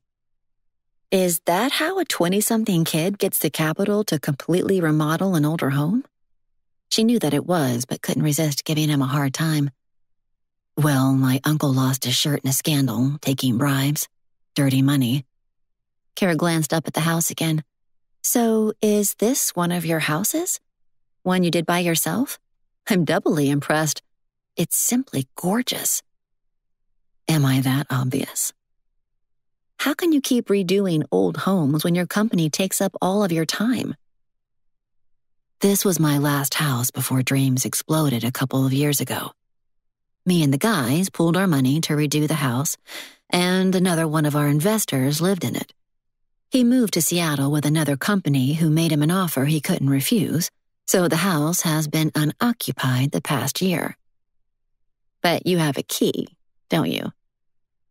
Ah, yes. I have a key. Nobody would let a beautiful house like this sit empty. If you haven't sold it already, then you must be working on keeping it yourself, right? Caleb's mouth quirked up into a smile. Very astute. You seem to read my mind. Actually, I recently paid the house off, so it's completely mine. It's the state property taxes that need to be negotiated, and I can't move in until the past 10 years are paid up. The state of Colorado seems to think I'm rich or something. Or something, Kira said, laughing. So you are the owner and won't admit it. Here, have a brownie, you idiot. She picked up one of the iced brownies and shoved it into his mouth. Brownie crumbs flew, and then they were both laughing while Caleb stuffed a second brownie into Kira's mouth. You're filthy rich and don't want to admit it, she garbled through the decadent chocolate. Or something, Caleb said, repeating her own words. The jug of water fell over and gurgled out into the grass, and that set them off laughing even more. It's gone, Kira said, her lips twitching while she suppressed a grin. Your super fancy bottled water from Safeway, and nary a water spigot within 5 inches of here. Maybe 10 feet, though? 20? Can we take a bet? Caleb fell back against the blanket, chuckling. He took Kira's hand again, squinting into the sun dappling the aspen overhead. Then he kissed her palm and laid it on his chest, keeping her close. And then he tugged her even closer. You promised to be a gentleman, Kira whispered, gazing down at him while he lay with one hand shading his eyes that locked onto her own. I'm currently being a perfect gentleman. It's my thoughts that are roaming where they shouldn't go. Do you have neighbors? Why do you ask? Because I don't want any peeping toms using a telescope to watch you kiss me. I'm going to kiss you, he asked, his eyes lighting up with interest. She nodded, her face flushing, even as she knew she told him no kissing. If you don't kiss me pretty soon, I'll pick up my picnic basket and steal your keys to that fancy Lexus and leave you eating dust. He rose up on one elbow, his free hand sliding around her waist to bring her closer. You can have my car, Kira Bancroft, he said softly. You can have my picnic basket. You can even have my car keys. With each word, Caleb moved closer and closer until their noses were touching. Their eyes locked on each other's. He dangled the car keys in his free hand, and Kira grinned, reaching up to snatch them. The moment she closed her fist around them, Caleb's lips were on hers, his mouth soft and warm and perfect. Kissing her and kissing her and kissing her. Before she could take another breath, she was lying on her back, and Caleb's hand was cradling her head, his other hand gently touching her face. Kira was glad she was lying down because her limbs were trembling at Caleb's touch, while his lips explored her mouth. She was pretty sure she would have fallen over. His fresh pomegranate scent drove her mad, and for the first time in her life, she didn't feel like a giant next to a guy, like her old boyfriend Roger, who was barely her height. Caleb was all man, broad and muscled, enfolding her in his arms like she was a dainty 5'2" girl. She gasped when Caleb's kiss deepened, and despite the sudden desire running up and down her body, she sat up with a start. He broke away immediately. I can't keep doing that, she confessed shakily. Well, I certainly could, but I won't, Caleb said playfully. He got to his feet and lifted her up beside him. You're trembling. Are you okay? I'm fine. Perfect. He brushed her hair from her face with fingers that were gentle but strong and masculine. Yep. You are perfectly fine. I wasn't fishing for compliments. She swatted at him and he tucked her arm into his. Would you like to see your secret now? Oh, Kira exclaimed. I almost forgot. Are we going to take a boat ride down the river? Maybe in the spring. There's not enough water. We'd end up getting out of the boat and pushing it every 5 feet. Besides, it's pretty cold right now. Good point. I didn't bring my waders. You mean you're a fisherwoman? Kira shook her head. My father used to take me and my brothers fishing when I was younger, but my last pair of waders are sized for a girl of about 12. I've always wanted to go fishing. Kira stared at him in disbelief. What do you mean? You've never been fishing? You grew up in Denver with mountains and streams all around us. We'll have to plan a fishing expedition, and you can take me, he told her. A moment of sadness flickered through his eyes, and Kira's heart twisted. We'll plan a fishing date this spring, but you have to gut and cook your own, you know, she added, speaking the words her father used to say. Right now, I have something better. A key. You mean to the house? We get to peek inside? Kira's voice rose. I love looking at houses. I could explore open houses every weekend. It's fun to dream. You don't have to dream about this house. You could live here. Caleb, Kira chided. Come on, don't joke. I'm not. His words cut off when Kira pressed a finger against his lips and stopped him. We're a long way from that, Mr. Davenport, she said primly. Even so, nobody had ever kissed her the way Caleb did. She could have melted into his arms and lain there all afternoon, but there was so much more she needed to know about him. One step at a time. They had already made progress, because 2 weeks ago, she had vowed never to speak to him again.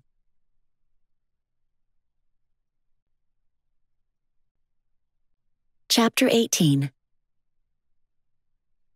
Taking her hand, Caleb led her up the stone steps to the rear of the house. A breeze rustled the leaves of the ornamental trees and a patio curved around to the double back doors.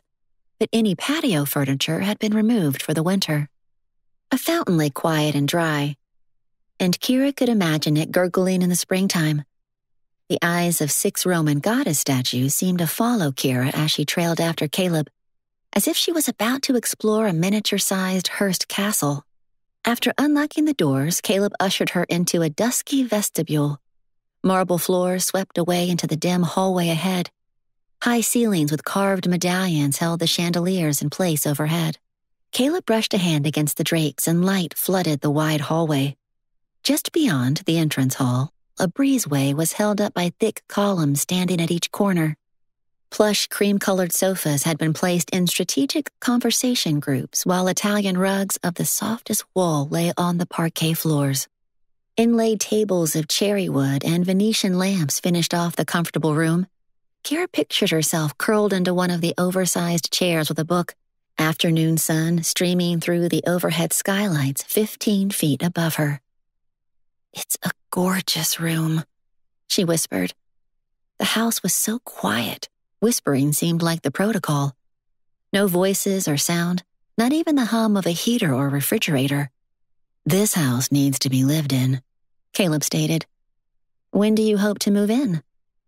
I have an appointment next week with the Tax Revenue Board.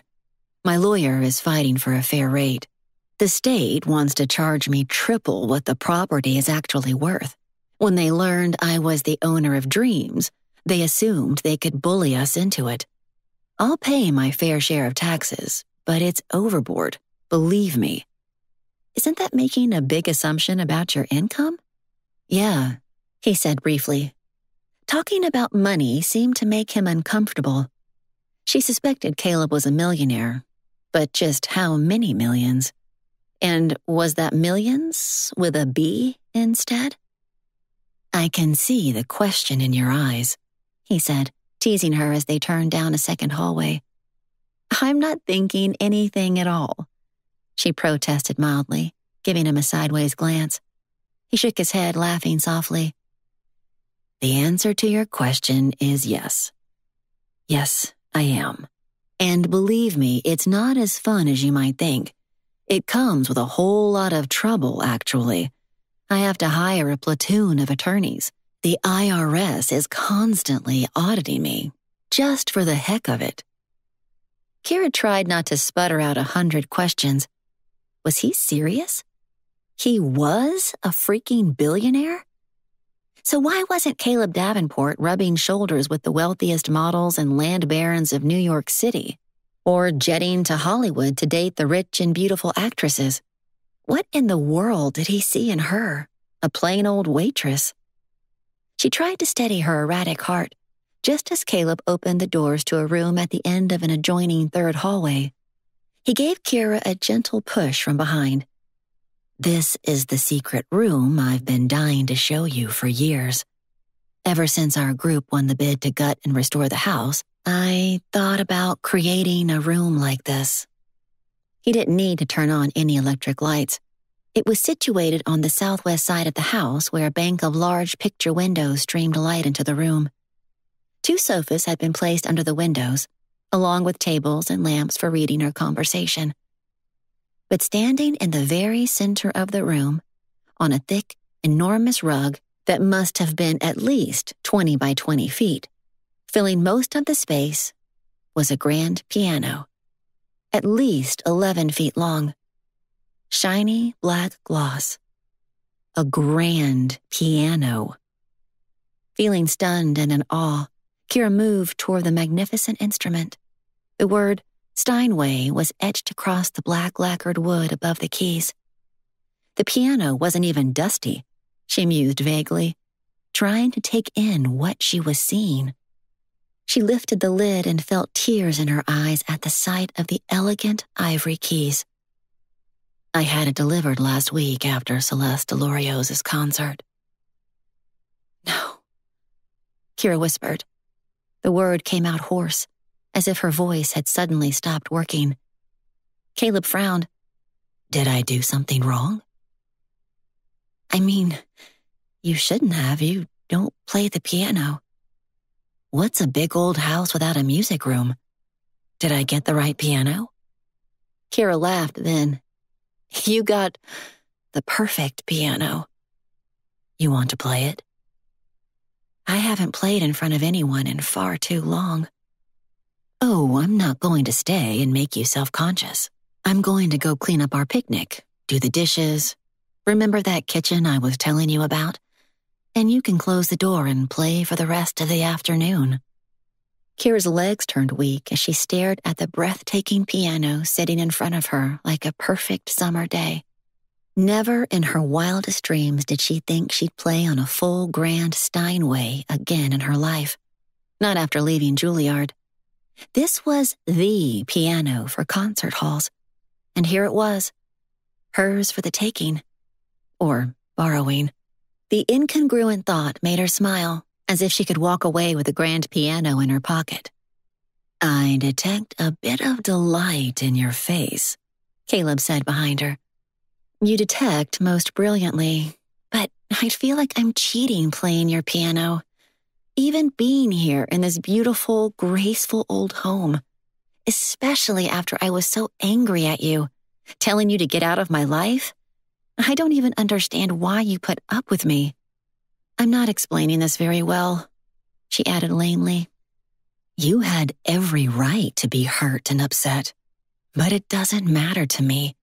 You matter. Playing a piano that's sitting here collecting dust is a gift to me. Honestly, I haven't played in so long. I'm not sure I can." He caught her fingers with his to guide her across the room, indicating a cardboard box on the floor. "I bought a bunch of sheet music just in case. Hope I got some pieces you like. And now, I'll get out of your way. If you need me, I'll be in the kitchen or outside. But don't feel obligated to talk to me the rest of the day." You're... Kira tried to speak, but when she turned to thank him, he was already slipping out the carved door and disappearing into the hall. The door shut behind him with a soft whisper of air. Tears pricked at her eyes. The piano, the house, the picnic. His astonishing thoughtfulness. Pushing the other doubts about Caleb from her mind, Kira tentatively sat down on the piano bench. Her feet resting lightly on the pedal sent tingles up her legs. Emotion filled her throat when she placed her hands on the keys. Afternoon sunlight streamed through the windows, creating the perfect natural lighting, and the tall, airy ceilings showcased the sound when she tried out the first chords of Edvard Grieg's concerto in A minor. It was one of the simpler concertos, but her favorite. Her mother always thought Kira was pounding the piano when she practiced this piece. She paused for a moment after the first dramatic run down the piano, all the way from the highest notes to the lowest bass. The sound reverberated dramatically. A long-suppressed joy sprang from her chest, and she wanted to cry from the ecstasy of such a perfect instrument. The wave of homesickness for the instrument she loved swept over her, and Kira surprised herself by how much she remembered even though she hadn't played the piece in so long. She was 21 again, relishing every lesson with her professor, exercising her fingers until she could make them run up the piano at a fever pitch of speed, allowing the music to swirl around her and take her back to her old dreams. Digging through the basket of music Caleb had provided, she extracted and played through a few Chopin preludes, a sweet polonaise, a Haydn sonata that laughed and tumbled along like a waterfall. After a Mozart concerto, she finally ended with one of her favorites, Rachmaninoff's Rhapsody on a theme of Paganini. Simple but soulful, the kind of music that caused tears to smart behind her eyes. When Kira glanced up again, the sun was setting. Golden light played off the room's paneling and paintings, landing on her shoulders as if caressing her. Rising from the bench, she held her breath, caught at the stunning beauty of the world outside the picture windows. As if returning from a dream, Kira stumbled to her feet. She shuffled the music back together and placed it in the box. Grabbing her cell phone, she saw that it was nearly 5 o'clock. What will Caleb think of me? Closing the lid to protect the strings and keyboard from dust, Kira moved toward the door. She was supposed to be at her parents' house in an hour. She'd promised to sit with her father and help him to bed, while her mother went out with an old college girlfriend who was passing through town. Kira was glad the old friend had called. Perhaps it would help to put her mother back on an even keel of normality. Pausing at the door, she glanced back at the room, the overhead chandeliers glittering under the setting orange skies, and felt the familiar tug at her throat. For the first time in a couple of years, she'd forgotten herself when she'd immersed herself in the music. The problems and worries of her life had receded. A sense of optimism came over her, love for the beautiful things of her life. Somehow, someday, she'd find a way to return to her music more fully. She had no idea how, but she needed to, if only to survive the rest of life. Because that's what music did for her, helped her cope and heal, release the stress and tension, strengthen her to face the grief and challenges. Maybe life isn't over, she whispered when she opened the door to the hallway. He was standing a few feet from her and gave her a smile. No, life isn't over. I hope it's just beginning again for you, Kira. She gave a self-conscious laugh. You sound like an old, wrinkled philosopher. He lifted his shoulders. Maybe I'm getting curmudgeonly. Heat rose up her cheeks. So, have you been listening at the door all this time? Not exactly. Well, sometimes. He laughed. Okay, guilty as charged. But most of the time, I was puttering around, taking care of a few things while I listened from afar. He paused for a moment. Your playing is magical, stunning, emotional, all of the above and so much more. She laughed his words off. You're biased. Maybe, but that's why a creepy geek like me came to your Christmas concert 11 years ago. Ah, yes, the fateful senior Christmas concert. I shouldn't have reminded you, he said. But when you played that night, I'd never heard anything like it before in my life. Kira frowned at him. You mean there was no old-fashioned classical music at your house? Or on the radio when your parents insisted you expand your horizons? Caleb gazed at her and then silently shook his head. I didn't come from that kind of a home. I knew nothing about your world. But you're wearing the necklace right now, and it made me think of it. Kira touched the red stone with her fingers. I am. For the first time in more than 10 years. It's where it belongs again. That's all I ever wanted. Can I tell you how very sorry I am once more? You can, but you don't have to. I don't understand why you did it, but I wish you would tell me more about yourself. What's to tell? He asked vaguely. Hey, I need to go, she said abruptly, wishing he would just talk to her, frustrated that he shut down when certain topics came up. She didn't understand what was hidden behind those eyes of his. If he wanted a relationship, even just a friendship, with her, he needed to let her into his world. You mean we can't have dinner? She shook her head. I promised my father. Right, he said quickly. This way. He reached out and grasped her hand in his. An unexpected warmth flooded over Kira once again. The sensation of being comforted came over her, despite the lack of response over her questions about his past. That made no sense, but there it was. He led her through the house and down the granite steps of the entryway to the circular drive. Gravel crunched under her feet. The setting sun had disappeared and dusk was filling in the landscape with shadows. What's that building over there? Kira asked on the way to the car. A round building shaped like a squat tower stood just inside the main gates to the property. There was a gray front door and shuttered windows. It's a gatehouse. It looks cozy. Do you have security that lives there? He shook his head, opening the car door for her.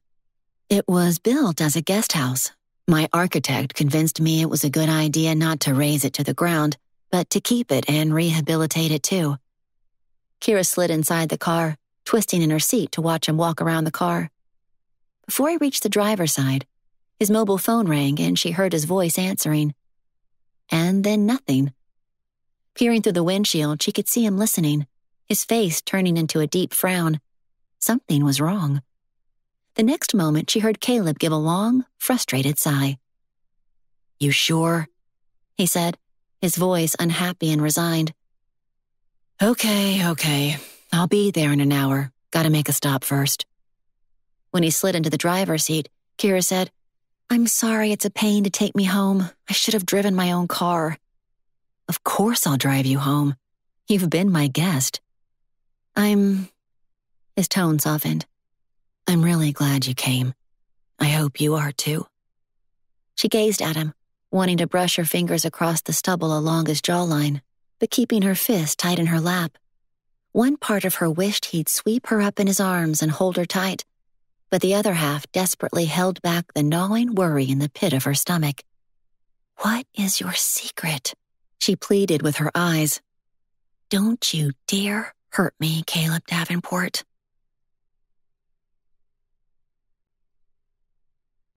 Chapter 19. Caleb was obviously distracted when he dropped Kira off at her apartment. His fingers drummed the steering wheel. He fiddled with the car radio.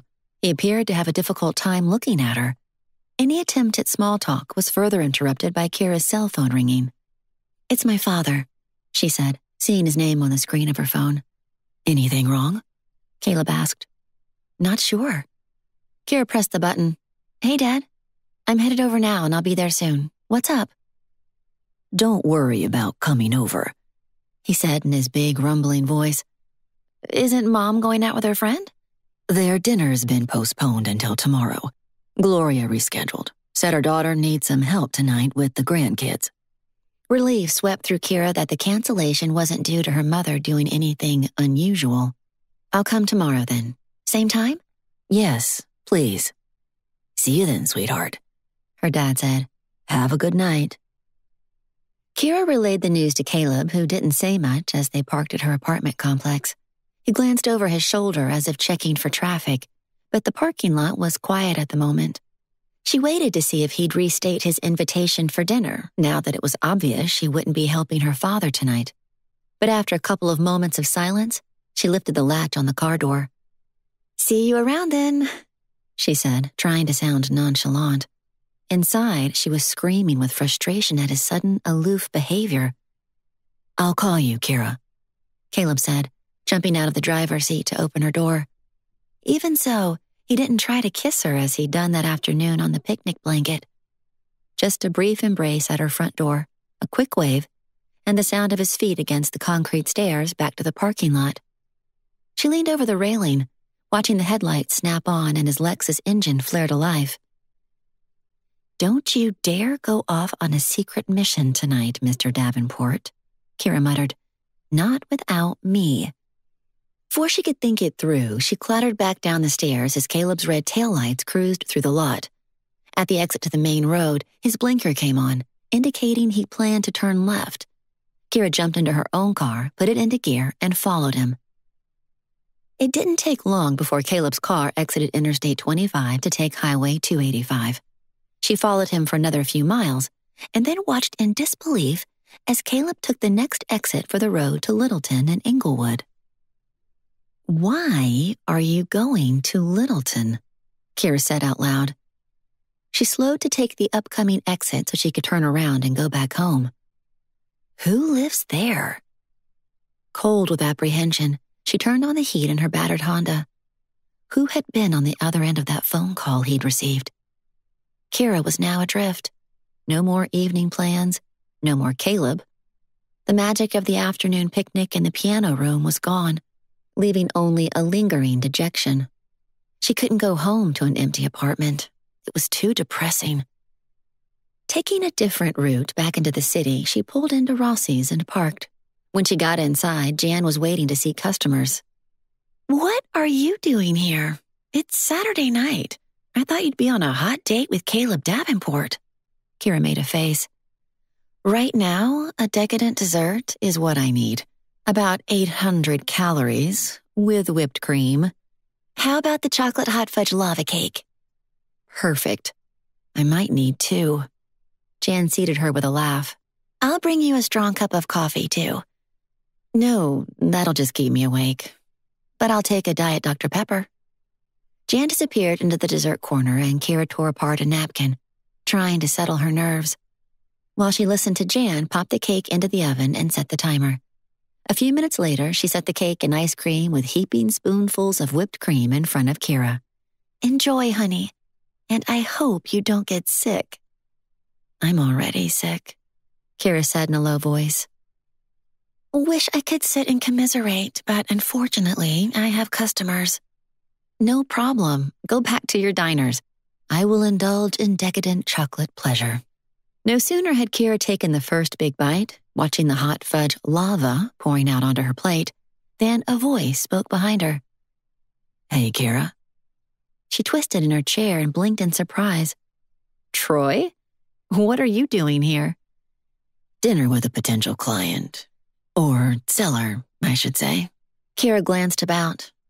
"Where are they now?" "Oh, they left after I paid the bill." Troy laughed. "Did it go poorly?" "Oh, no. It's all good, but then I spotted you sitting here all by your lonesome. Didn't you have a meet-up with Caleb?" His voice hesitated, as if he hoped he wasn't sticking his foot in his mouth. "You mean a date?" Kira raised her eyebrows. Troy's face turned a light shade of pink. Yeah, a date. Guess I thought you'd still be with him. Nope. He got a phone call and took off. She glanced into his eyes to gauge his reaction. For Littleton. Troy's expression widened, but he tried to make a quick recovery. Oh, Littleton, huh? He said vaguely. Troy, please sit down. I don't want to intrude. It's just me and the lava cake, Kira said, giving him her fiercest look and ordering him with her eyes to take the seat opposite hers. His expression was sheepish as he slid into the booth and leaned his elbows on the table. I have a few minutes. Streetlights flickered on through the restaurant windows and darkness settled over the city. Kira's melancholy was quickly turning into despair. Is there another girl? She asked bluntly. Another woman Caleb has seen? Troy sucked in his breath. His mouth opened and closed. Give it to me straight, Troy. I'm not going to let Caleb jerk around my heart. I have too much going on with my own family, my own problems. Troy held up a hand. Stop right there. No, he is not seeing another woman. That would be nuts. He's crazy about you, Kira. He has been ever since high school. Kira tried to hide the sudden smile that lit up her insides. That's a long time. Would Caleb be upset that you gave away his secret? Good question. Maybe I should have made that definitive statement a little more vague. I've given him away, haven't I? She swirled her spoon in the chocolate. The ice cream was melting into a puddle. Here, she said, pushing the plate toward him. If you want it, eat this. I can't swallow another bite. Okay, Troy said, unwrapping a napkin around the extra set of silverware lying on the table. He took a bite, but his brown eyes were wary. Where is Caleb going in Littleton? He barely got me home before heading straight there, after a pretty perfect date this afternoon. I'm sorry, Kira, it's not for me to tell you. Ask Caleb. He wouldn't talk about it, and he seemed pretty uncomfortable. Just ask him. When he's not rushing down there on an emergency, he'll tell you. Force him to. I know he's mortified about it. But I've tried to ask about his personal life, and he always shuts me down. Yeah, I know. I'm sorry. But he really does care for you, Kira. It'll be hard for him to tell you. But if he doesn't, he's a bigger fool than I thought. At least, when it comes to girls. Troy stopped and quickly amended his comment. No, only when it comes to you. What do you mean by that? He's put all of his eggs, his hopes, into one basket the last 10 years. Finding you, returning the necklace, and hoping you might fall in love with him too. He's never gotten over what he did to you. You're the girl who got away, you know. Kira shook the emotion out of her eyes. You guys are crazy. We all have one. What are you talking about? The girl who got away. Every single one of us. Ryan, Brandon, Adam, Caleb. You too, Troy? Me too, he admitted ruefully. You guys are all crazy. Troy pursed his lips, nodding. Can't deny that. In another sense, that's really sweet. He held her eyes.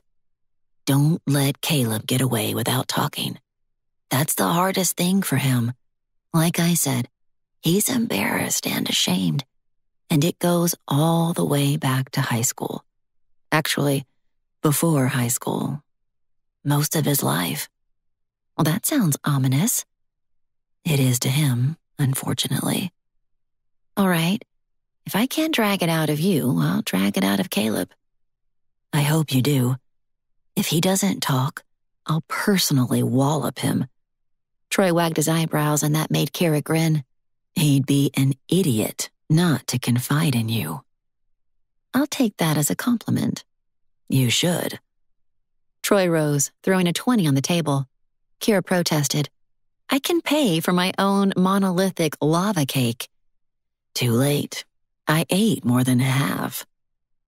The atmosphere was quiet after Troy left, and Kira stared out the dark restaurant window, her brain numb and exhausted. Even so, she was still desperate to know the truth of the enigma that was Caleb Davenport. She was almost home when she had a sudden epiphany that caused her to suck in a breath of air. An image of the exit sign she'd seen Caleb take flashed across her eyes. 1 block down the exit to South Kipling Street took a person directly past the Inglewood Federal Correctional Institution. When most people thought of Littleton, it was a bedroom community, a benign suburb of Denver, but that's not all there was in the Littleton-Inglewood area.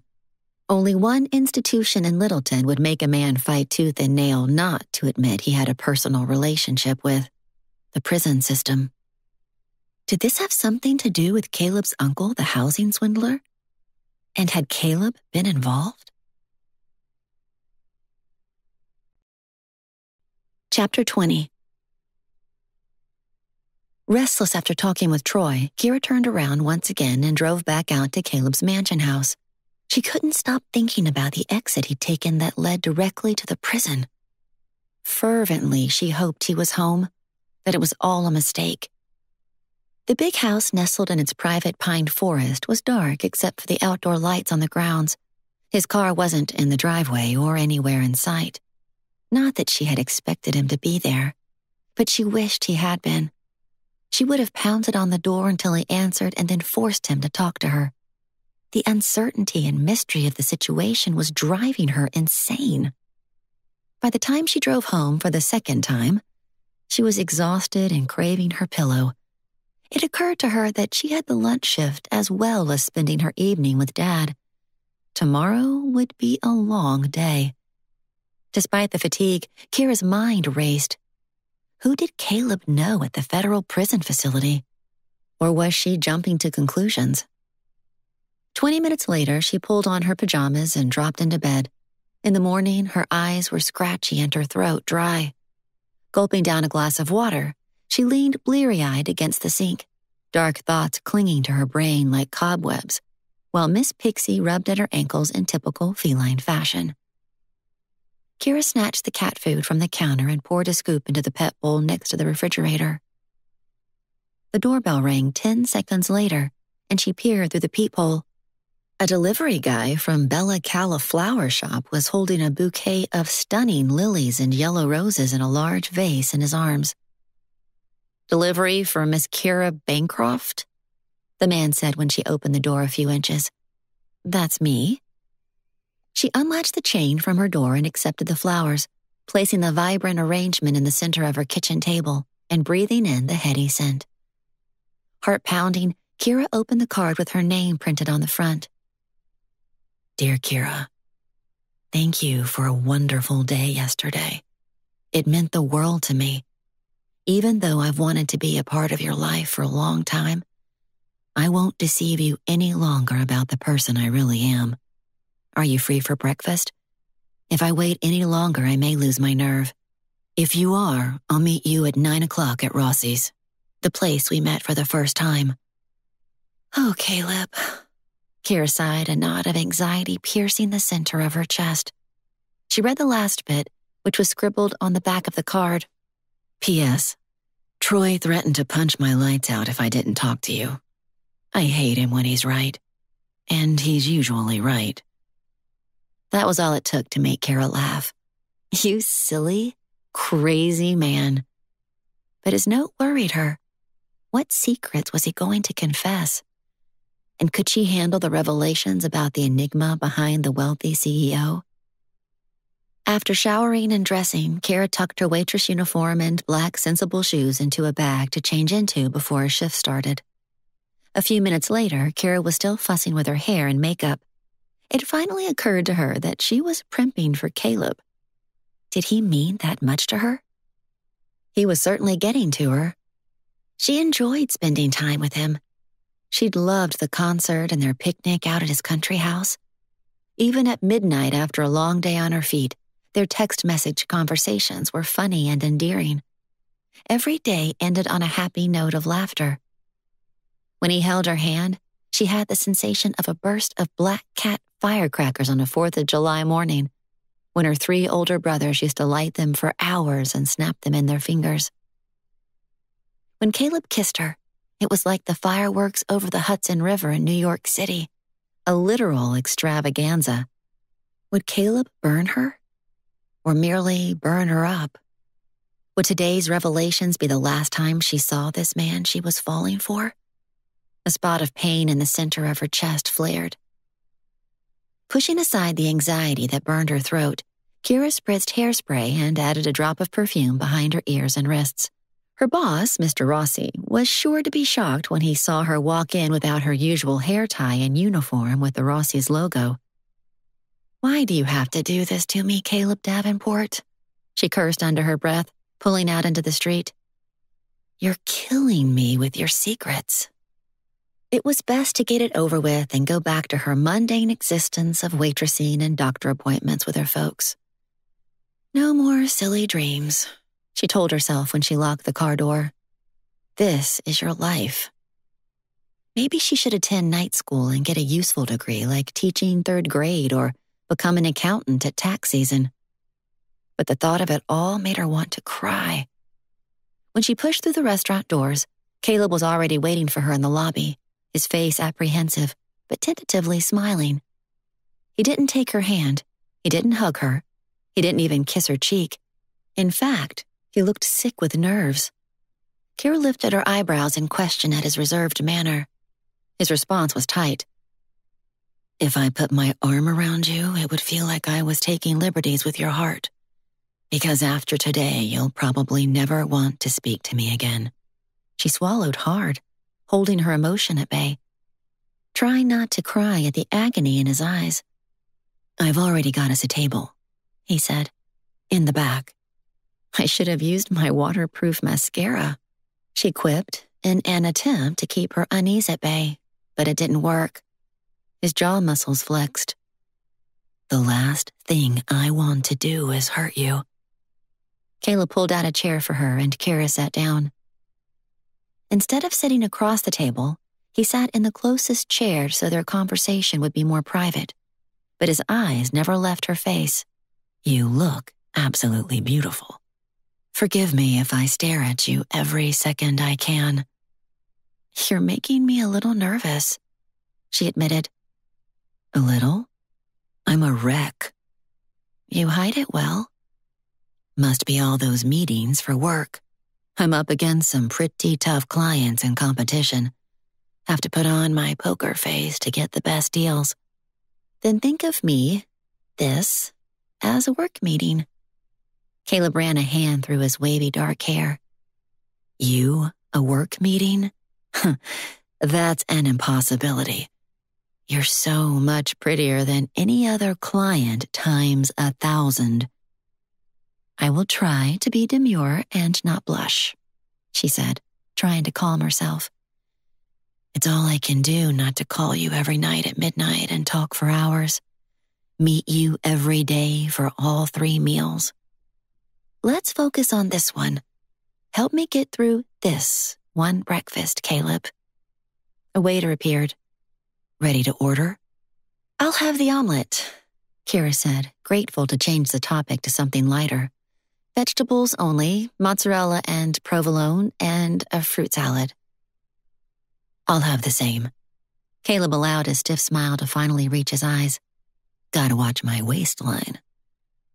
"Oh, you don't have a single extra ounce." "Brownies are my weakness." "Then I brought the perfect dessert yesterday for our picnic." The brownies were divine, but a distant second to the Steinway grand piano. Caleb said, "I loved listening to you through the vents." Kira feigned outrage. "Are you telling me you have secret microphones hidden throughout your house?" "No. But while I was fixing the recessed lights in the kitchen, the sound of your playing came through. Faint, but perfect. You didn't miss a single note." "Hardly, Mr. Perfection," Kira chided. "Hey, I know classical music. At least, I attend a lot of concerts when I'm in London or Paris or Tokyo. An amateur connoisseur. I wouldn't go that far. How far would you go? Kira wasn't trying to flirt. She was serious. As far as you let me without scaring you off for good. That's what I'm afraid of. Like right now, we're flirting, being coy, and laughing a little. But I know we're pretending things aren't tense between us. His voice trailed away as their meals arrived. Kira took a sip of her orange juice. I'm not sure if we're really here to eat breakfast. I don't think I can take a single bite, having this whatever it is hanging over us. Caleb nodded, his composure dark and sober. I don't even know how to begin. My past is what prevented me from ever talking to you in high school, and now it's going to tear us apart. Why don't you let me decide that? But first, I have my own confession to make. A frown creased Caleb's forehead. What would you have to confess about? I'm the one who stole your necklace and ruined your life. Kira shook her head. No. Seriously, no. Yes, I was sad.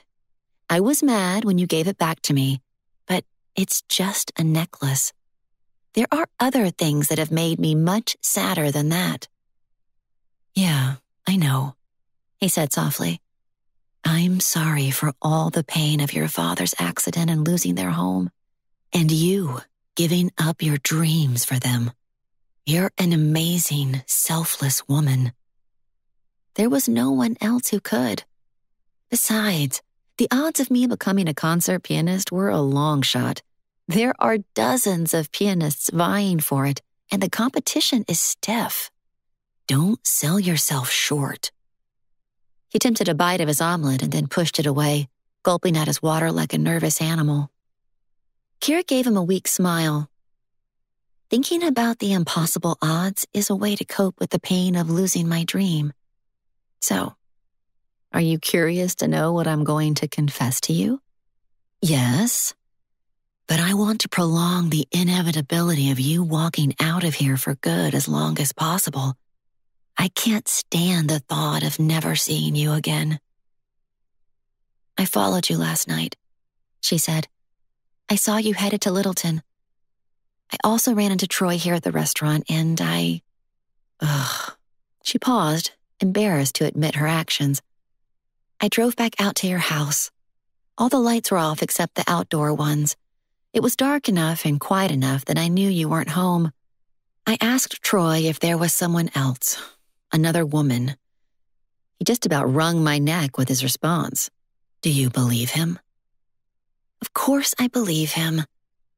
But what's in Littleton, Caleb? My mind is going crazy.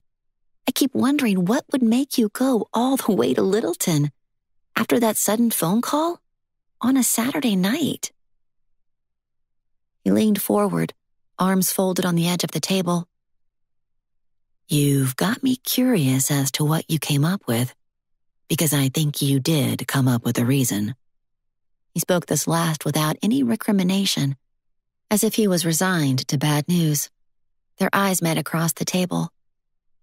I was almost home when I remembered that there's a prison in Littleton. Caleb didn't speak for a moment, and Kira could see the flicker of 100 emotions cross his face.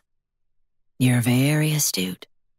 Yes, I drove to the Federal Correctional Facility. Why? Her words came out in a raspy whisper. Did you serve time? Are you on probation? No. The syllable came out of Caleb's lips slowly. My father is an inmate. He's been there for 13 years. Armed robbery. It's a sordid story.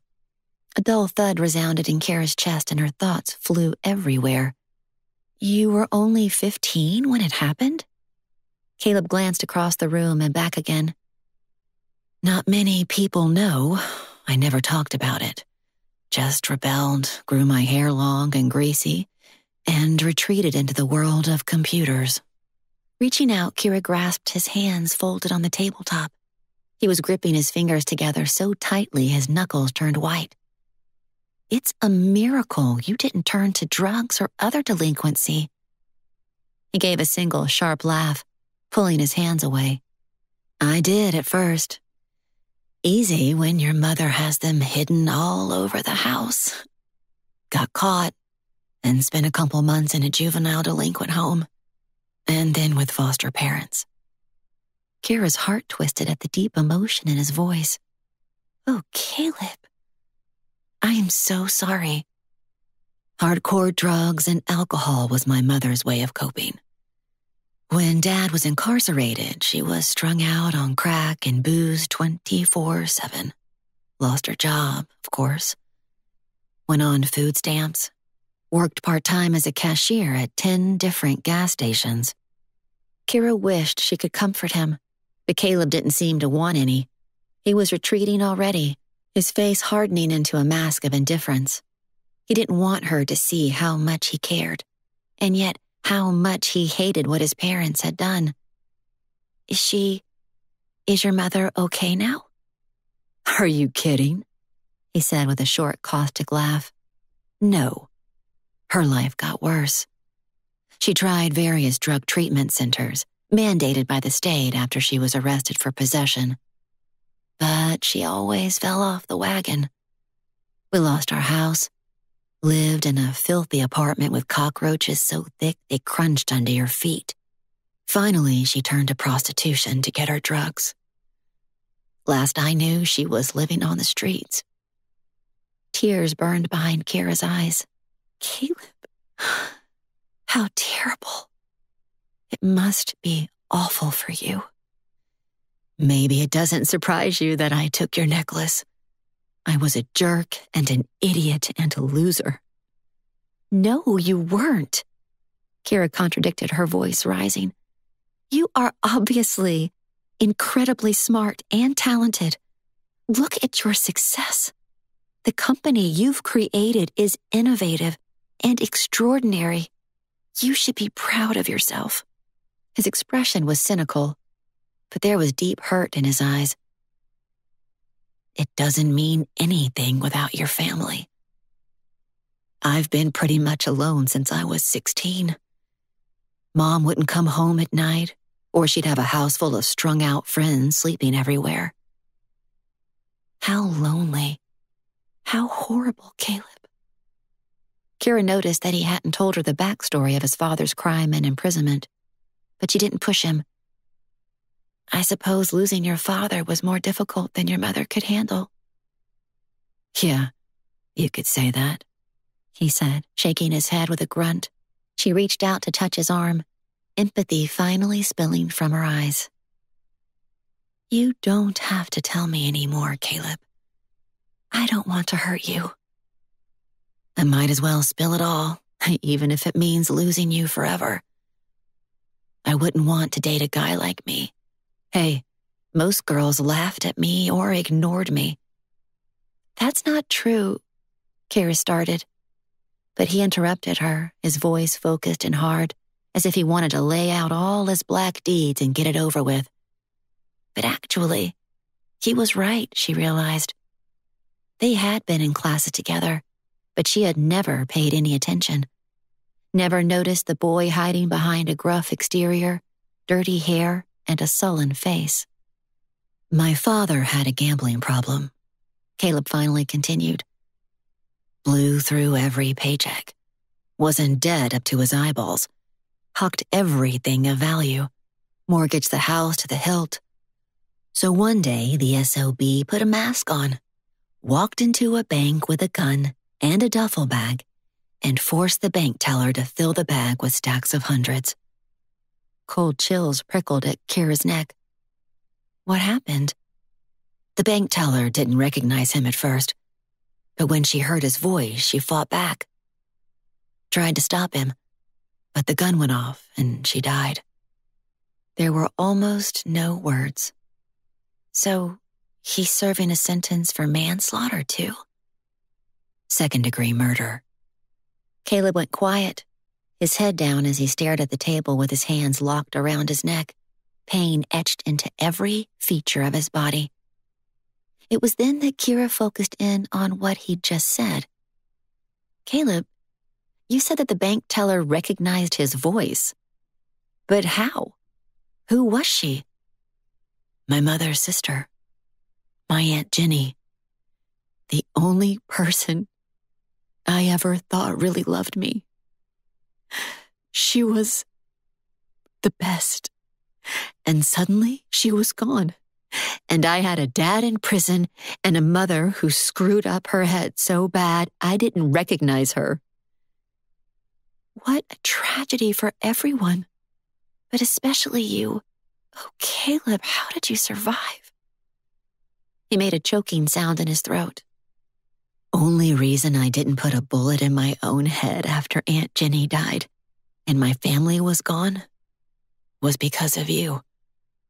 I'd sit outside the music room during lunch period and listen to you. Your music took me out of my pathetic life.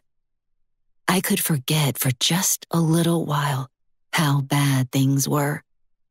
That's why when I found your necklace, it meant so much to me.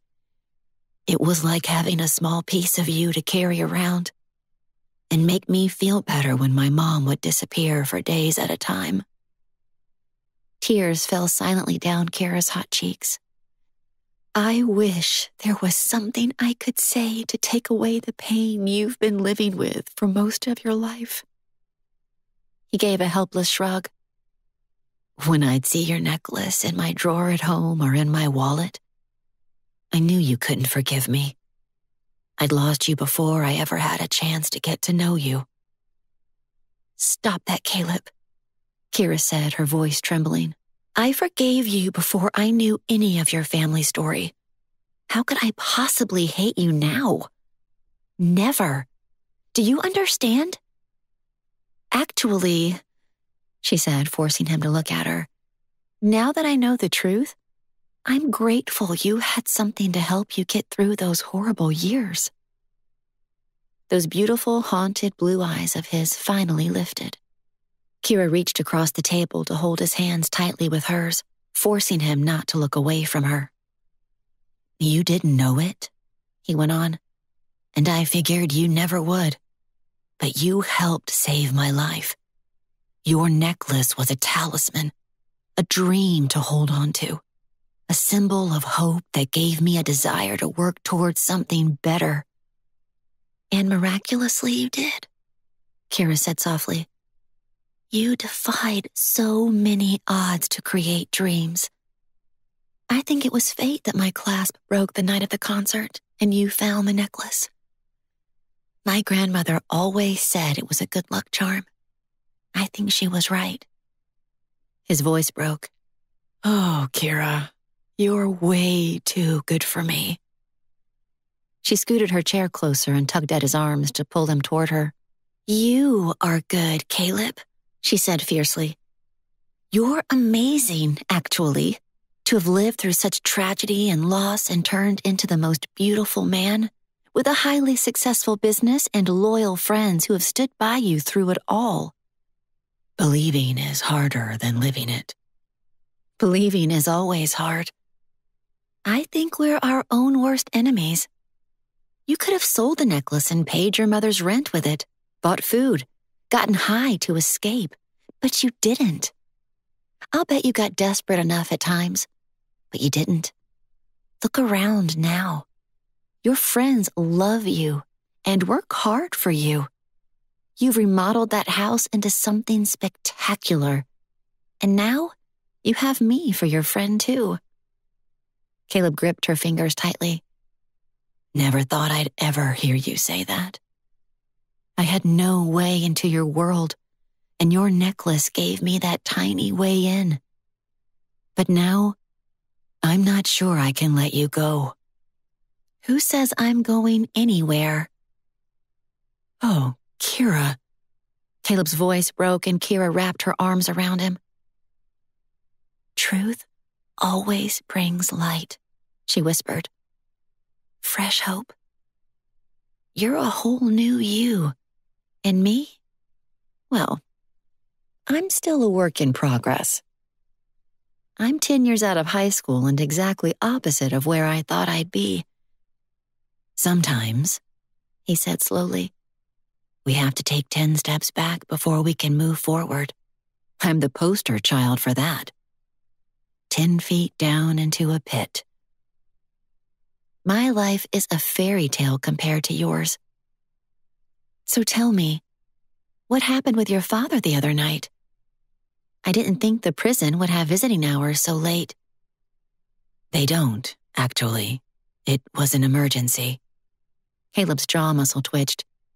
He tried to kill himself. Kira sucked in air.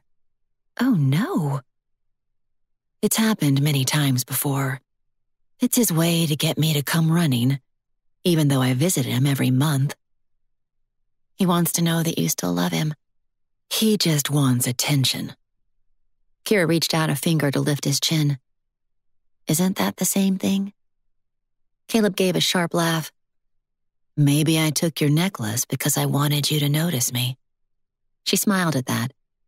Is your father okay now? Are there any lasting effects from his attempt to end his life? He's in the infirmary being watched for 48 hours. They're going to change his antidepressant medication. Caleb squeezed her hand, lifting it to his lips to briefly kiss her fist. Are you going to run away from me too? I can't say I would blame you. I'm trying to believe in miracles. Maybe miracles really can happen. She gave him a tremulous smile. My necklace miraculously showed up. And you along with it.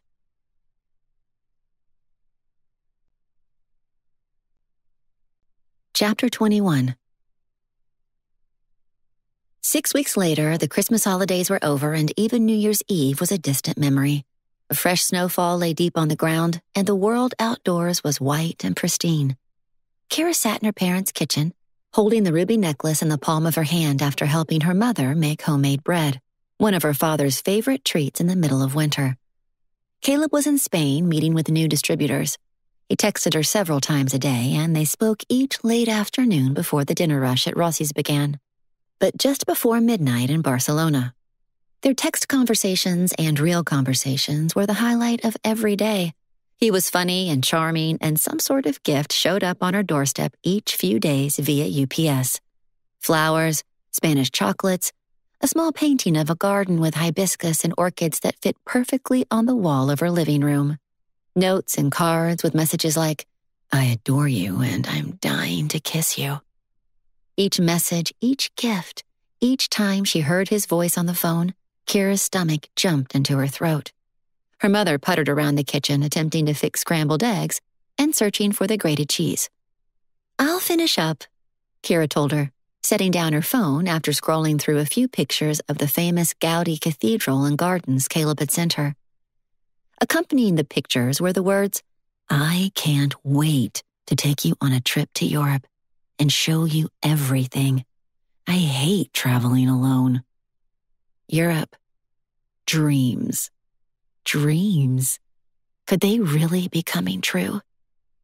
My mother's necklace, her mother said, appearing at Kira's shoulder and spotting the necklace lying in her palm. It was the first time she'd brought it over to show her parents. You found it. I always knew you just misplaced it. I probably shouldn't have given a teenager such a valuable heirloom. Maybe not, but this necklace has changed my life, Kira said with a sudden laugh as she clasped it around her neck. Mom, why don't you sit with Dad while I finish cooking the breakfast eggs? Kira rummaged through the refrigerator and found the cheese, sprinkled it on the eggs, scooped them up on 2 plates to take to her parents who were watching the morning news. Pausing, Kira touched the ruby gemstone with her fingertips. She used to do exactly this when she was sitting in class taking a test, as if her grandmother would whisper the right answers into her ear when she got stuck on a problem she didn't know the answer to. When she laid the plates on her mom's TV tray and the tray at her father's chair, he glanced up at her, turning down the volume. You look happy, Kira girl. I guess I am, Dad. More than I have been in a long time. Hope does that. Dreams do too. Her father took her hands and held them in his.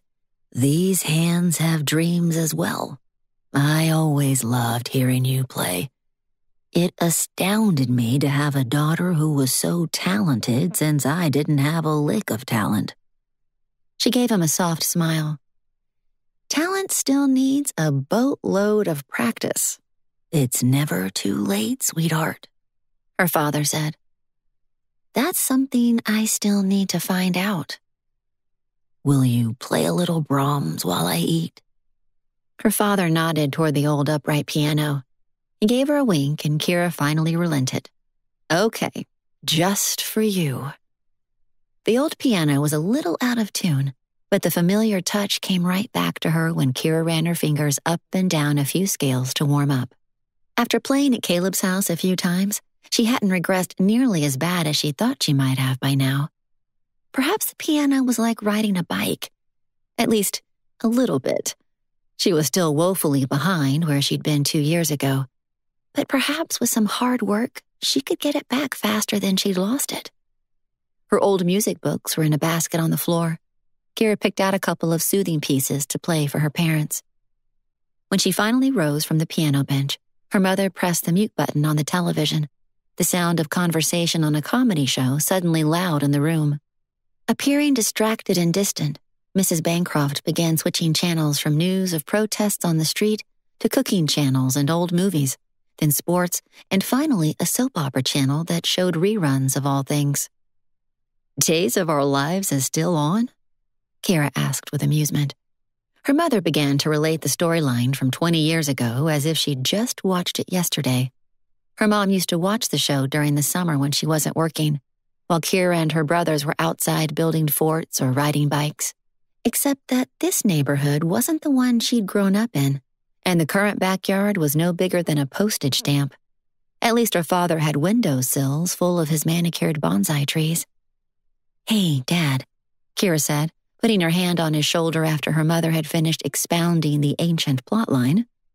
"Everything okay around here?" she asked quietly. "We'll survive," her father said quietly. The future still worried Kira.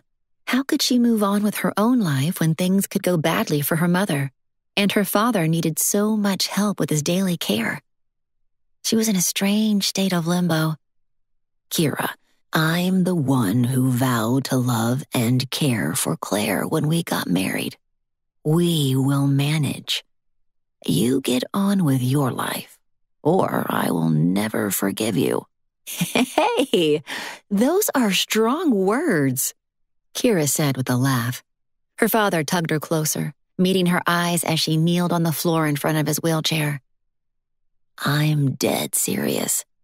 You've changed over the last couple of months, for the better." "I'm thinking of taking up my music again. I'm lost without it. Not completely whole. Does that make any sense?" "Makes complete sense, and I'm glad to hear it. But there's something else. I'm still your good old dad even if I can't get around very well any longer. My brain still functions just fine." "You always cut through the peripheral stuff, don't you?" He sat patiently, waiting for her to spill it. Kira sucked in a breath.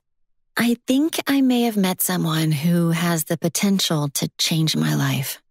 Actually, he already has. It was through him that I got grandmother's necklace back." Her father's eyebrows shot straight up. "Now, that's intriguing. I suspect his name might be Caleb Davenport." A blush heated up her face. "Yes, he's kind and generous and utterly handsome." "I was glad to meet him over the holidays. Your brother seemed to approve of him, too." "Hey, he loved Mom's turkey and pumpkin pie, but Carl sure grilled him when he invited him for a drive around the block." "That's what older brothers do best." "He's a good man," Kira added quietly. "Does he have a job?" Dad asked. Kira laughed and shook her head. "You know perfectly well he runs his own company, and it's pretty successful, too." Her father's eyes twinkled. As long as you have a roof over your head and someone who truly loves you, I'll be happy. Ironically, the necklace brought us together. I think he has loved me for a long time, but we had no way into each other's world before I started waitressing at Rossi's. Kira got up to kiss her father on the cheek before returning to her apartment and most likely a very hungry Miss Pixie. Timing can often be everything, Kira girl, he said. Unexpected events and circumstances have a way of weaving our lives into something we might never have expected. That's for sure. But are you okay, Dad? I'm better than you give me credit for, sweetheart. Your mom and I have been able to spend more time together these last 2 to 3 years instead of me gone driving trucks most of our married life. That part has been a blessing, and I love her more now than ever. Kira bit her lips. Wow, I didn't expect you to say that. I'm at peace and contented, my girl, and it would make me even happier to see you where you want to be in your own life, and with someone who loves you unconditionally. She rose to kiss his cheek. Thanks, Dad. You're the best. Not 60 seconds later, the doorbell rang, and a special delivery service delivered a crisp, gold invitation with the name Kira Bancroft on the front of the envelope. Chapter 22. Miss Kira Bancroft is personally invited to spend an evening with Mr. Caleb Davenport at the Davenport estate, Saturday, February 17th at 7:30 p.m. Dress for a special evening of dinner, dessert, and dancing in the snow. The invitation was created with embossed lettering, the words glittering with a gold shimmer. The man who delivered the invitation waited politely at the door, half turned in deference to Kira's privacy as she stared in shock. Stammering, she turned to show her father. Look at this, Dad. Her father read the invitation and glanced into his daughter's face.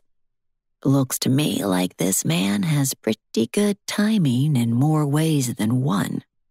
Is there a reply, Miss Bancroft?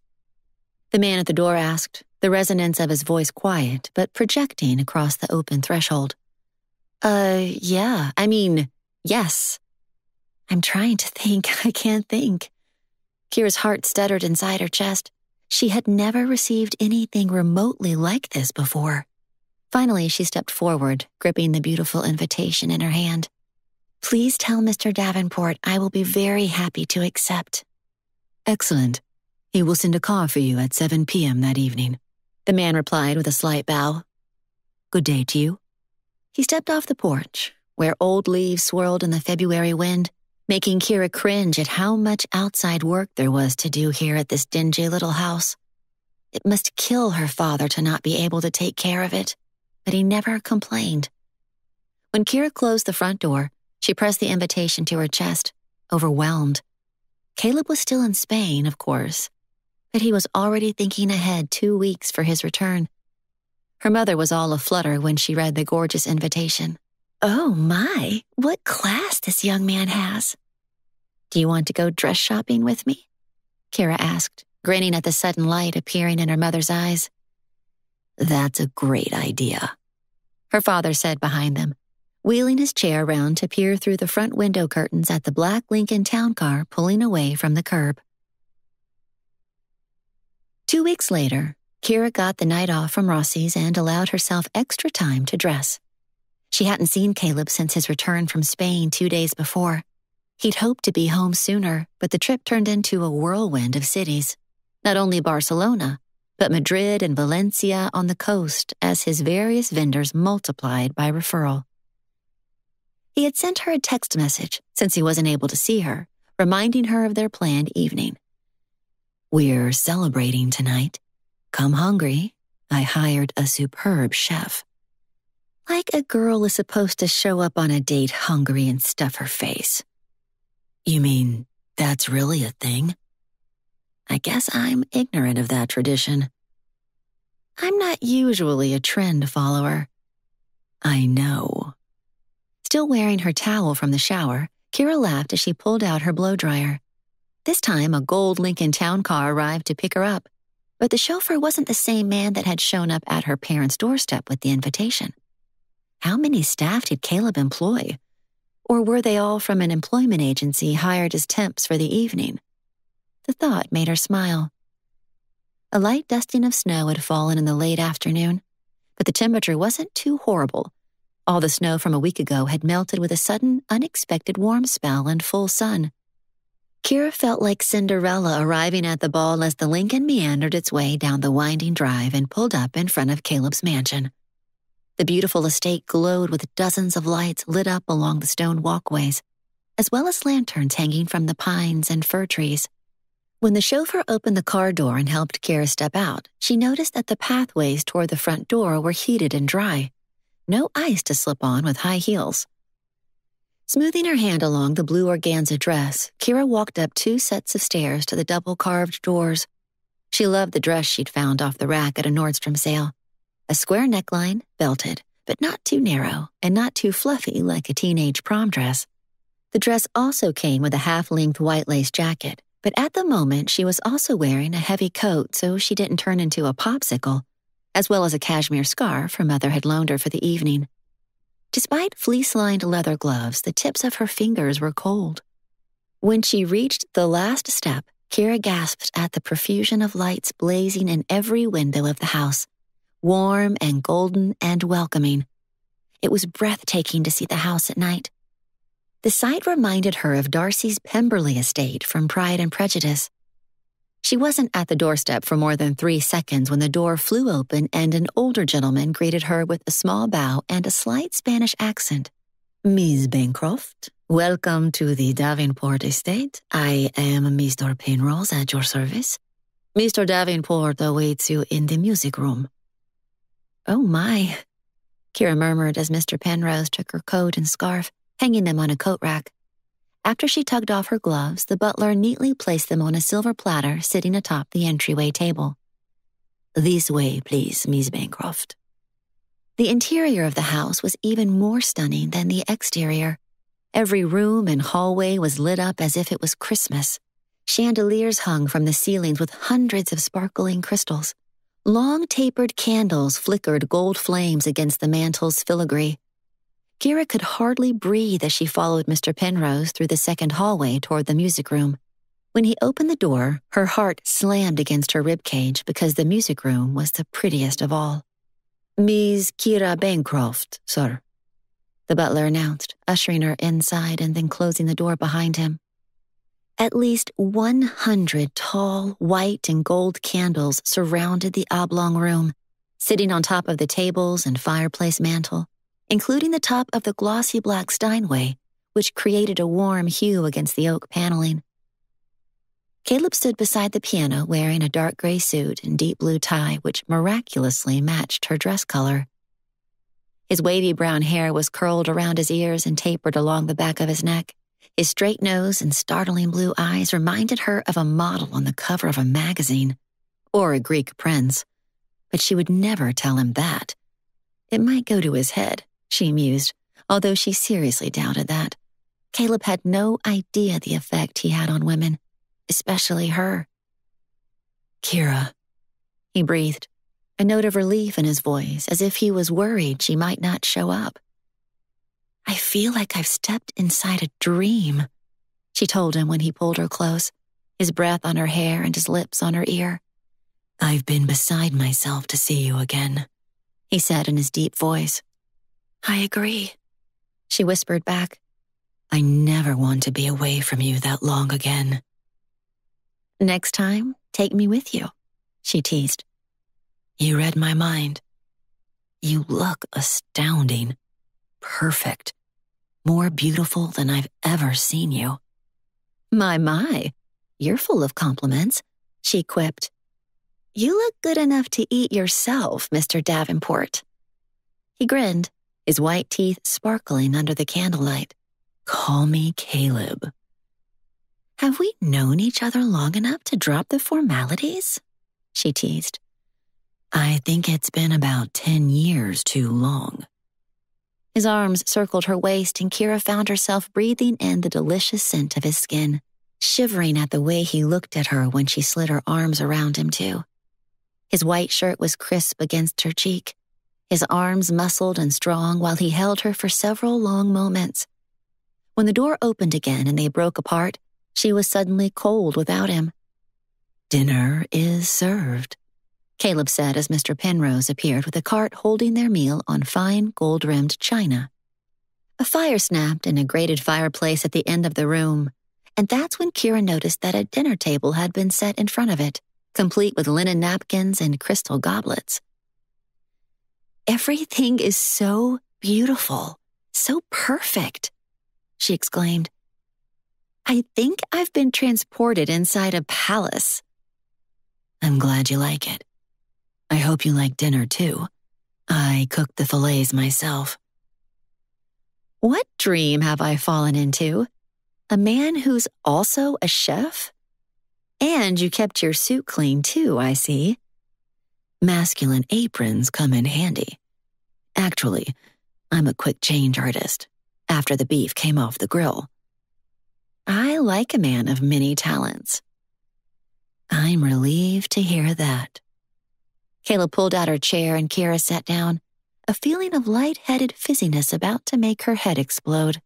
She'd never had any man treat her like she was the most special person in the world, except her own father. Kira could see the boyish excitement in Caleb's eyes, feel the heat of his adoration. Her heart was in her throat every time he placed a hand at her back, or his fingertips brushed at a tendril of her hair.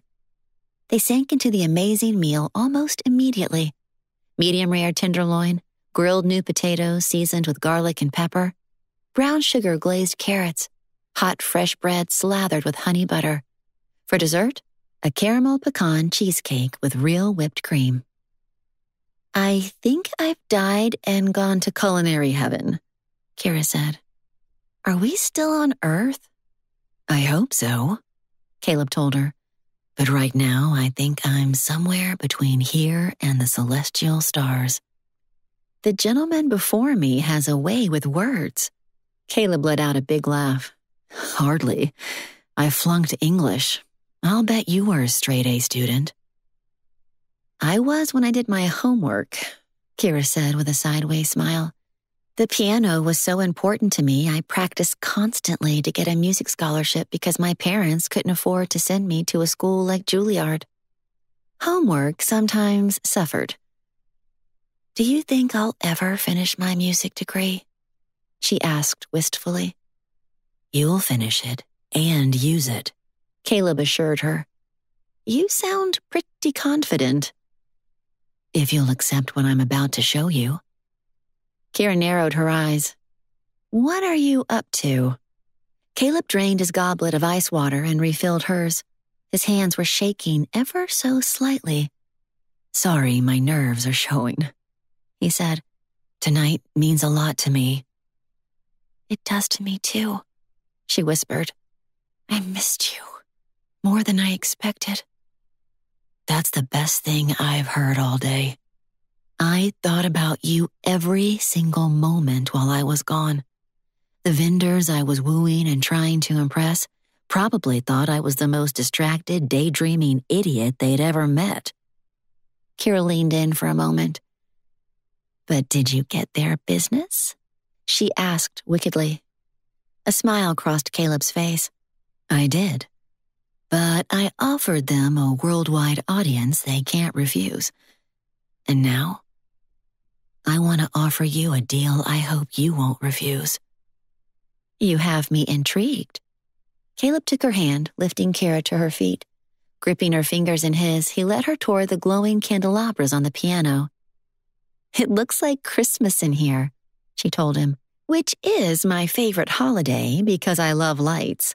Sparkly, fairy lights, neighborhoods ablaze, luminarias, strobe lights. You name it, I'm all in." Out of the dusky candlelight, Caleb lifted a black cloth Kira hadn't noticed before from the top of the grand piano. He moved the two candelabras sitting on the piano to another table. Then he raised the piano lid so she could read the placard placed just above the ivory keys. It read, This Steinway belongs to Kira Bancroft. Kira took a step backward, her legs unsteady. Her heart raced straight up her throat while she looked between the piano and Caleb and back again. This piano is for me? Her voice cracked.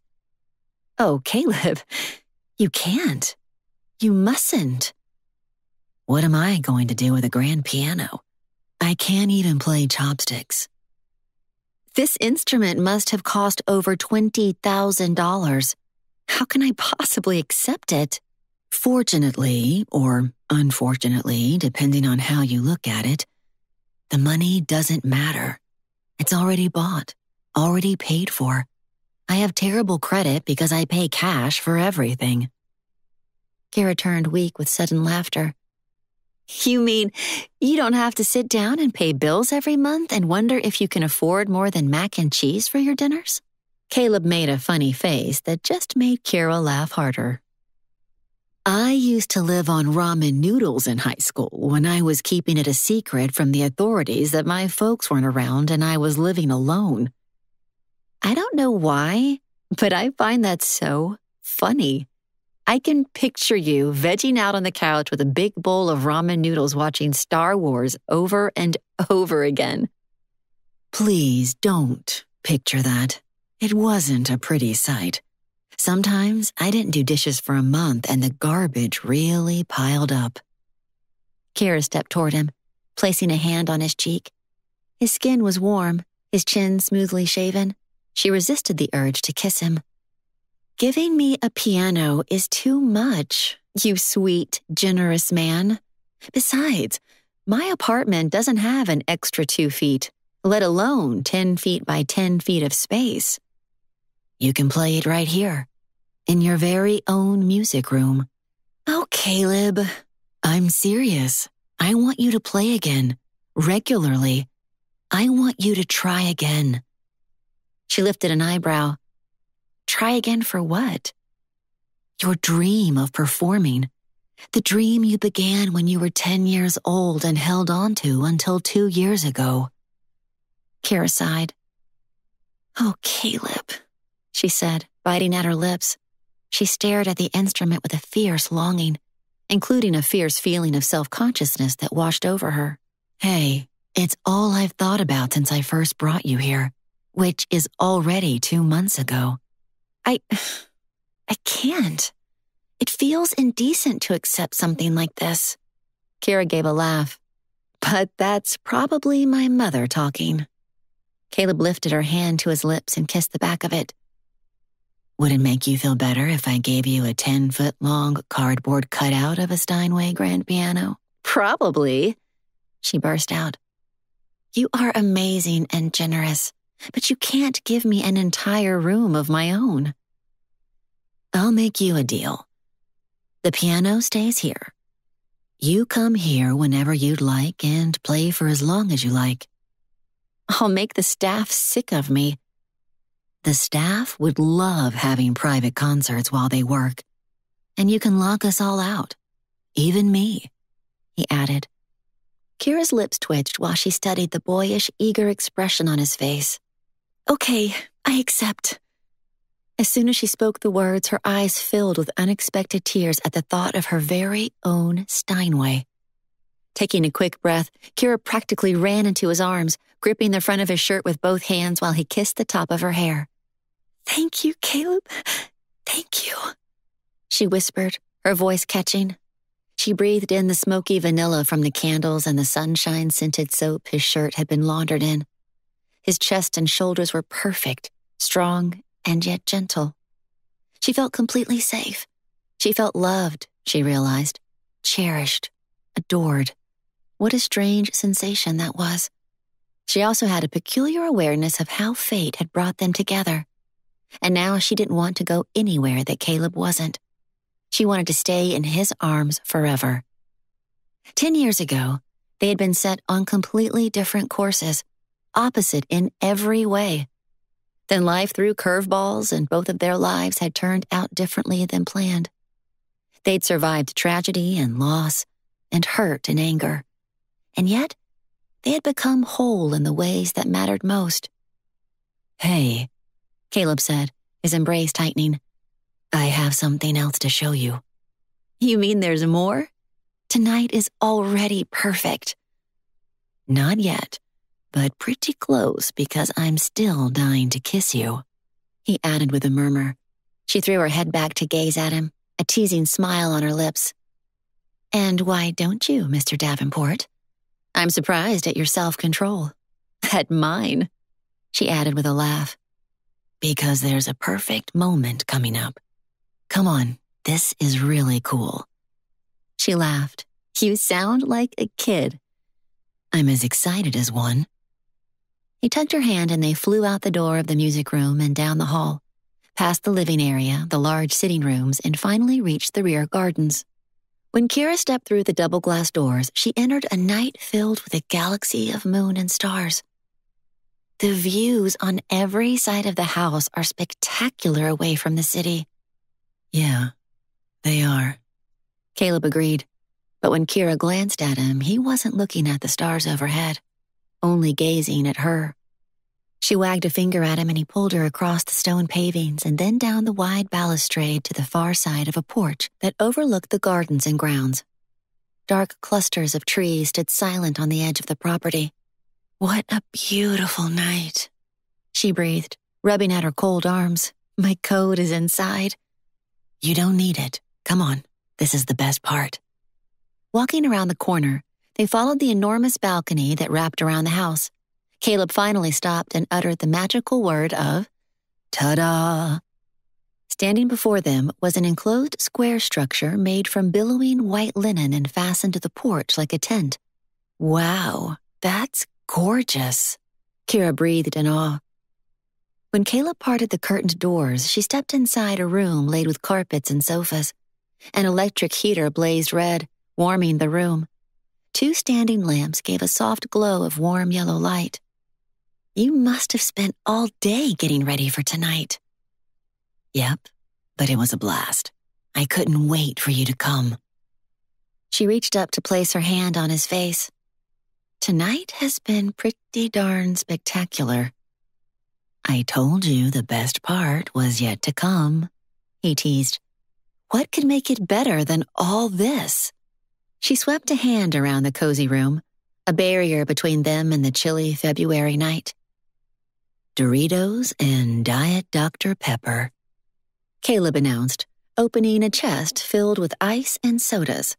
He took out 2 and popped the cans open, pouring the fizzy drink into 2 tall goblets, clinking with ice. Kira began to giggle, shaking her head at his boyish delight that he'd laid out her favorite snack food. It's a party! Of course. Next, Caleb ripped open a bag of Doritos and poured them into a bowl. He set everything on a low table and then took Kira's hand to help her onto the plush rug so they could sit together. My favorite, you know, she said, biting into one of the chips. How did you guess? I pay attention. Wrapping an arm around her, Caleb leaned in close while Kira took a sip of the icy Dr. Pepper. Oh, yum. Even though we've already had cheesecake, there's always room for Dr. Pepper and Doritos. She bit into one and let out a giggle. Now I'm going to have orange dust on my mouth. I can fix that, Caleb whispered into her ear. Then he cupped her face with his hands and pressed his lips to hers so deeply, Kira thought she'd faint with the desire she felt toward him. Can you tell I bought the high-end brand? He murmured. She laughed against his mouth and then kissed him back, leaning close, desperate to be fully in his arms, his lap. All at once, she was Elizabeth Bennet and he was Mr. Darcy kissing on the Pemberley balcony. We're only missing the moonlight overhead, she finally said, breaking the kiss to take a breath before she literally swooned. Not a problem. We even have moonlight. Caleb turned to press a lever. The roof of the tent slowly scrolled back, cool air rushing through. But with the heater going, Kira barely felt the chill. Instead of the canopied roof overhead, a giant silver moon shone down on them, bathing the tent's interior. Caleb switched off the lamps. We don't need them anymore. It's true, Kira said, gazing in wonder at the shafts of moonlight spilling over the rugs and heater. Caleb grabbed 2 of the long sofa pillows and placed them on the rug next to the table which held the drinks and snacks. He leaned back and Kira sank against the pillow next to him, his arm underneath her as she tucked herself into the crook of his arm, laying a palm on his chest. For several long, perfect moments, they stared up at the night sky, dazzling with thousands of stars embedded into the blackness. Turning to face Kira, Caleb leaned in towards her, both arms going around her body to pull her in tight. They kissed each other until Kira could hardly breathe. Caleb traced a finger along her cheek, studying her as if he couldn't believe she was actually beside him. I have to stop before I can't. Kira rose to a sitting position, still welded to his side and her skin on fire. I don't want to stop either, but I know exactly what you mean. I know a way that we don't have to stop, he said, a smile breaking across his face. We could be together all the time. We'd never have to say goodbye. And how would that work? Caleb reached behind Kira to one of the small end tables, pulling out a small drawer that fitted inside one of the larger ones. How clever is that? She said, intrigued. It's one way to hide a billionaire's valuables, he said with a sideways grin. But this, what's inside the drawer, is the most valuable thing I own at the moment. Before Kira realized the double meaning of his words, and all the words that had just come before about never saying goodbye again, Caleb snapped open the lid of a small jewelry box.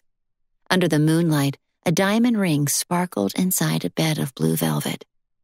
Kira's eyes swam with sudden emotion. My heart is beating so hard I can't even speak. Caleb's face broke into a smile. Actually, I think you're doing pretty well. I hope this ring, that me and my love for you, is enough, Miss Kira Bancroft. The ring was exquisitely detailed with a marquise diamond and clustered with tiny red rubies all along the band. Diamonds and red rubies both. It's designed like my grandmother's necklace, Kira choked out. I've never seen a more gorgeous ring in my life. Of course it's enough. You are enough, more than enough. I know I hurt you, he went on. I know I have a ton of family baggage, but I can't imagine going the rest of my life without you in it. Not just as a friend, but as my wife beside me in my bed all night long. I want you more than anything else I've ever wanted.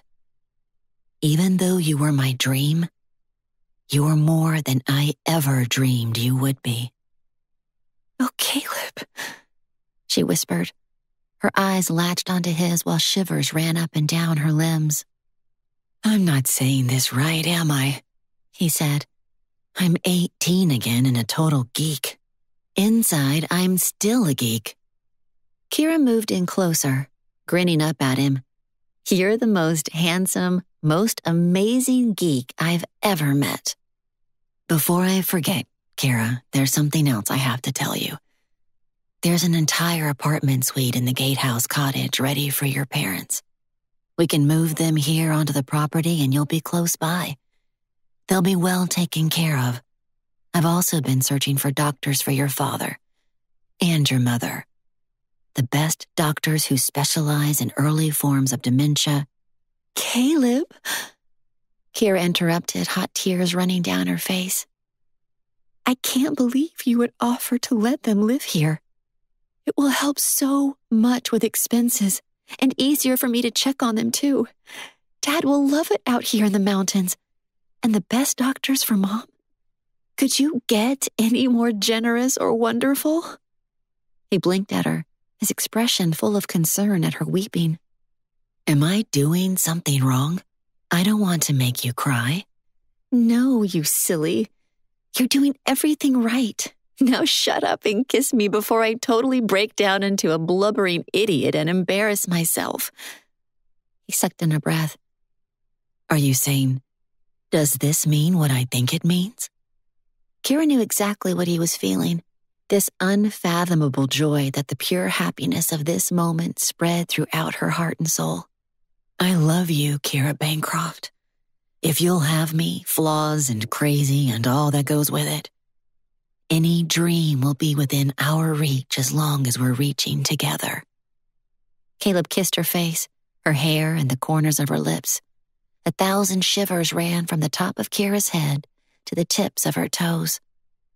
Yes, she said, savoring the nearness of him. This is exactly what you think it means. I love you too. So much more than I ever thought it was possible to love someone. Caleb placed the diamond and ruby ring on her left hand, and it sparkled under the moonlight like a falling star, a promise of so many good things to come. Kira pressed herself to him, wrapping her arms around his neck and whispering against his warm lips. My answer is yes, Mr. Davenport. Yes, I'll marry you. 1,000 times yes, yes, yes, yes, yes. You've made me the happiest man alive, my Kira girl, he said softly. I might own a company called Dreams, but you are the dream of my life. I will love and cherish you forever.